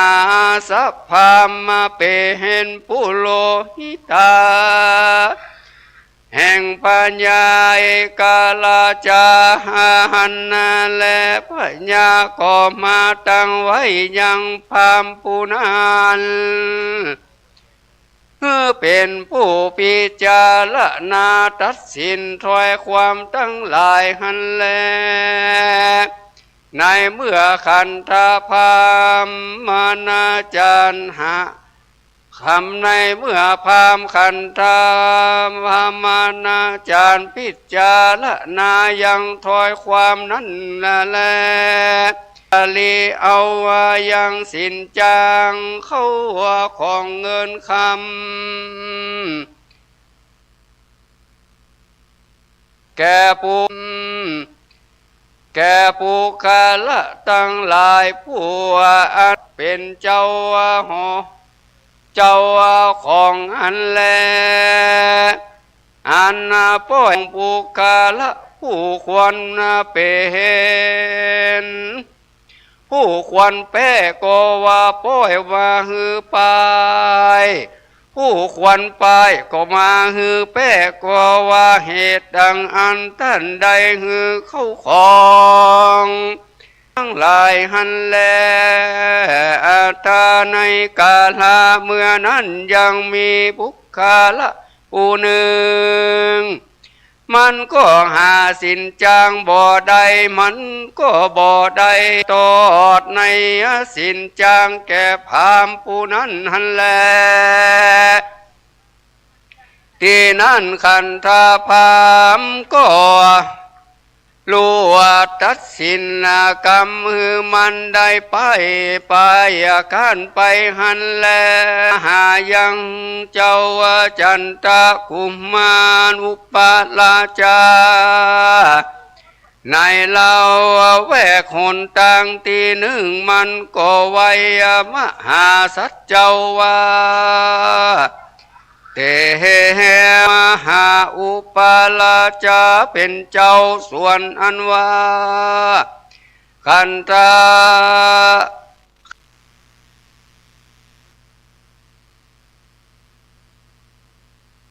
ข้าหาละพามผู้นั้นก็กันว่าสินจางเอาเข้าของตันตัด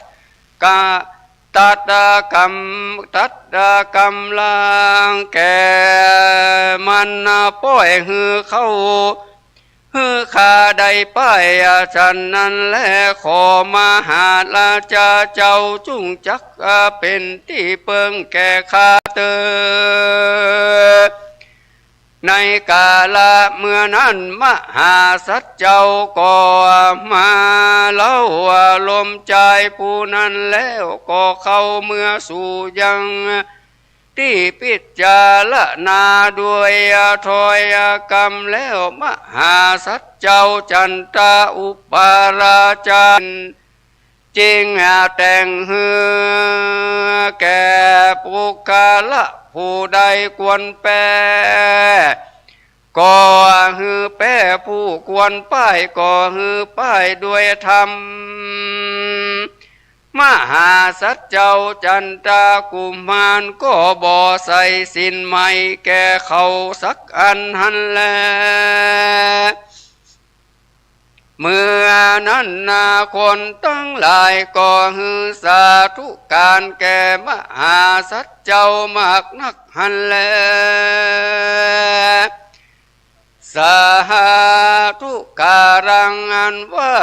หรือยังสาธุการอันนั้นก็ดังไปทั่วบ้านทั่วเมืองนั่นแลที่นั่นพายาเอกราชาได้ยินเสียงสาธุการอันนั้นเต้าก็มาถามยังคนตั้งหลายว่าเสียงอันนั้นเป็นเสียงสังจาคนตั้งหลายก็มาไว้พยาว่าเตวะคาเดมหาราชาเจ้าในวันนี้เล่าเจ้าอุปราชาจันทกุมารได้มาตัดสินถอยความมันเป็นชอบธรรมมากนักคนทั้งหลายก็ลวดมือเสียงสาธุการวานแลตาหังสุตตัวราชาส่วนอันว่าพญาเอกราชาก็มีอาจยาตั้งไว้ยังเจ้าจันทอุปราชาฮือเป็นผู้พิจาร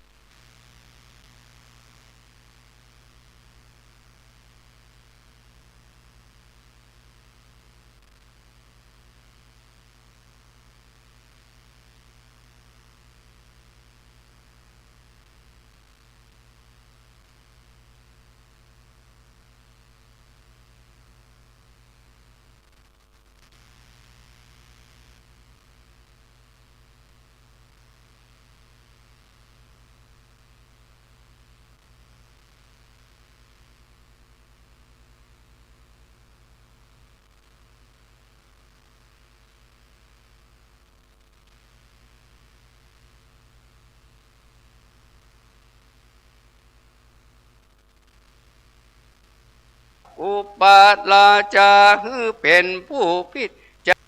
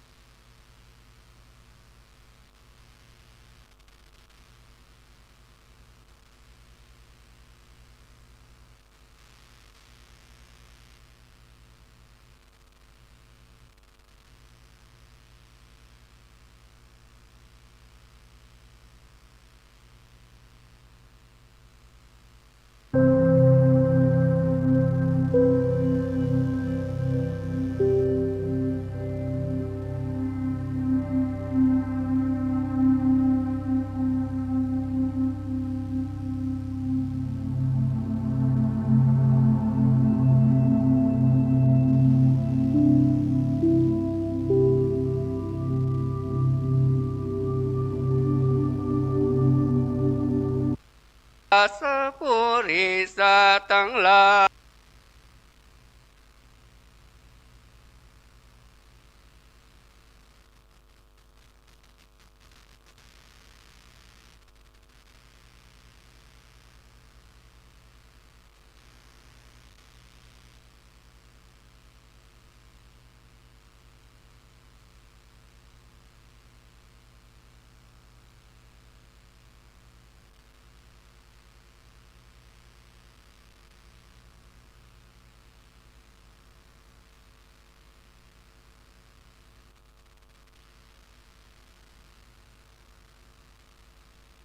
คนมากนักหันแล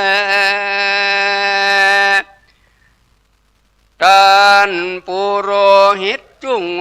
บอกกล่าวยังอุบายอันจักได้ไปเมื่อเกิดในจันฟ้าเลิศนั่นแก่เฮาแด่เตอว่าอันนั้นแลตัสสมิงคาเนในขณะยามนั้นคันธามหาละพามผู้อาฆาตมาดหมายมันแก่มหาสัตว์เจ้าสันนั้นแลมันก็มาคนิ่งให้ใจว่ากูนี่นาจักหาอุบายอันจักฆ่าเสียยังมหาสัตว์เจ้าปางนี้แลก กันนาว่ามันขานิ่งฉันนี่แล้วมันก็มาฮับเอากรรมพญาวาเตวะคาแดมหาราชเป็นเจ้าพี่ว่าแล้วว่ามหาราชเจ้ามักว่าใครเมื่อเกิดในจันฟ้าแต่ดีลีก็เปิงสละใจยัง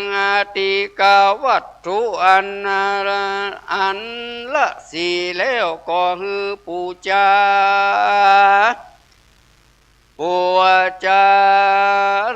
นอกเมืองโดยเครื่องปูจานั้น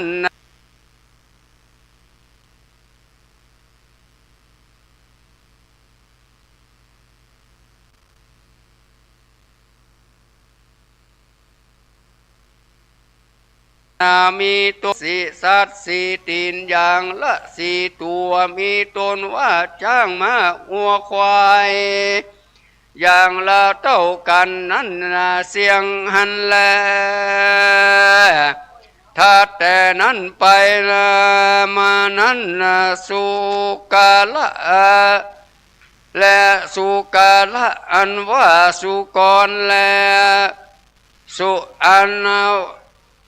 ถ้าแต่นั้นไปหันแลอันว่าสุกาละสุนักขาตาสุแม่นว่าสัตว์ทั้งสองสตินก็ยังมีตนว่าเป็ดไก่และนกทั้งหลายก็ดีก็ฮือมีอย่างละสี่ตัวและอันนี้ได้ชื่อว่า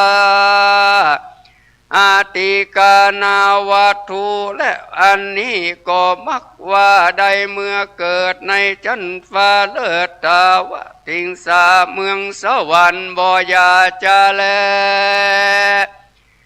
ที่นั้นมหาเอกราชานั้นก็หากว่ามีพญาอันตุนจ้ามากนาก็มาใส่ใจว่าคันธมหะคันทหาละพามปัญญามีเงินงามมากนักมันปอหองไข่คาลูกและเมียแห่งตนเสียพระญาก็บ่หูก็ด้วยเหตุว่ามีพระญาอันตุนจาหันแลก็ลวดใดตามกรรมพามหากกล่าวนั้นจุปาการที่นั้นปัญญา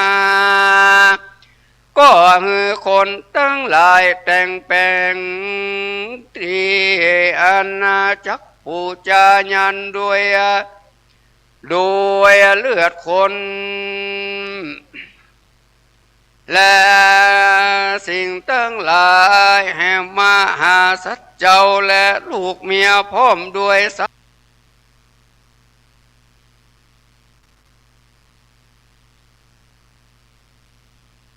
ตั้งหลายก็มีแลขันธาหาละพามก็ฮือแต่งแปลงยังที่อันจักปูจายันยังที่ติสะหนไตนอกเวียงใจนั้นแล้วก็ฮือไปนำเอายังสัตว์ทั้งหลายมาพร้อมแล้วด้วยคนมาโดยคนมารีบด่วนหันแลนาในกาลานั้นขันธาหาละพามก็เอาดาบพ่อมากับดังตะไหลคำมาในที่ปูจายันก็ใส่ใจว่าจักเอามาเอาตะไหลคำนั้นนามาตวงเอาเลือดมหาสัจเจ้าจันทกุมารนั่นแลตัดสมิงคาเนในขณะนั้นนางจันทเทวีผู้เป็นมเหสีแห่งมหาสัจเจ้าจันท กุมารก็รีบเมื่อไว้ยังพญาเอกราชานั้นก็กล่าวเป็นคาถาว่าสุนันตุปนเตเตวะสังฆโยฟังดูลาเจ้าหมู่เทวดาทั้งหลายจงจักมาฟังพ่อฟังพ่อเล็งดูยังกรรมอันกะตำอันนี้ว่าพญาเจ้าและขันธอาหาละพามถอยจ้าจักปากันมาคาลูกและเมียเมื่อปู่จายันบัดนี้แลนาว่าอันอยู่ใจหันแลตัสสมิงคาเนในขณะบัดนั้นนาก็ด้วยกรรมสัจจะอธิษฐานแห่งนางจันทเทวียอดซอยเทวดาทั้งหลายก็ปากันมาเล็งพอยังบุญและบาปดังอันตัสสมิงคเนในขณะบัดนั้นพญาอินทราธิราชตนเป็นใหญ่ในสวรรค์เวทิตัวก็หูด้วยเหตุการณ์อันนั้นก็ได้ถือเอายังค้อนเหล็กอันใหญ่และยาวได้เหียได้ขาวุธหนึ่งอันลุกเป็นเปลว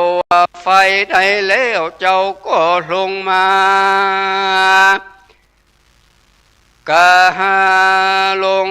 มาคำลามใส่พญาเอกราชากับตั้งขันทหาละพามว่า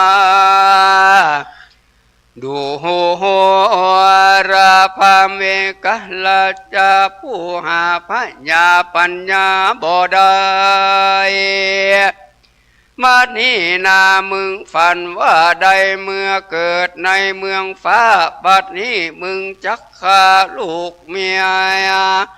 และสัตว์ทั้งหลายเพื่อได้ปูจายันอันนี้ตามดังกำพา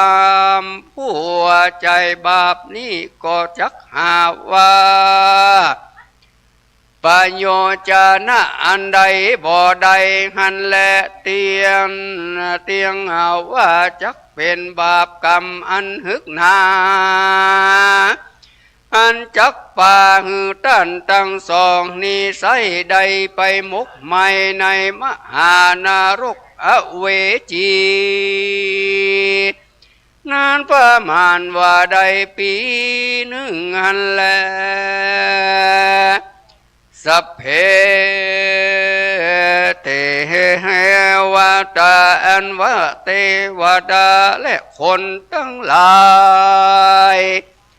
อันมากนักกันว่าเขาได้ยินเสียงอันนั้นก็บังเกิดโกลาหลแล้วเขาทั้งหลายตั้งหลายมวลหมู่ก็ปากันมาสู่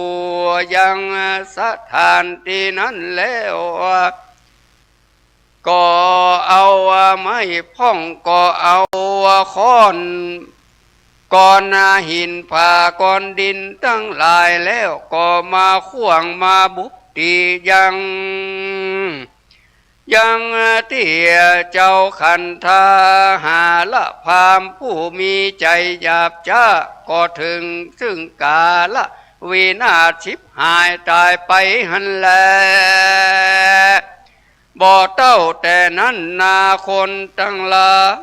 ยก็มีมือถือยังไม่ค้อนก้อนหินเขามาไว้บ่จ้าหมายจักขายังพญาเอกราชาผู้นั้นหันแลตาสมิงคาเนในขณะยามนั้นแล้วเจ้าจันทกุมาร ก็เล่นออกมาจากที่ปันธนาการได้แล้วเจ้าก็มากอดเอายังป่อแห่งตนไว้ก็เพื่อว่าบ่ฮือคนตั้งหลายมาฆ่าตนป่อหันแลสหเป็นจนานว่าคนตั้งหลายก็กล่าวว่ากันมาหาก็กล่าวว่ากันมาหาสัจเจ้ามาบ่ฮือข้าผู้บ่ฮือมากันนาเจ้าจันทกุมารบ่ฮือข้าตายดังอ่านก็กล่าวว่าผู้ข้าทั้งหลายก็เต้าว่าจักไว้ชีวิตปัญญาที่นี้สิ่งเดียวอันแลผู้ข้าทั้งหลายก็บ่ฮืออยู่เสวยสัมปติบ้านเมืองอันนี้อันเป็นของเต้าปัญญาแก่ผู้ข้าทั้งหลายมีแต่แลนาวานก็ปากันกอดเอาก็ปากันถอดเอายังเครื่องประดับอันเป็นเต้าปัญญานั้นออกเสียแล้วก็เหือไว้มันยังดุ่งพาอันนั้นเก่าหันมองหันแลและมีพาอันปกหัวอันเศร้าหมองอันย่อมด้วยมินแล้วก็กระทำมือมันได้เป็นอันคำมาธรรมจาจันทราจันทละก็คือเป็นก็คือมันได้ไปอยู่ในบ้านจันทละขอคืนเมืองก็มีอันแลนาตาสมิงกันในเหตุดังอ่านผู้คาละตั้งหลายผู้ใดกันว่าใดไปส่งเสพกับด้วยคนพาลาอันมีใจหยาบจ้าปันดังพระญาเอกราชาผู้นี้เสพคนฆ่ากับว่าด้วยขันทหาละพามมีใจบาปนาธรรมได้ก็จักยังปางได้ไปถึงยังทุกขเวทนามากนักหันแลเตเหจาริตทั้งหลายบ่ได้เอวังก็เป็นประการดังกล่าวมานี้แลนะอันแต่ในกาลนั้นแลคนทั้งหลายก็มาประชุมจุมนุมกันตั้งเสนามาตั้งหลายมวลหมู่ก็พร้อมกันมาจุมนุมสาวสาราชาพิเศษเอามหาสัจเจ้าจันทกุมารได้เป็นพญาแทนพ่อแห่งตนวันนั้นแลหานาหังวิปานิขาธามิปานิกุญจลามิโพจนังทักขีนายากตัวนาปโยดังนี้สาลีบุตรดุราสาลีบุตรเทนอันว่าปัญญาตาภาตาทาคาตาเมื่อปางก่อนผู้เป็นเจ้าเมื่อได้เกิดมาเป็นเจ้าจันทกุมารกันว่าพ้นจากภัยญาอันต้านจักขาหันแล้ว กันว่าได้เป็นเต้าปัญญาก็หูยังบุญและบาปแจงมากนักหันแล้วถ้าขีนายยาทัดตัวหานากันว่าบ่ได้ตานเตื้อกูปาตาทาคาตาก็บ่กินยังเข้าน้ำโภชนะอาหารมีประมาณว่าได้5-6 วันก็มีหันแลล้างขับนั่นนาเต้าว่าจากหือตาในอากาหารละตานสิ่งเดียวดังอันก็มีแม้นว่าเข้าน้ำและโภชนะอาหารอันป่านิดอันหมู่ป่อกะป่อขัวตั้งหลายหากพิจารณาแล้วก็น้อมหามายังเข้าน้ำโภชนะอาหารนั้นมาถวายมหาสัจเจ้าจันทกุมารดังอานพระญาจันทกุมารก็น้อมถวายทานแก่ปุกาละอันโตโหนกวนทานวันนั้นแลมหาสัจเจ้าจริงจักกินเมื่อปลายลูนก็มีจุวันนั้นแลกันว่าวันใดบ่ได้ทานก็เจ้าก็ลวดบ่กินยังเข้าน้ำโภชนะอาหารนานประมาณว่าได้5-6 วันก็มีแลดูราสาลีบุตรเทนพระตาทาคาตาปังเมื่อกระทำกรรมอันยากนักดังอันก็ด้วยเหตุว่าจักเหือเสียงทุกสุดภายในวัฏสงสารทั้งหลายแล้วก็เพื่อว่าจักหือได้ถึงยังนิพพานอันลำงับดับหายด้วยกิเลสตั้งหลายอันแลยานทาปานิโจนามะทัตวานาปัฏฐาสัญญาจายังอันนี้อันซื้อเอาเข้าอันซื้อเอาของกาแลของขายอันย่อมนั่นก็ว่าจักเอาไว้มากนักหันแลกาทาสาโกมาหาโหติในเมื่อในเมื่อไปขายของก้าอันนั้นในต่างบ้านต่างเมืองก็ได้เข้าของอันมากนักยาถาวิยาอันนั้นก็อันนั้นแลมีฉันใดทานังอันว่าทานอันนี้ปานิตังอันว่าบุคคลและผู้ใดหากได้หือทานแก่ท่านผู้อื่นอันเป็นผู้ควรหับทานดังอานมหาพลังก็มีภาละอันมากนักสักกาลตาปิโก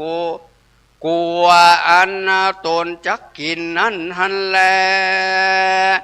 อันว่าเข้าขอห้องโภชนาอาหารอันตนควรกินนั่นแลอันมันก็เต้าว่าเป็นสาหามกะจมสิ่งเดียวบ่เหือแล้วยังประโยชนะปายนาสังสักอันนั้นแลอันใดสังสักอันนั้นแลเป็นดังโภชนะอาหารอันใดตานั้นก็อาจจักว่าเพื่อว่าจักมาบังเกิดหือได้ เป็นภาละอานิสงส์อันมากนักคือว่าจักใดเสวยยังยาสาสัมปติพร้อมสัมปติพร้อมด้วยทิพย์ทั้งหลายมีในเมืองฟ้าและเมืองโคนมีพญาจักมีเป็นพันมีพญาจักกวัตติราชเป็นตนและพญาอินทราธิราชตนเป็นเจ้าภาพตนเป็นเจ้าภาพฟ้าสองสวรรค์และสัมปติทิพย์อันเป็นตีแล้วมีมหาเนรปานเจ้าเป็นสุปายหันและตัสมิงคาเนเหตุดังอ่านตานังอันวาตานั้นลาบุกะละผู้ใดมีพญาปาทนามะไคได้ยังสัมปติทิพย์อันมีในเมืองโคนพ่อมากับมหาเนรปานเป็นตีแล้วก็เปิงสละใจจอยังเข้าของเป็นตาลแก่บุคคลอื่นด้วยใจชื่นยินดีอันบุคคลนั้นควรหับเอายังของตานั้นตนตานั้นแลอันว่าตานอันนั้นสัตตาโพโธมีภาละอานิสงส์ได้หลายร้อยหลายปานมากนักในอาจารย์ทั้งหลายบ่อาจจักนับด้วยกำลังแห่งตานันแลอานิสังสาราอันใดอันเป็นทิฏฐธรรมเวทิตานิยะอุปาติกาเวทนิยาและอัปปารปาเวทนิยาพามผู้เวทนิยกรรมวิปาติก็เกิดมีปาละอันอาจจักกรรมจูตนตัวไปใจฮือได้ถึงมหาเนรปานั้นเป็นโลกุตตะสุขยิ่งกว่าสุขทั้งหลายทั้งมวลเอตมะทังวาจาละกะตัวเวทิตาตานะโกก็บ่ถอยคืนแต่ตานะปาละมีธรรมแม่นาว่าน้อยหนึ่งก็บ่มีปัญโยจานะโดยโลกิญะสัมปติอันเป็นเต้าพระอันเปเห็นเต้า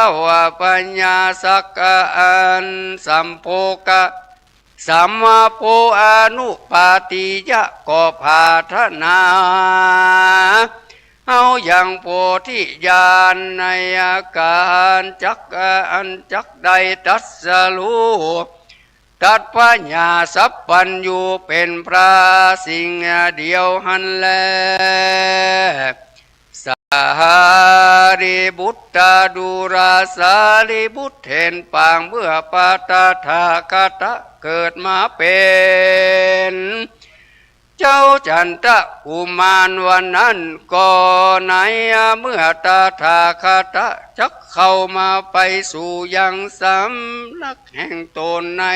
บ้านจันทธาละตีนั้นก็แต่งแปรแห่งยังเข้าน้ำโภชนาหารอันปานิระอันควรเกี่ยวควรกินเสื้อผ้านุ่งผัวใบเข้าของเข้าไปฮือป้อตนจุวันบอกขาดกูก็ได้เสวยสัมปติด้วย จอบธรรม10 ประการเตียนโยมาสักเสริญปกเป่าเตือนท่านก็เตือนจากเจ้าบ้านเจ้าเมืองตั้งหลายได้ตานรักษาศีลภาวนาบ่ขาดบ่ได้ประมาทละสาหาตลาบต่อเต้าอายุแห่งตนกันว่าเมียนาอายุแห่งตนจูได้จุติจะก็เมียนขันว่าเมียนจากอายุแห่งโตโหนจุติตายจากอัตลภาวะอันนี้ก็ได้เอาตนเมื่อเกิดในจันฟ้าเลิศดุสิตาสวรรค์เทวโลกก็มีอันแลส่วนอันว่าลาจาปาลิปาลิบริวารทั้งหลายพวกนั้นอันว่าตั้งอยู่ในกรรมสอนแห่งมหาสัจเจ้านั้นกันว่าเมียนจากอายุจากจุติจะมรณะธรรมก็ได้เอาตนเมื่อเกิดในเทวโลกพุ่นก็มีแลมหาสัจเจ้าเกิดมาปามมาเป็นอย่างตานะปาลามีปังนั่นนะแห่งนักเป็นจาริยาอันทวน7ก็ได้หับรับเสียอย่างประตูอันไปสู่อาบายทั้ง4มีนรกเป็นตนหันแลสัทธามังธรรมเทศนังอาหาริตัวจาตกังสมุทาเนนะโตปะพุทธเจ้าก็ได้จุมนุมหามายังจาตกังอันนี้ยกเอาอาทิเตกาหาเลในจาตปังก่อนมาต่อปัจจุบันอันนี้มาแจ้งแก่จาตุปันนะสัตว์ทั้งหลาย4 ประการหาก็กล่าวเป็นคาถาว่าตถาคันทะหาโลนามะเทวสัตโตอาโหสีโคตมีมหามายาจันโตลาหูลามาตาสุโลลาหูโลเสลาอุปาละวันนาสุโลมาสุโลมาหากัสสะโพปัฏฐาเสโลมหาโมคัลลาโนสุลิโยกุมาโลสาลีบุตโตเสสะพุทธปาลิสาจันทลาจา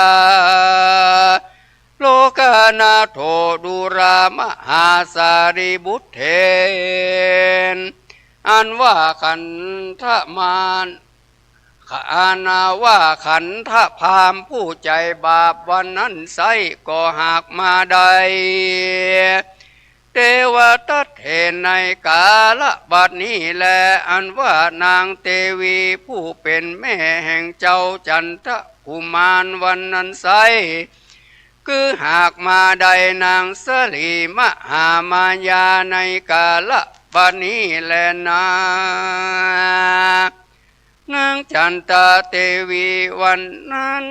ไสก็หากมาได้นางยะโสธลาพิมพาในกาลบัดนี้แลนะวาสุลกุมารตนเป็นลูกวันนั้นไสคือหากมาได้พระหุนเทนในกาลบัดนี้แลนะนางยาสาเสลาวันนั้นคือหากมาได้นางอุบลวันนาเทลีในกาลบัดนี้แลนะส เสสาจนาพุทธบริสปลิสาส่วนอันว่าคนทั้งหลายหญิงใจทั้งมวลทั้งเสนานายอามาตย์ทั้งหลายวันนั้นคือหากมาได้บริษัททั้งสี่มีภิกขุณีอุปาสกะอุปาสิกาแห่งพระตถาคตในกาลบัดนี้แลนะฮะจันทกุมารโรอาหะเมวะโลกานาโทส่วนอันว่าเจ้าจันทกุมารตนประกอบไปด้วยทานศีลปารมีคือว่าใดฮือเข้าของเป็นทานวันละ600,000 เงิน600,000 คำบ่ขาดบ่ประมาทตั้งศีลธรรมสักอัน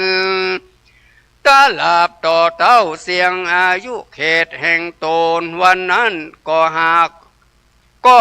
กว่าบ่ใจปุกคาละผู้ใดอื่นหันแล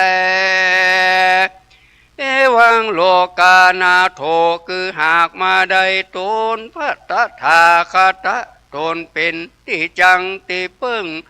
แก่โลกทั้งสามในกาลบัดนี้แลนา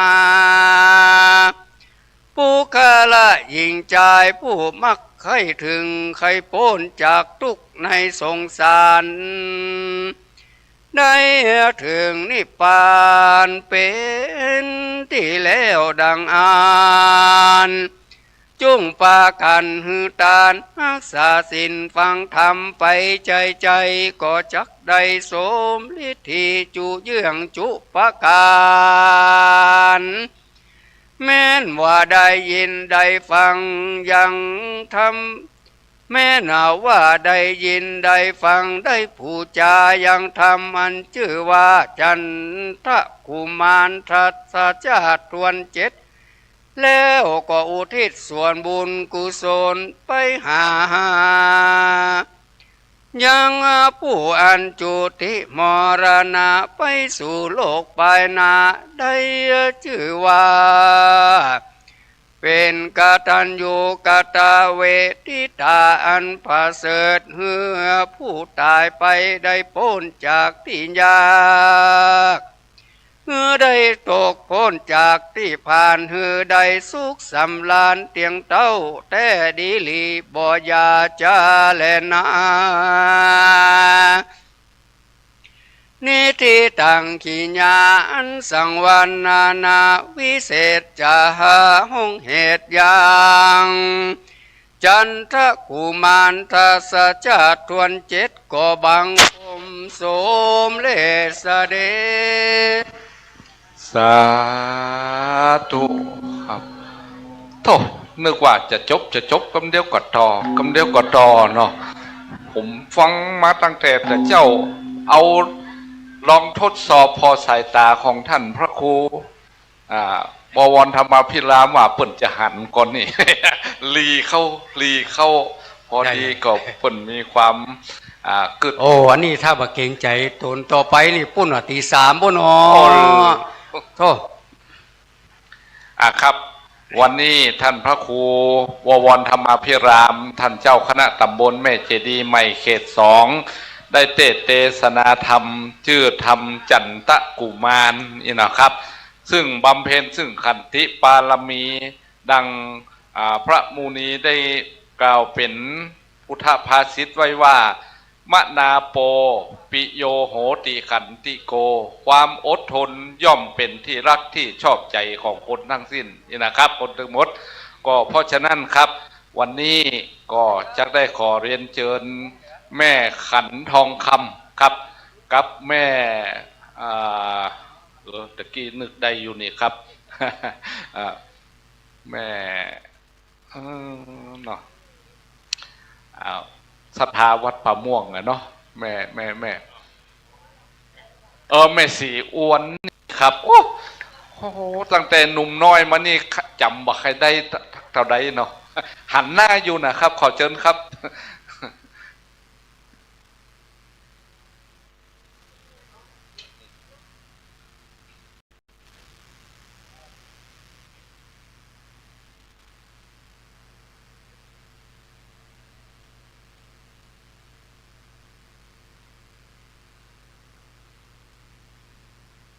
ก็หู้จักกันจัดดีมันลืมไปครับ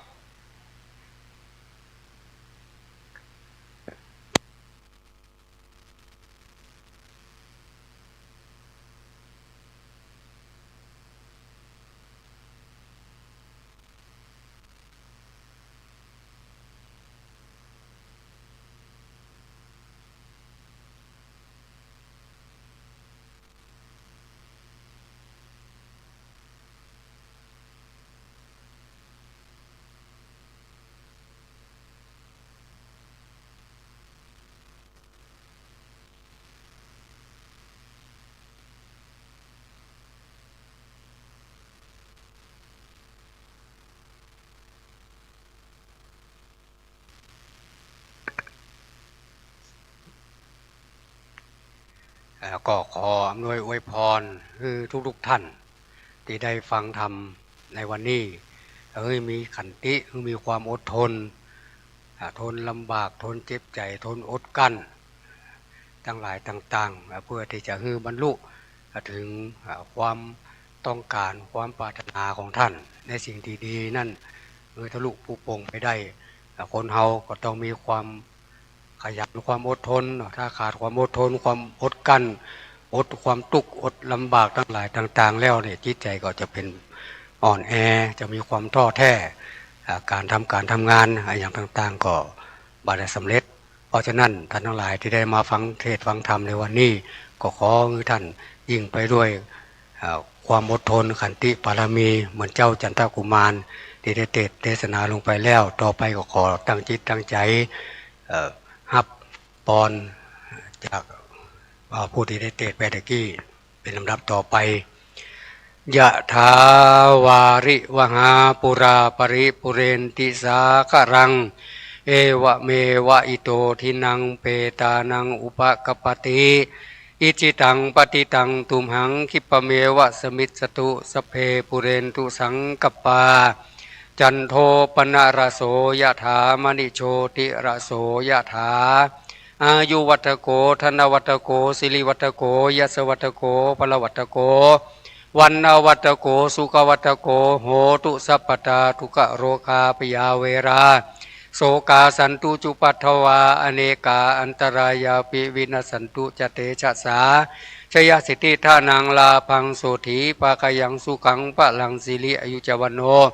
จะโพคังวุถีจะยะสวาสตวสาจะอายุจะชีวสิทธิปวันตุเตสปีติโยวิวัจจันตุสปะโรโควินัสตุมาเตปวัตวันตรโยสุขีทีคายุโกภวะอภิวาตานะสีลิสนิจังวุธาปัจจายโนจัตตารโรธรรมาวัฏันติอายุวันโนสุขังปะลัง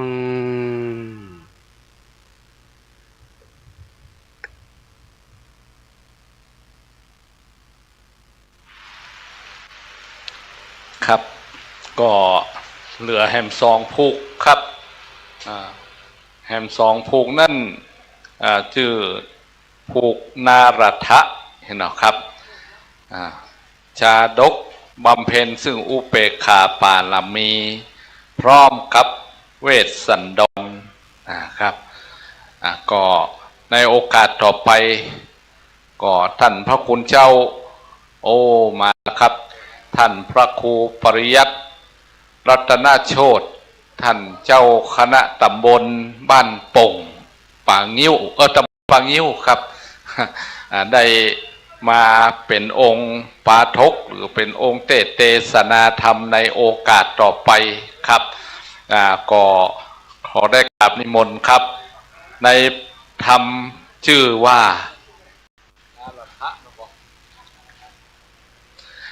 ครับนารถะนี่บำเพ็ญซึ่งอุเปกขาปาลมีครับบ่ยินดี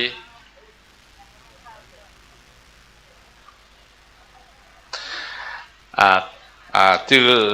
บอกว่าบำเพ็ญอุเบกขาปาลมีบ่ยินดียินให้กับไผ่นะครับ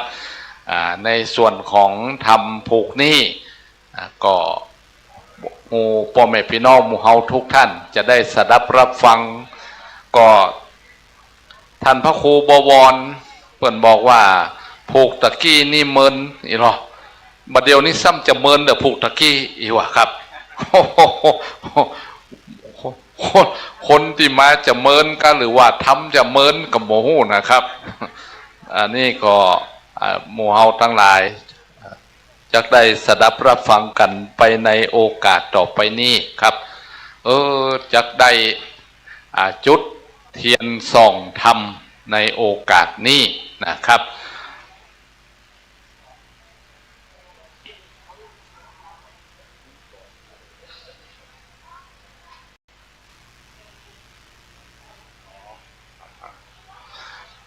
ครับผู้ที่จะได้จุดเทียนส่องธรรมก็ขอเรียนเชิญคุณปกแก้วกันทะลึกครับจะได้เป็นผู้ที่ได้จุดเทียนส่องธรรมในโอกาสต่อไปนี้ครับขอเรียน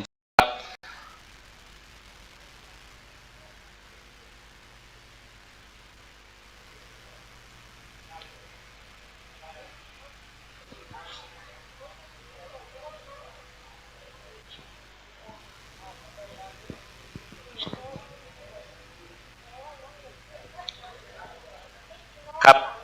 ทำผูกนี้จือนาราธาดังที่นำเรียนพ่อแม่พี่น้องแล้วนะครับก็จักได้เทศนาโดยท่านพระมหาเสาแก้วชุติเมธีหรือท่านพระครูปริยัติรัตนโชตินะครับวัดห้องกูและก็เป็นเจ้าคณะตำบลป่างิ้วจักได้เทศนาให้กับหมู่เฮาทั้งหลายได้รับฟังกันครับ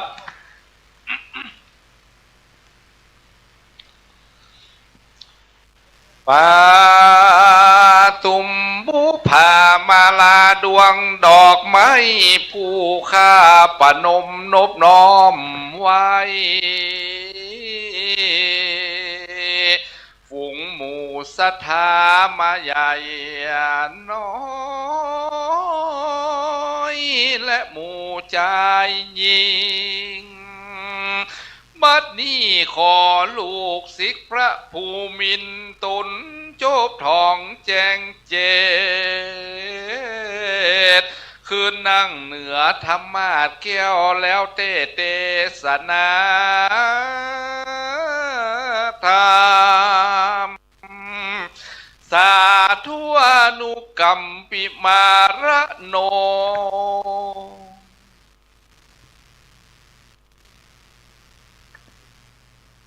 สร้างบุญอยู่ที่ใจพาเราไปในทุกที่ทรัพย์อื่นถึงเรามีทิ้งทันทีเมื่อเราตายทรัพย์อื่นต้องรักษากลัวเขามาลักเอาไปมีมากเป็นทุกข์ใจกลัวคนร้ายมาแย่งชิงแต่บุญไม่กลัวหายเป็นอยู่ตายก็อยู่จริงไม่มีการแย่งชิงเพราะความจริงต้องสร้างเองขอถวายความเคารพพระมหาเถระพระเถรานุเถระเจ้าคณะพระสังฆาธิการขอความผาสุกในธรรมจงมีแก่บรรดาศรัทธาญาติโยมสาธุชนพุทธบริษัททั้งหลายณโอกาสบัดนี้กระผมอาตมาภาพจักได้แสดงธรรมพระเจ้าสิบจาตุภูกที่8ชื่อว่าพระพรหมนารถะซึ่งในธรรมนี้เปิ้นได้บำเพ็ญอุเบกขาบารมีนั่นหมายความว่าพระพุทธเจ้าของเฮาก่อนที่เปิ้นจะได้มาตรัสรู้เป็นพระสัมมาสัมพุทธเจ้าก่อนหน้านั้นเปิ้นได้บำเพ็ญบารมี30 ตัดหรือว่าบารมี10 ตัดก็มีตานะศีลเนกขัมมะปัญญาวิริยะขันติสัจจะอุเบกขาเป็นต้นก่อนที่เปิ้นจะมาเป็นพระพุทธเจ้านั่นเปิ้นเรียกว่าเป็นพระโพธิสัตว์ก็คือบำเพ็ญบารมีอยู่บำเพ็ญบารมีในธรรมที่เทศวันนี้ก็คือบารมี10 ตัดหรือว่าบารมี30 ตัดนะ ถ้า10ตัดก็อย่างตาวาตะกี้ถ้าบารมี30ตัดนี่ฐานะปารมีฐานะอุปปารมีฐานะปรมัตถปารมีกลัวจะได้มาเป็นพระพุทธเจ้าในจาด10จาดสุดท้าย10จาดสุดท้ายตั้งแต่เราฟังมาตั้งแต่เจ้าจนถึงธรรมพวกนี้เป็นธรรมที่8แต่มันมาได้เลี้ยงกันเนาะก็เหลืออีกกันหนึ่งก็คือกันพระเวสสันดรในธรรมนารถะนี้ก็ก่อนอื่นก็ต้องขออนุโมทนากับบรรดาศรัทธาญาติโยมที่ฟังอยู่ที่บ้านตัวทางสถานีวิทยุ 104.5 เมกะเฮิรตซ์วัดฝ่ายหินที่เปิ่นได้นำเสียงนี้ไปถ่ายทอดคือกับบรรดาศรัทธาญาติโยมที่อยู่ทางบ้านทางจองได้สดับรับฟังมาตั้งแต่เจ้าใจเฉพาะแต่นี่เด้ออันนี้ก็ต้องขอบคุณและอนุโมทนากับตั้งเจ้าภาพสถานีซึ่งเปิ่นมาได้ตั้งเครื่องถ่ายทอดตั้งแต่ตะวาอันนี้ก็ต้องขออนุโมทนาโดยแล้วก็ขอสาธุอนุโมทนากับบรรดาศรัทธาญาติโยมที่ฟังอยู่ทางบ้านทางจองโดยฟังอยู่ที่นี่โดยเนาะเอาละเพื่อบ่ให้เสียเวลาทำนี้อาตมาคงจะเทศบ่จบเด้อ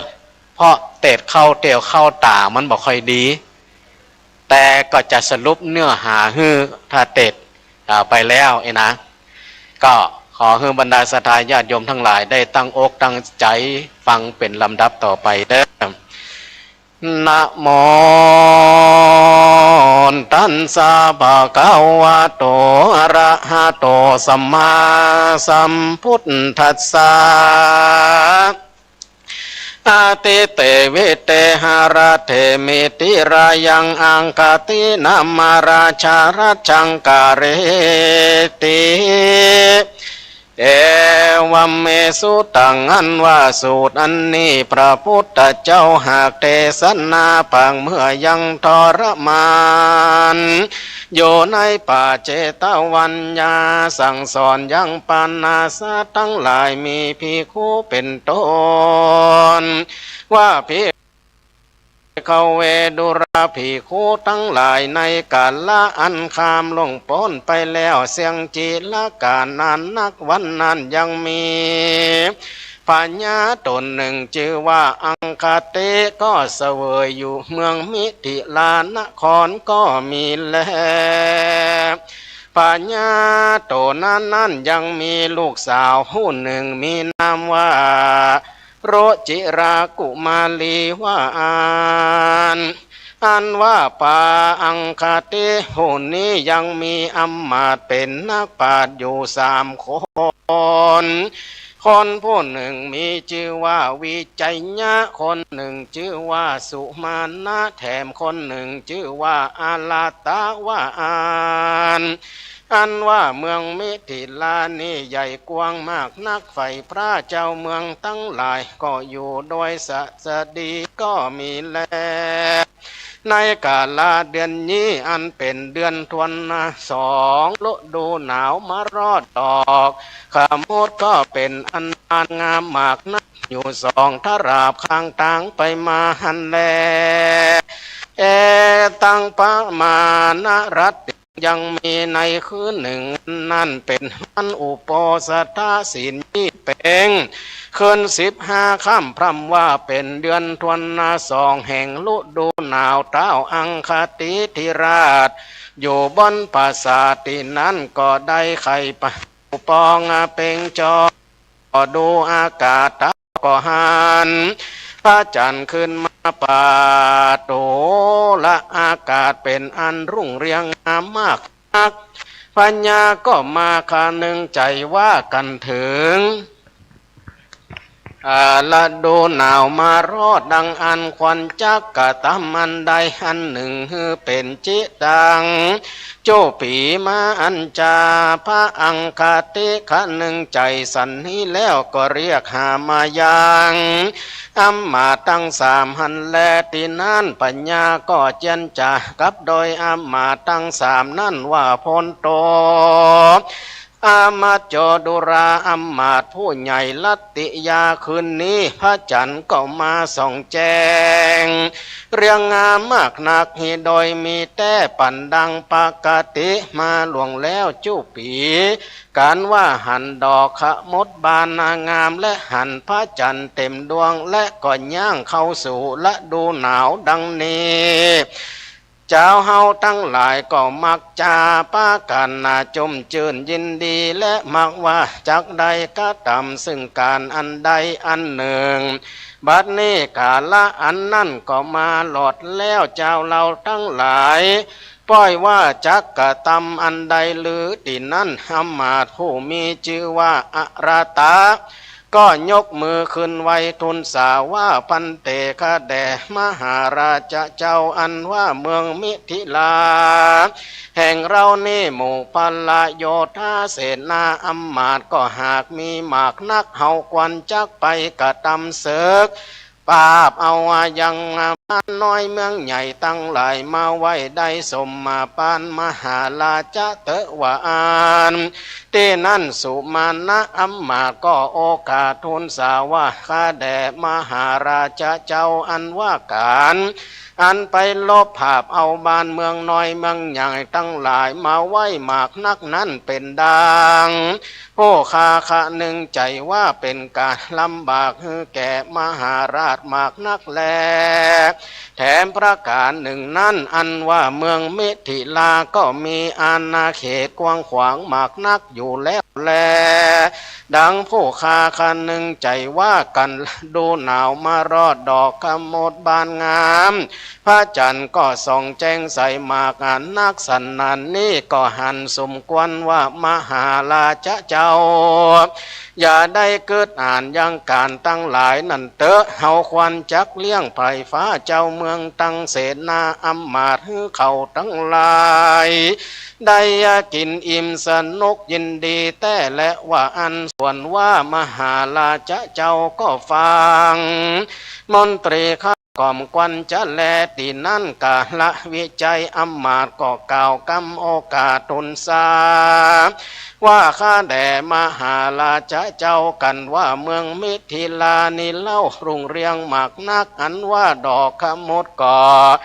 บานนางงามพระจันทร์ก็มาเต็มดวงแถมพระกันหนึ่งและดูหนาวก็มารอดแล้วดังอ่านเป็นดังผู้ข้าขะหนึ่งใจว่าเจ้าเฮาทั้งหลายมีปัญญาเป็นประธานก็สมเปิง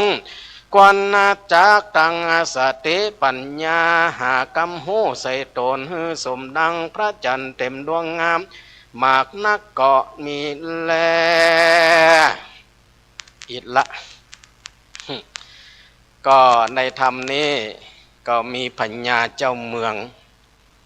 มิถิลาเมืองพญาเจ้าเมืองมิถิลาชื่อว่าอังคติพญาเจ้าเมืองนี่ก็มีลูกสาวคนหนึ่งเป็นผู้มีสติปัญญาเฉลียวฉลาดชื่อว่ารุจิรากุมาลีพญาเจ้าเมืองนี่ก็มีอำมาตย์อยู่3 คนคนหนึ่งชื่อว่าวิจัยยะอีกคนหนึ่งชื่อว่าสุมาณะอีกคนหนึ่งชื่อว่าอาราตะก็เป็นอำมาตย์ที่ปรึกษาของพญาเจ้าเมืองทีนี้พอถึงฤดูเปิ้นว่าจะเข้าฤดูหนาวเดือนยี่เป่งพระจันทร์เป่งเต็มดวงพญาเจ้าเมืองคืนนั้นก็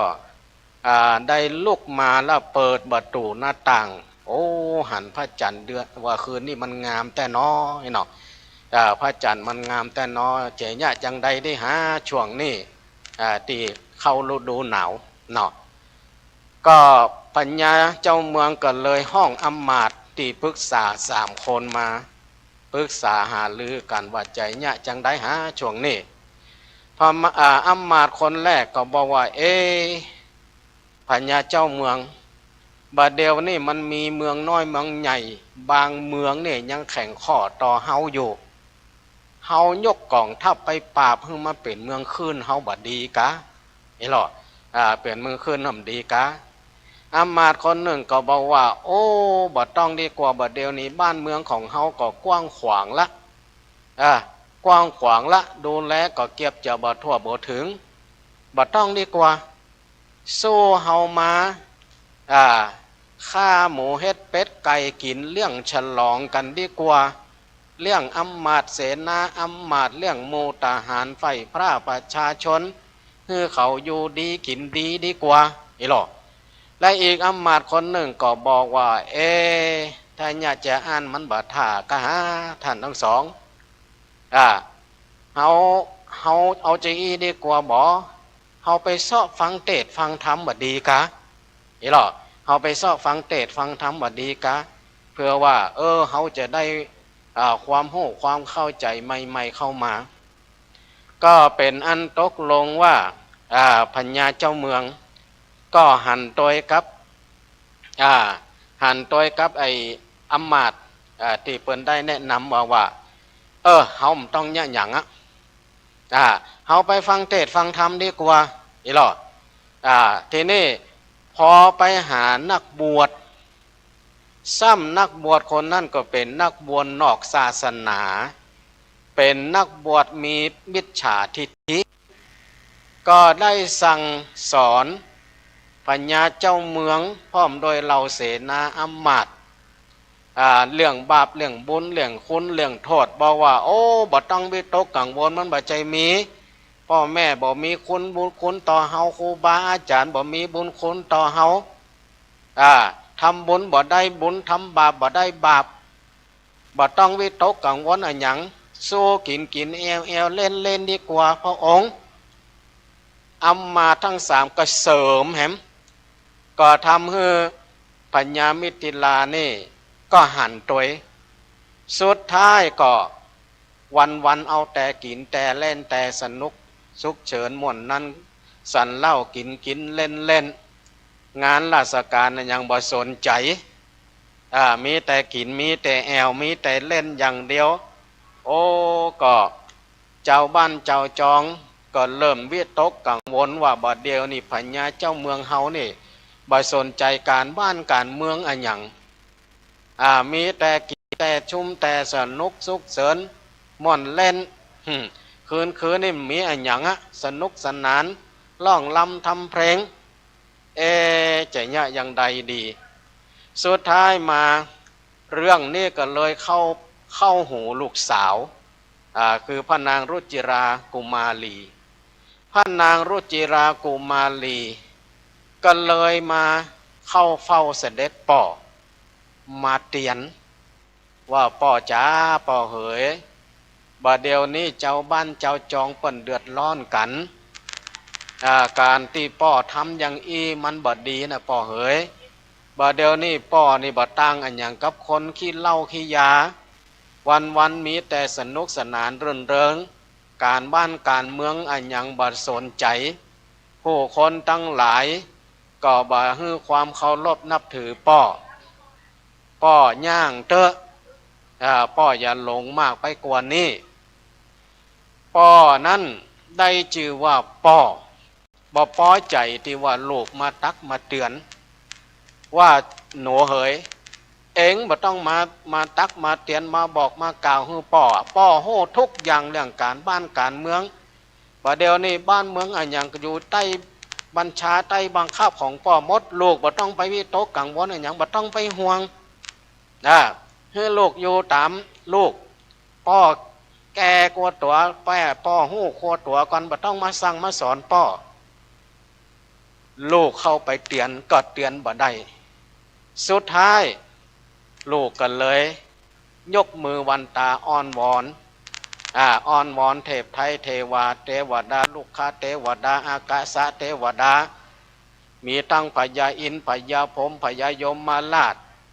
ขอให้ได้รับรู้ข่าวสารของฉันว่าบัดเดี๋ยวนี้ป่อของฉันเนี่ยเป็นเจ้าอี้ไปแล้วขอให้เทพไทยเทวานั้น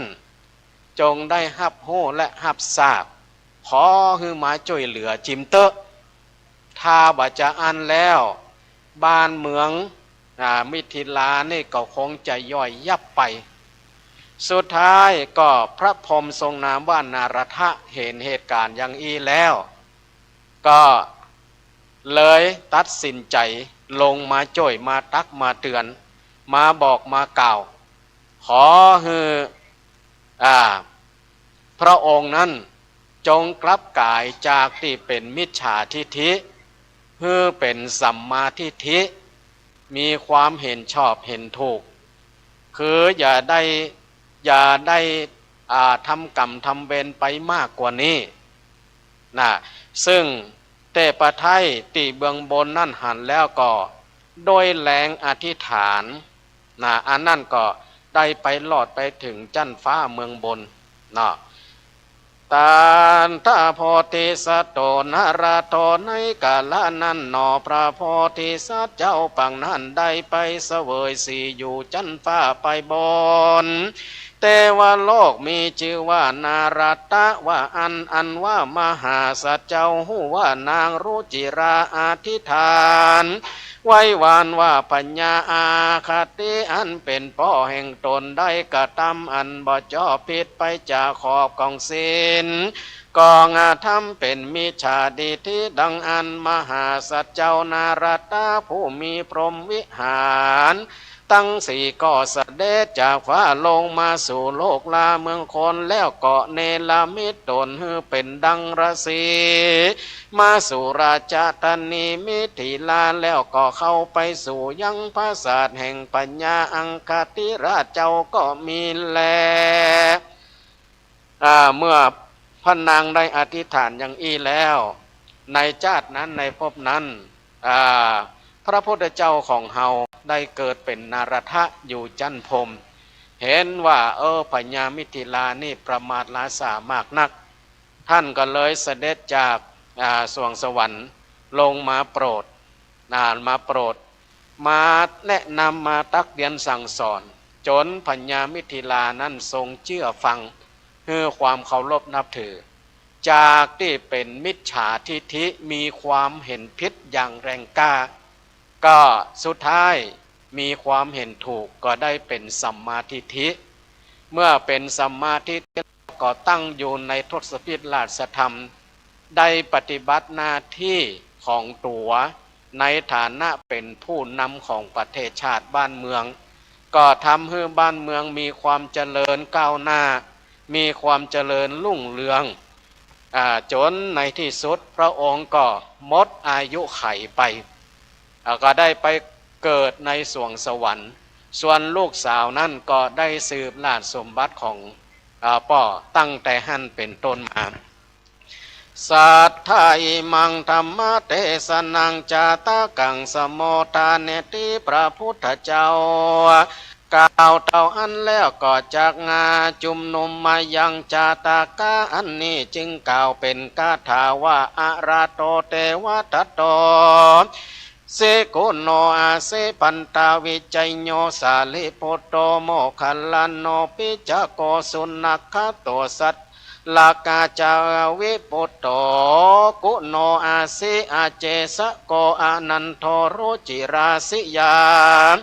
ลาจนังปาสาตมหาพรหมโพธิสัตโตมาราโทอิติ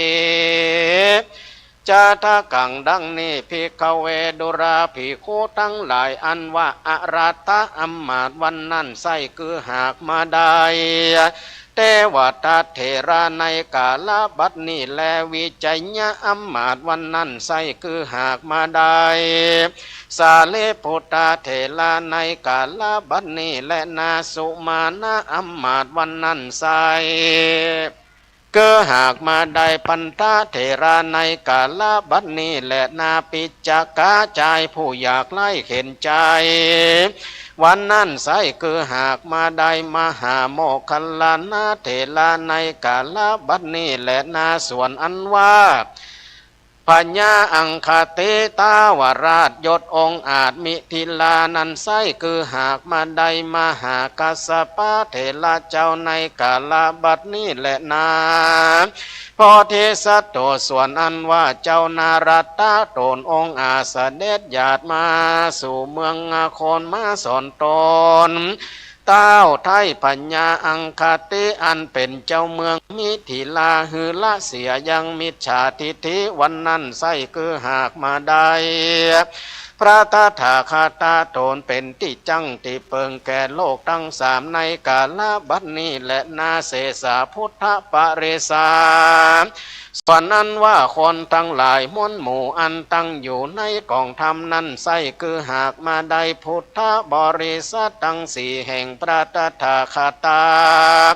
ในกาลบัดนี้และนาตมเหปวันตาศรัทธาทั้งหลายมนหมู่ได้เข้ามาสู่อาราม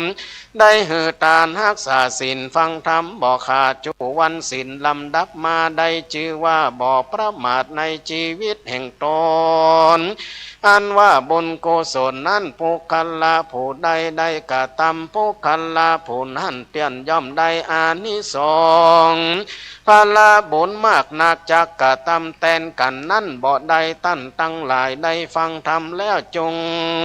สนำจำจือไว้เอาเป็นไม่ไต้สนตัวเก่าฮือใดไปรอดเนละปานดิลีเด็ดเตอแม่นญาติกาพ่อแม่พี่น้องอันตายจากห้องเมืองโคนผู้อยู่ภายหลังได้เอาธรรมาทัสสะจาติตานกำโจศาสนาไปนา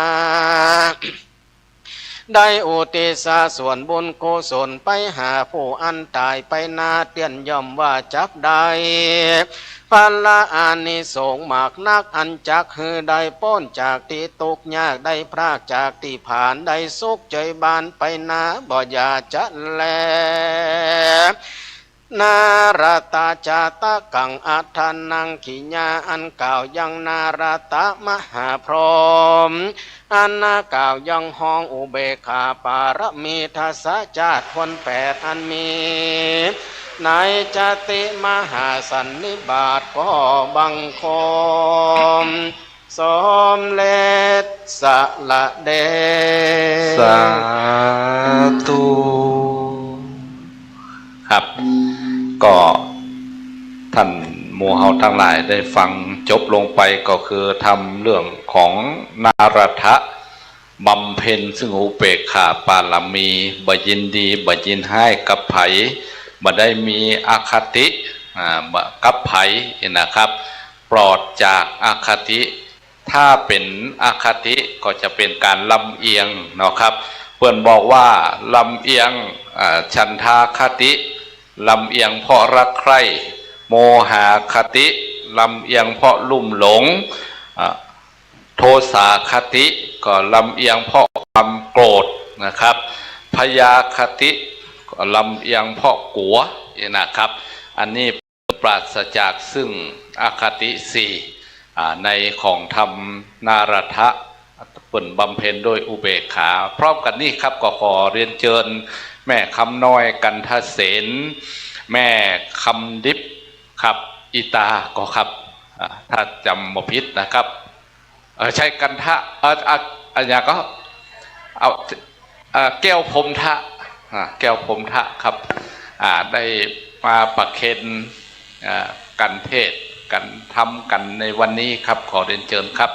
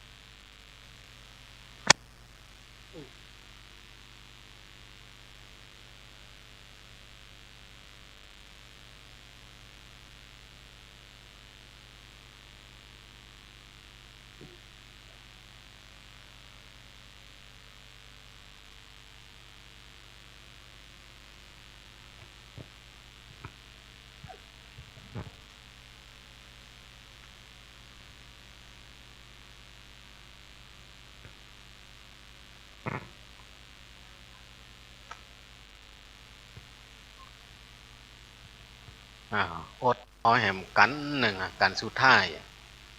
กันสุดท้ายนี่บัดสั้นเหมือนยาวแต่ถ้าสรุปแล้วยาวกว่ากันนี่อีก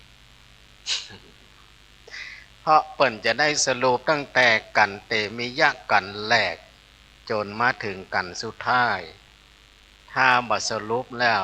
เดี๋ยวเขาจะฟังบ่ฮู้เรื่องต้องตั้งใจฟังแหมกำประมาณ2 ชั่วโมงได้ยะถาวะริวหาภูราปะลิโปเรนติสาคลังเอวะเมวะโตตินังเปตานังอุปกปปติเอชิตังบติตังตุมหังคิปะเมวะสมิชันโตสัพเพโปเรนตุสังกปาจันโทปันนารโสยะถามณิโชติรโสยะถาสัพพิติโยเอวะชันตุสัพพโรโควินาสันตุมาเต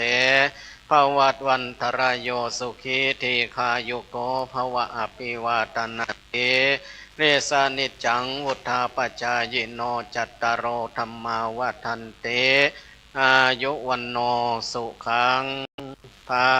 ลัง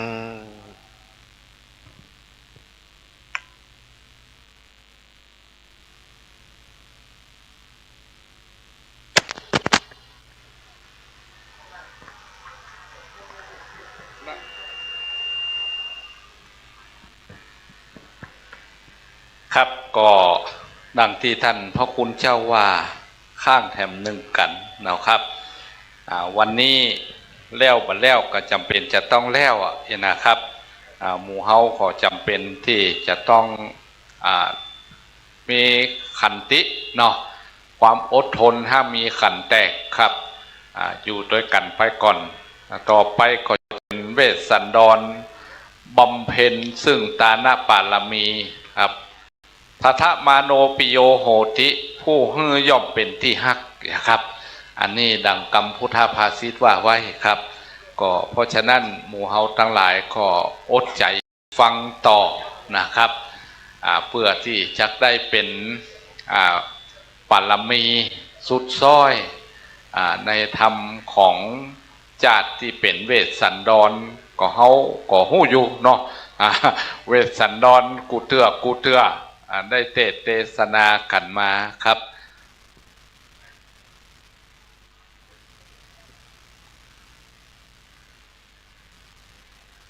แล้วกันต่อไป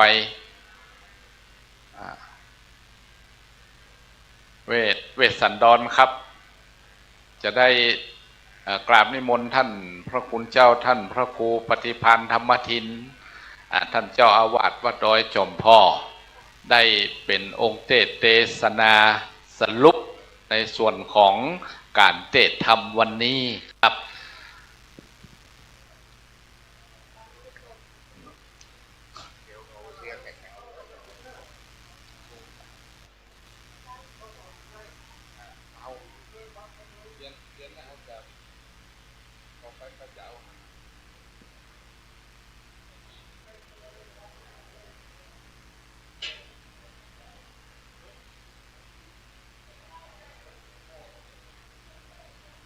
แหมกำแหมเมื่อกี้นาทีครับทางสถานีก็จะตัดไปนะครับ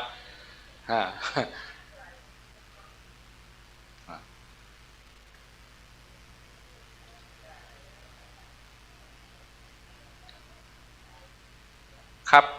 จุดเทียนส่องธรรมในวันนี้ในกันนี้ครับก็ได้ขอเรียนเชิญคุณแม่บัวคำเนาะครับแม่เรือนคำแก้วแปลงจันทร์ครับได้เป็นผู้จุดเทียนส่องธรรมในวันนี้ในกันนี้ครับก็ขอเรียนเชิญครับ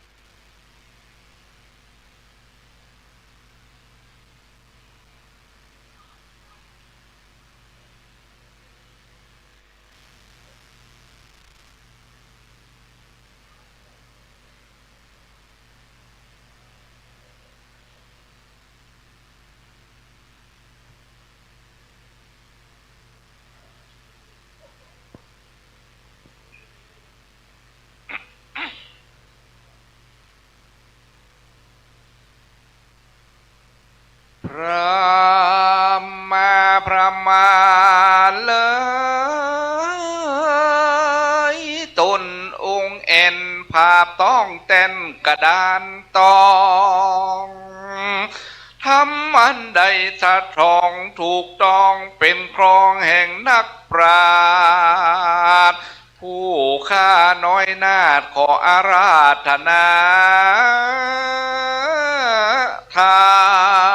มธรรมังธรรมมุตตะมังปัจจังอาราธนังกโรมานะโมตัสสะภะคะวะโตอะระหะโตสัมมาสัมพุทธัสสะสุ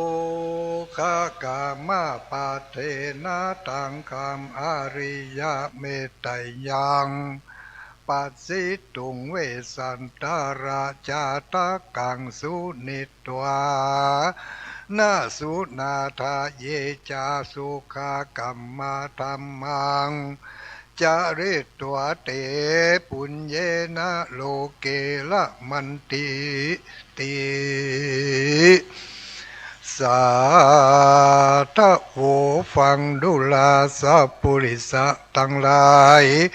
มวลหมู่อันพร้อมนาอยู่ฟังธรรมจุงดาจำที่ถอยยังนาจาตากาสวยเดิมอ่อนชื่อว่ามหาเวสสันดรกันบ่เศร้าอันอาจารย์เจ้าแต่ไทยหากได้สังฆายนาไว้เมินนานอันนำมาจากมุขตะวันคือว่าข้าอุบแก้วแห่งตนผ่านแปวสัพปัญญูเยจนาดังนี้อันว่าคนทั้งหลายน้อยใหญ่มีใจใฝ่กุศลเพื่อได้ความสุขแก่ตนไปนาได้หันพระเจ้าฟ้าอริยเมตไตรจุ้งได้แปลงใจบานแผ่กว้างตกแต่งห่างเครื่องปูจาแล้วฟังธรรมเทศนากันวิเศษชื่อว่ามหาเวสสันตราชโดยใจคบยำบ่ขาดยินดีดังพระมุนีเป็นเจ้าได้เทศนาเล่าแก่คนฝูงใดมีใจสะอาดได้ฟังธรรม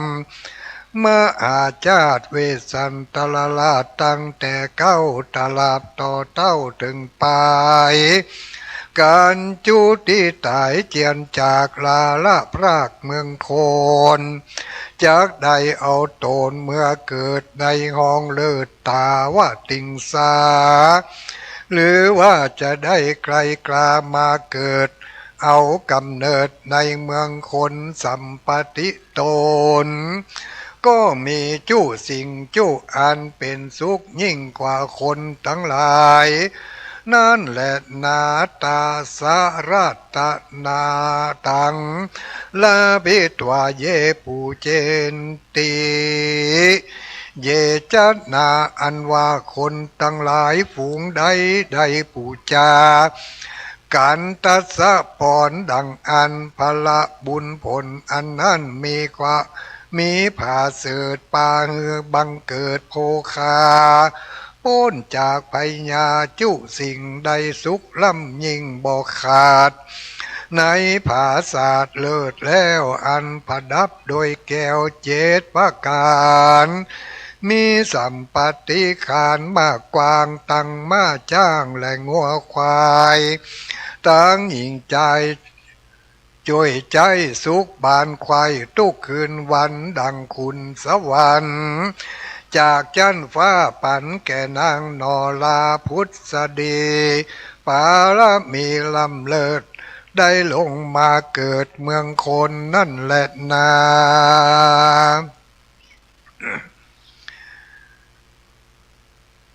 ขอความสุขความเจริญ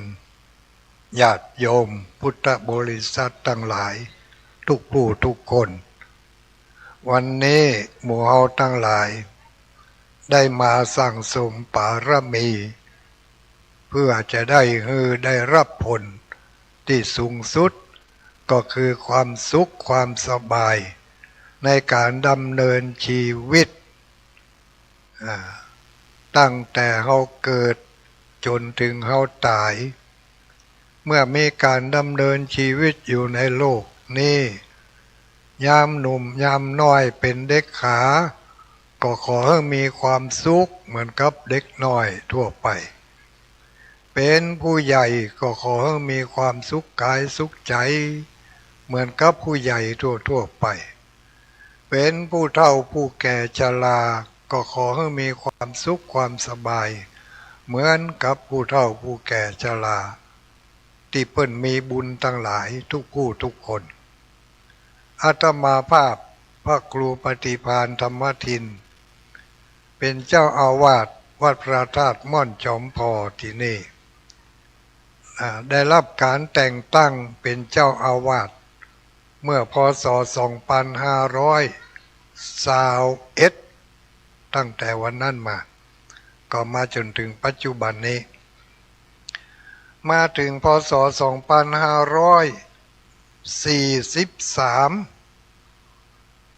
ได้กึดใจฮอดถึงท่านพระครูพิสารนครกิจเพิ่นเคยเป็นอดีตเจ้าอาวาสอยู่ที่นี่เป็นเจ้าคณะอำเภอเวียงป่าเป้าในสมัยนั้นมีอยู่ปีหนึ่งเพิ่นเคยตั้งธรรมมหาจารย์เวสสันดร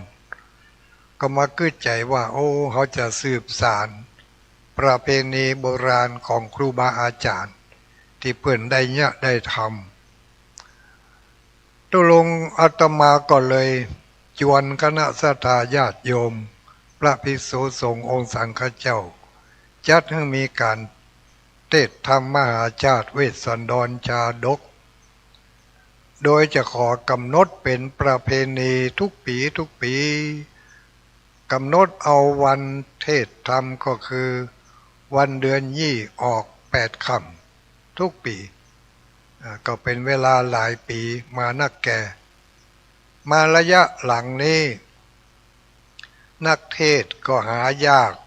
คนฟังก็หาบ่ง่ายก็มันจะได้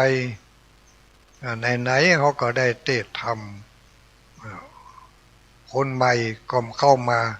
คนเก่าก็ยังทรงอยู่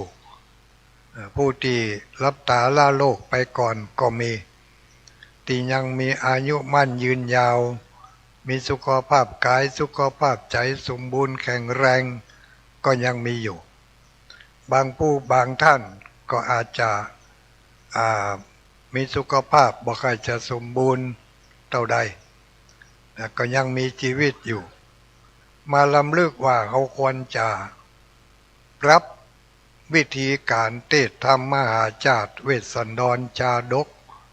หลายขวบหลายปีผ่านมาก็เลย มีอยู่ปีหนึ่งก็เลยเทศน์ธรรมจัตตาปีอันนี้มันก็เป็นฮีตของคนเมืองเฮาโอ้ยแม่โอ้ยทั้งหลายคนเมืองเฮามีธรรมจัตตาทำจัตตานี่ทำจัตตาวันเกิดก็มีนะทำจัตตาวันเกิดทำจัตตาเดือนเกิดก็มีทำจัตตาปีเกิดก็มีแต่ละปีแต่ละวันแต่ละเดือนก็มีธรรมประจำตัวประจำใจประจำชีวิตของเราปีที่แล้วนี่ก็เลยคิดใจได้ว่าเขาจะปรับจากการเทศน์มหาชาติเวสสันดรจะมายกเอาการเทศน์ธรรมจัตตาปีเกิดก็เทศน์ไปจบไปแล้ว1 ปีมาถึงปีนี้แถมมาคิดใจได้ว่าองค์สมเด็จพระสัมมาสัมพุทธเจ้าของเรานี้เพิ่นได้บำเพ็ญบุญญาบารมีมาถ้านับเป็นวันเวลาแล้วก็ตั้งแต่4 อสงไขยแสนมหากัปนับเป็นปีนะ 4อสงไขยปีอสงไขยก็คือหมูต้นหมูปลายเจ้านายไปหู้กี่ปีบ่หู้อีนะปลายแฮมแสนกับกว่าจะได้เป็นพระสัมมาสัมพุทธเจ้าเปิ่นทนทุกข์ทรมานเปิ่นมีความสะดวกสบายในแต่ละชาติที่เกิดมาก็คือใจว่าเขาจะมาลำลึกนึกถึงปุญญาบารมีของพระสัมมาสัมพุทธเจ้าที่เปิ้นได้เป็นพระโพธิสัตว์บำเพ็ญบารมีแต่ละชาติเขาก็จะได้ปูชาปุญญาบารมีของเปิ้นโดยการมาได้จวนกันฟังธรรมแต่ละชาติสุดท้าย10ชาติสุดท้ายนับย้อนตั้งแต่ชาติมหาเวสสันดรขึ้นไปจนถึงชาติของเตมิยะกุมารได้10ชาติสุดท้ายนอกจากนั้นนอกจาก10ชาตินี้แล้วเพิ่งก็ได้เกิดเวียนว่ายตายเกิดอยู่ในวัฏสงสารเนี่ยบางชาติก็ได้เกิดเป็นคนบางชาติก็ได้เกิดเป็นสัตว์บางชาติก็ได้เกิดเป็นเทวบุตรเทวดาเป็นพญาอินทร์ก็มีไปเกิดเป็นพรหมก็มีแต่ละที่เพิ่นไปเกิดนั่นเพิ่นก็ได้ไปสร้างบารมีจนแก่กล้ามาถึงชาติสุดท้ายก็คือชาติพระมหาเวสสันดรพระมหาเวสสันดรนี่เป็นชาติสุดท้ายได้บำเพ็ญตานะบารมีจนแก่งอมแก่กล้าแล้วเมื่อตายจากพระเวสสันดรแล้วพระเวสสันดรมีอายุ120 ปีนะพอเพิ่นตายแล้วก็ได้ไปเกิดยังบนสวรรค์ชั้นดุสิตเป็นดุสิตเทพบุตรไปอยู่สวรรค์ชั้นดุสิตอยู่หลายขวบหลายปีแล้วก็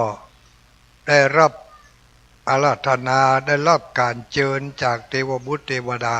พญาอินทร์พญาพรหมทั้งหลายเชิญให้มาเกิดมาปฏิสนธิในเมืองมนุษย์ใน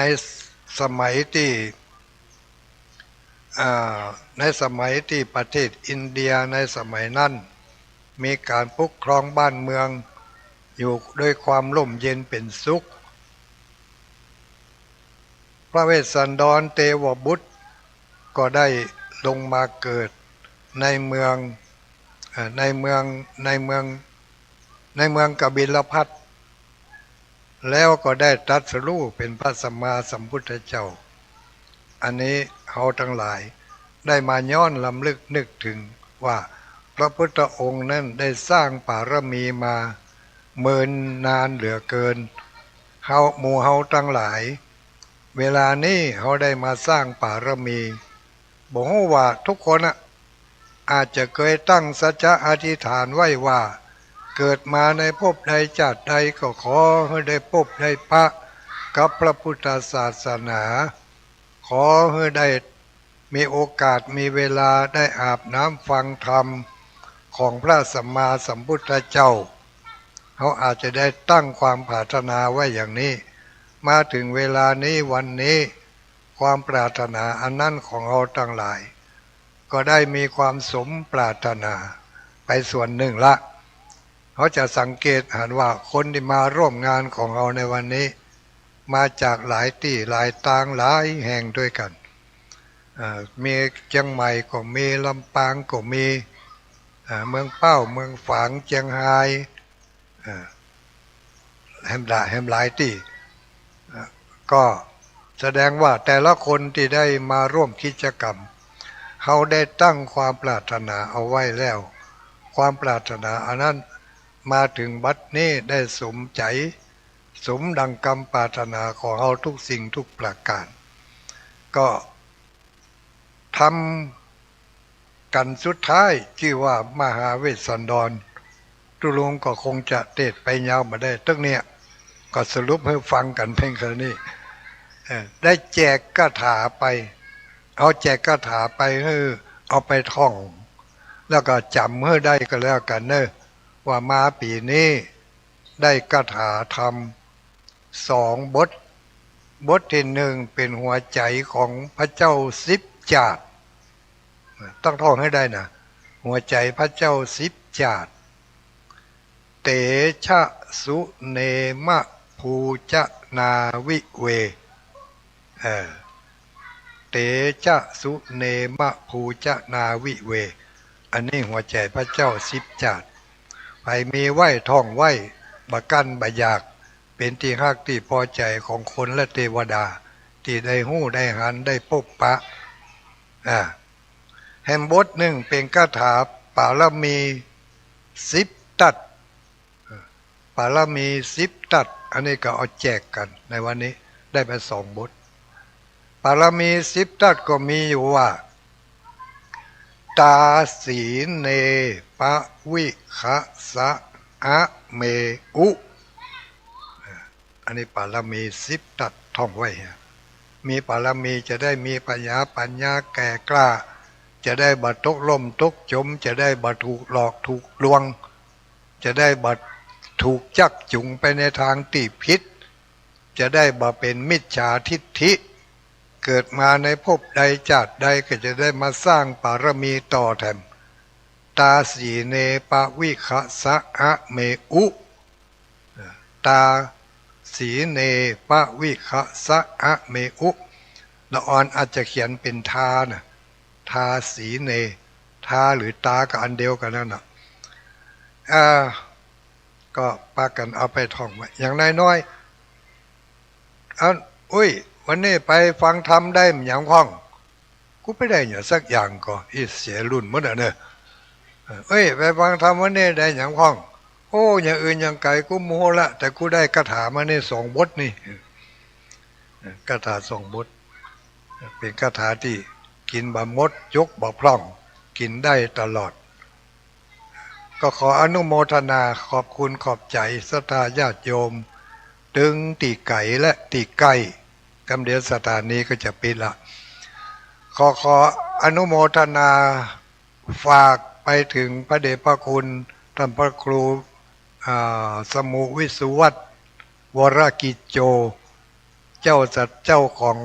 สถานีวิทยุคลื่นวัดฝ่ายหิน 104.50 ก็เนาะ104ที่ได้ฟังกันทั่วบ้านทั่วเมืองมาเดี๋ยวนี้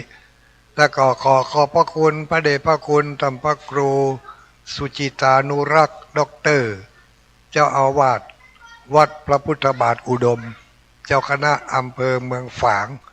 เพิ่งก็ได้ก็สัญญาณจากคลื่นสีขาวไปกระจายไปออกไปทั่วทุกหมู่บ้านแต่เจ้ามีคนมารายงานมาว่าตุลุงส่งแอปไปว่าให้ฟังตังนี่เนอะนี่นะแต่พอดีเพิ่งก็ฮับแล้วเพิ่งบอกว่าตังวัดพระบาทอุดมเพิ่งก็รับการถ่ายทอดรู้เพิ่งมาได้ถ่ายทอดบาดายพระเดชพระคุณก็ยังร่วมทำบุญมากับหมู่เฮาทั้งหลายแถมหลายบาทได้มาร่วมทำบุญกับหมู่เฮาทั้งหลายโดยแล้วก็คณะสัตยาติโยมที่ได้ให้ได้หอมผ่านมาทางแอปก็ดีผ่านมาทางธนาคารก็ดีก็ขออนุโมทนาในส่วนบุญส่วนกุศลของสัตยาติโยมทั้งหลายที่ได้ให้ได้หอมร่วมสมทบในการสร้างปารมีในครั้งนี้ก็ขอความสุขความเจริญความปราศจากทุกโศกโรคภัยไข้พยาธิปรารถนาสิ่งหนึ่งอันใดที่เป็นไปโดยชอบประกอบไปด้วยความถูกต้องและดีงามขอความปรารถนาอันนั้นจงสำเร็จแก่ท่านทั้งหลายทุกผู้ทุกคนสุดท้ายนี้ขอขอบคุณทีมงานของท่านอาจารย์มหาสมชาติชาตปัญโยที่มาช่วยประดับประดาตกแต่งเวทีให้อย่างดีขอขอบคุณเจ้าหน้าที่ที่มาทำการถ่ายทอดสัญญาณในวันนี้ก็กลับไปด้วยความรู้รอดปลอดภัยเจริญรุ่งเรืองในภาระหน้าที่การงาน เหมือนกันกูผู้กูคนแต่สนาวาสานเนธรรมเทศนา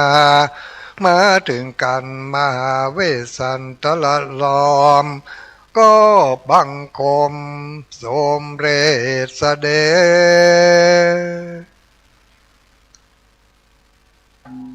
กินข้าวกันเฮเนอร์เห็นสักกำยุงจะนักละครับก็มาถึงสุดท้ายนี่เนาะครับเนาะจะได้มีการประเคนกันเทศก็ขอเรียนเชิญแม่เพ็ญศรีหาเงินแม่จันเพ็งสุวรรณดีได้มาประเคนกันเทศในที่ค้ากาละวันนี้ครับ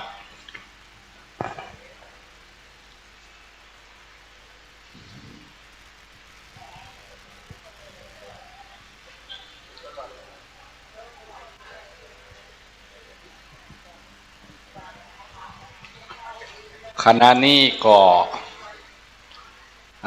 ผู้ที่มาได้รับเชิญก็มานะครับแวดหวันกับหมู่เฮานี่ดีบดีก็ทำให้เขาอยู่ครับ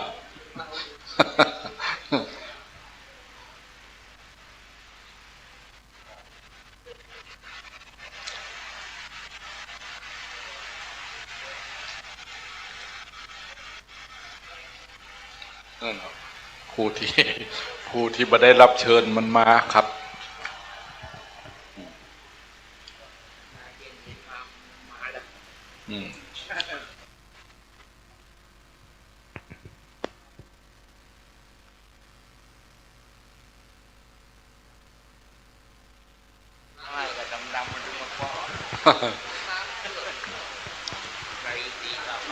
เอวังโหตุสัมปติสามิดีและอาจารย์ในวันนี้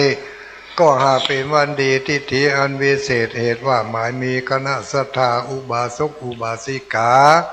นักศีลนักบุญทั้งหลายได้พากันน้อมจิตน้อมใจเข้าสู่ประเพณีการตั้งธรรมมาจุจอดหอดถึงเติงตันในที่ข้ากาลบัดนี้กุศลบุญแย่ร้อยสีวันนี้มีมากกว้างเหลือแหล่ตันทั้งหลายจุ่งได้พากันเผื่อแผ่ไปถึงเทวบุตรเทวดาแม่นางธรณีเจ้าตีตนจำบุญและจำบาปตนรักษาน้ำตนหยาดหมายตานและเผื่อแผ่ไปถึงลูกขเทวดาปปตาเทวดาอากาศทเทวดาพูดผีปีศาจที่ตายไล่ญาติขาดมิตรจุผู้จุคนจุถัวจุตนเพื่อแผ่ไปถึงแก่เจ้ากรรมนายเวรและสัตว์สภาวะสัตว์พ่อเกิดแม่เกิดของตนขอให้ได้กุศลผลบุญวันนี้ได้องค์พวกยกย้ายค่ายจากตียากภาคจากตีทุกข์ให้ได้ถึงตีสุขจุผู้จุคนจุถัวจุตนขอกุศลผลบุญได้กลับมาสัมปิกปากหักษาดลบันดาลให้ท่านทั้งหลายอยู่ที่นี่ก็ดีอยู่ทั้งบ้านทั้งจอมก็ดีก็ขอให้ได้มีอายุวันนาสุขภาละภาสจากทุกโศกโรคภัยใกล้ปัญญา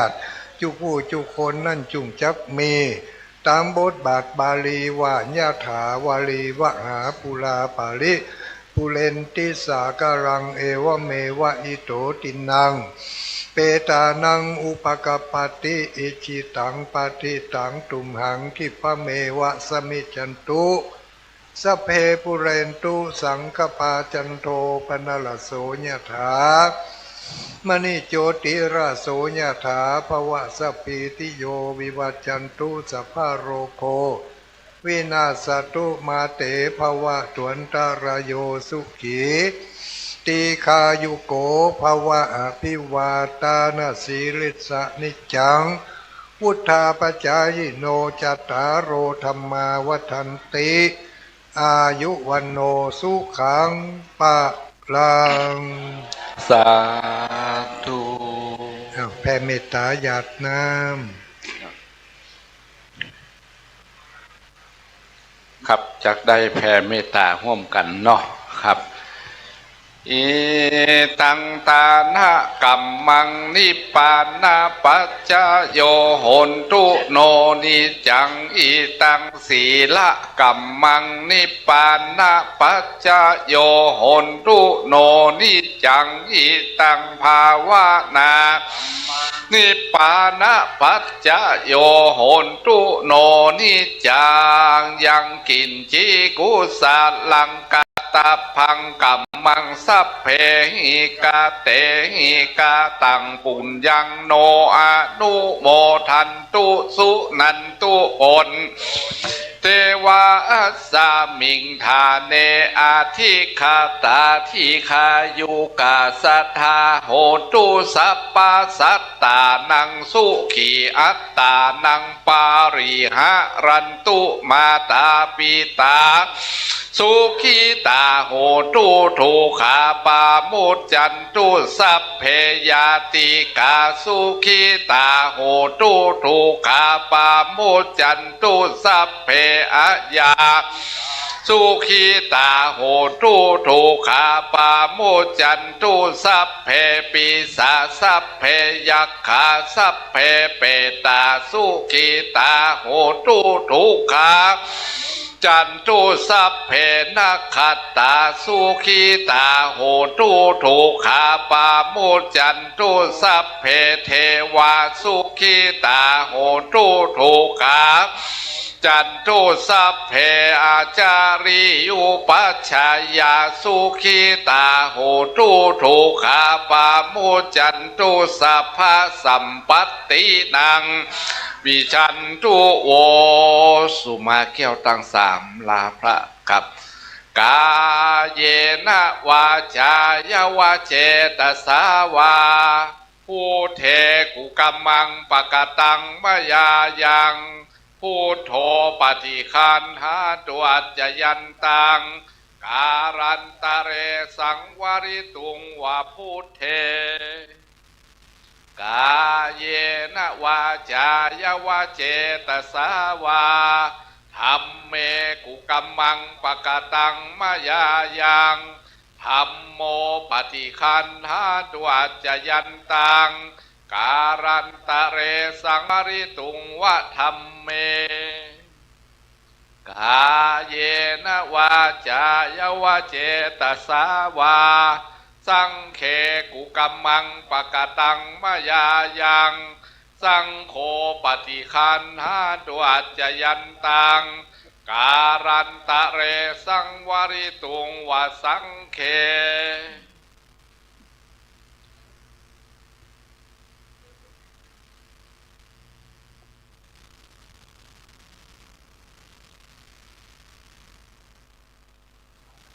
พอได้วันตาหลวงในกรรมละเศษสากอวันตาขมาพระเถระครับวันทามีผู้ทังสัพพังเมโทสังฆามาทาเมพันเตวันทามีธรรมังสัพพังเมโทสังฆามาทาเมวันทามิสังฆังสัพพังเมโทสังฆามาทาเมพันเตวันทามิคาลุอุปชายาจาริเยสัพพังเมโทสังฆามาทาเมพันเตวันทามิกัมมัฏฐานังสัพพังเมโทสังฆามาทาเมพันเตวันทามิอาราเมพัทธาสีมายังสัพพังเมโทสังฆามาทาเมพันเตวันทามิเจติยังสัพพังสัพพัทธาเนสุปฏิทิตาสารีราธาตุมหาโพธิงพุทธาลูปังสกาลังสัทธานาคะโลเกชัมโลเกพรัมมะโลเกชัมปูทิเปลังกาทิเปสาลีลาธาตุโยเกสาธาตุโยอาราหันตาธาตุโยเจติย ยังคันธาปูติงจาตุราเสติสาหัสเสธรรมขันเทสัพเพสังปาทะเจติยังอาหังวันตามิสัพพะโสธรรมาพระสงฆ์ครับอุกาสาวันทามิพันเตสัพพังอปาราทังขมาทุโนพันเตมะยากตังปุญญังสามินาอนุโมทิตัพพังสามินากตังปุญญังไมหังทาตัพพังสาธุสาธุอนุโมทามิสาธุถ้ามหาสมชาติเอานั่นไปพบมือไปไหนหน่อยต้องตั้งอกตั้งใจแต่เจ้าผมไปไหนกันแล้วเอาครับในขณะที่กำลังจะเอาบาตรเอาอย่างนี้ใส่น้ำพุทธมนต์เนาะก็เฮากล่าวกำลาพระก่อนเนาะครับหันทัทานีมะยังพันเตอาปุชฌามาพาหูกิจามะยังพาหูการานิยายัตสถานิตุมเหกาลังมัญญาธาสาธุพันเตสาธุพันเตสาธุพันเตเดี๋ยวรับน้ำมนต์ครับเดี๋ยวรับน้ำมนต์อยู่เนอะครับป้อมมีอย่างมาถ่ายกำแล้วน้ำมนต์ไผ่มีขันพวกนี้สลุงสลึงไผ่มีกำลังอุ้มบาดน้อยนี่ก็มั้ง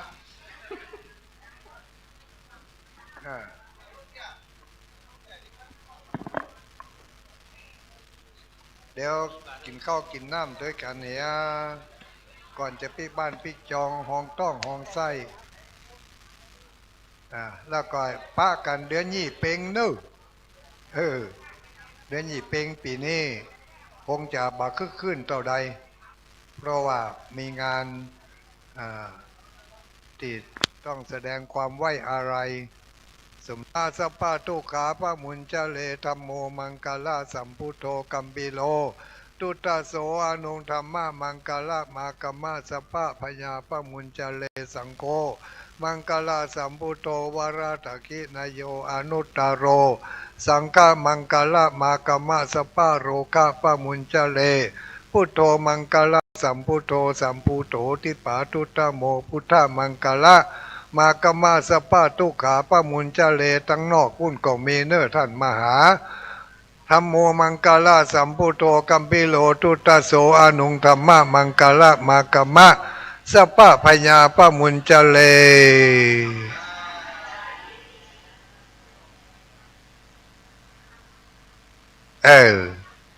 น้ำพระเจ้า10 จาดน้ำมนต์พระเจ้า10 จาด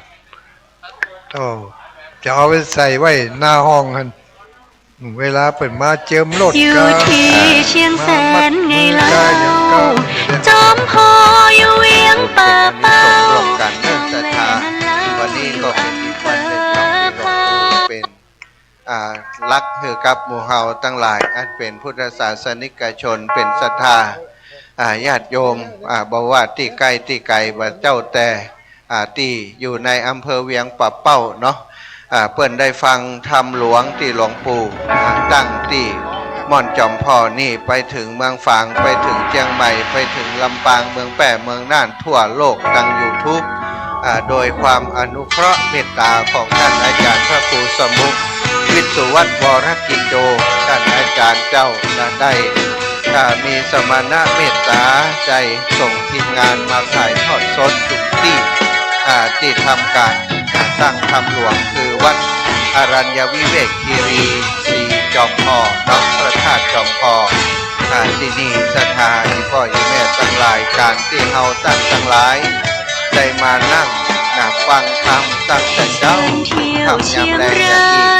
ก็เป็นสิ่งที่หาทำได้โดยยากนะคนที่บ่มีจิตใจนักแน่นบ่มีความอดทนบ่มีขันติบารมีบ่มีวิริยะบารมีบ่มีสัจจะบารมีเนคขมะบารมีก็คงที่แม่ไปกับไผที่แม่เอารถอย่างไปโอ้ได้เนาะคุณทักษะแม่เนอะนะก็เป็นสิ่งที่เป็นบุญเป็นกุศลมากมายศรัทธาพ่อแม่พี่น้องหมู่เฮาบัดนี้เราเวลาของทางสถานีต่างๆก็จะได้เข้าสู่รายการภาคปกติของแต่ละสถานีอาตมาภาพในฐานะเป็นตัวแทนของครูบาอาจารย์รุ่นสีขาวได้มาดูแลการงานของหลวงปู่ตั้งแต่วันที่26จนถึงวันนี้ก็จะได้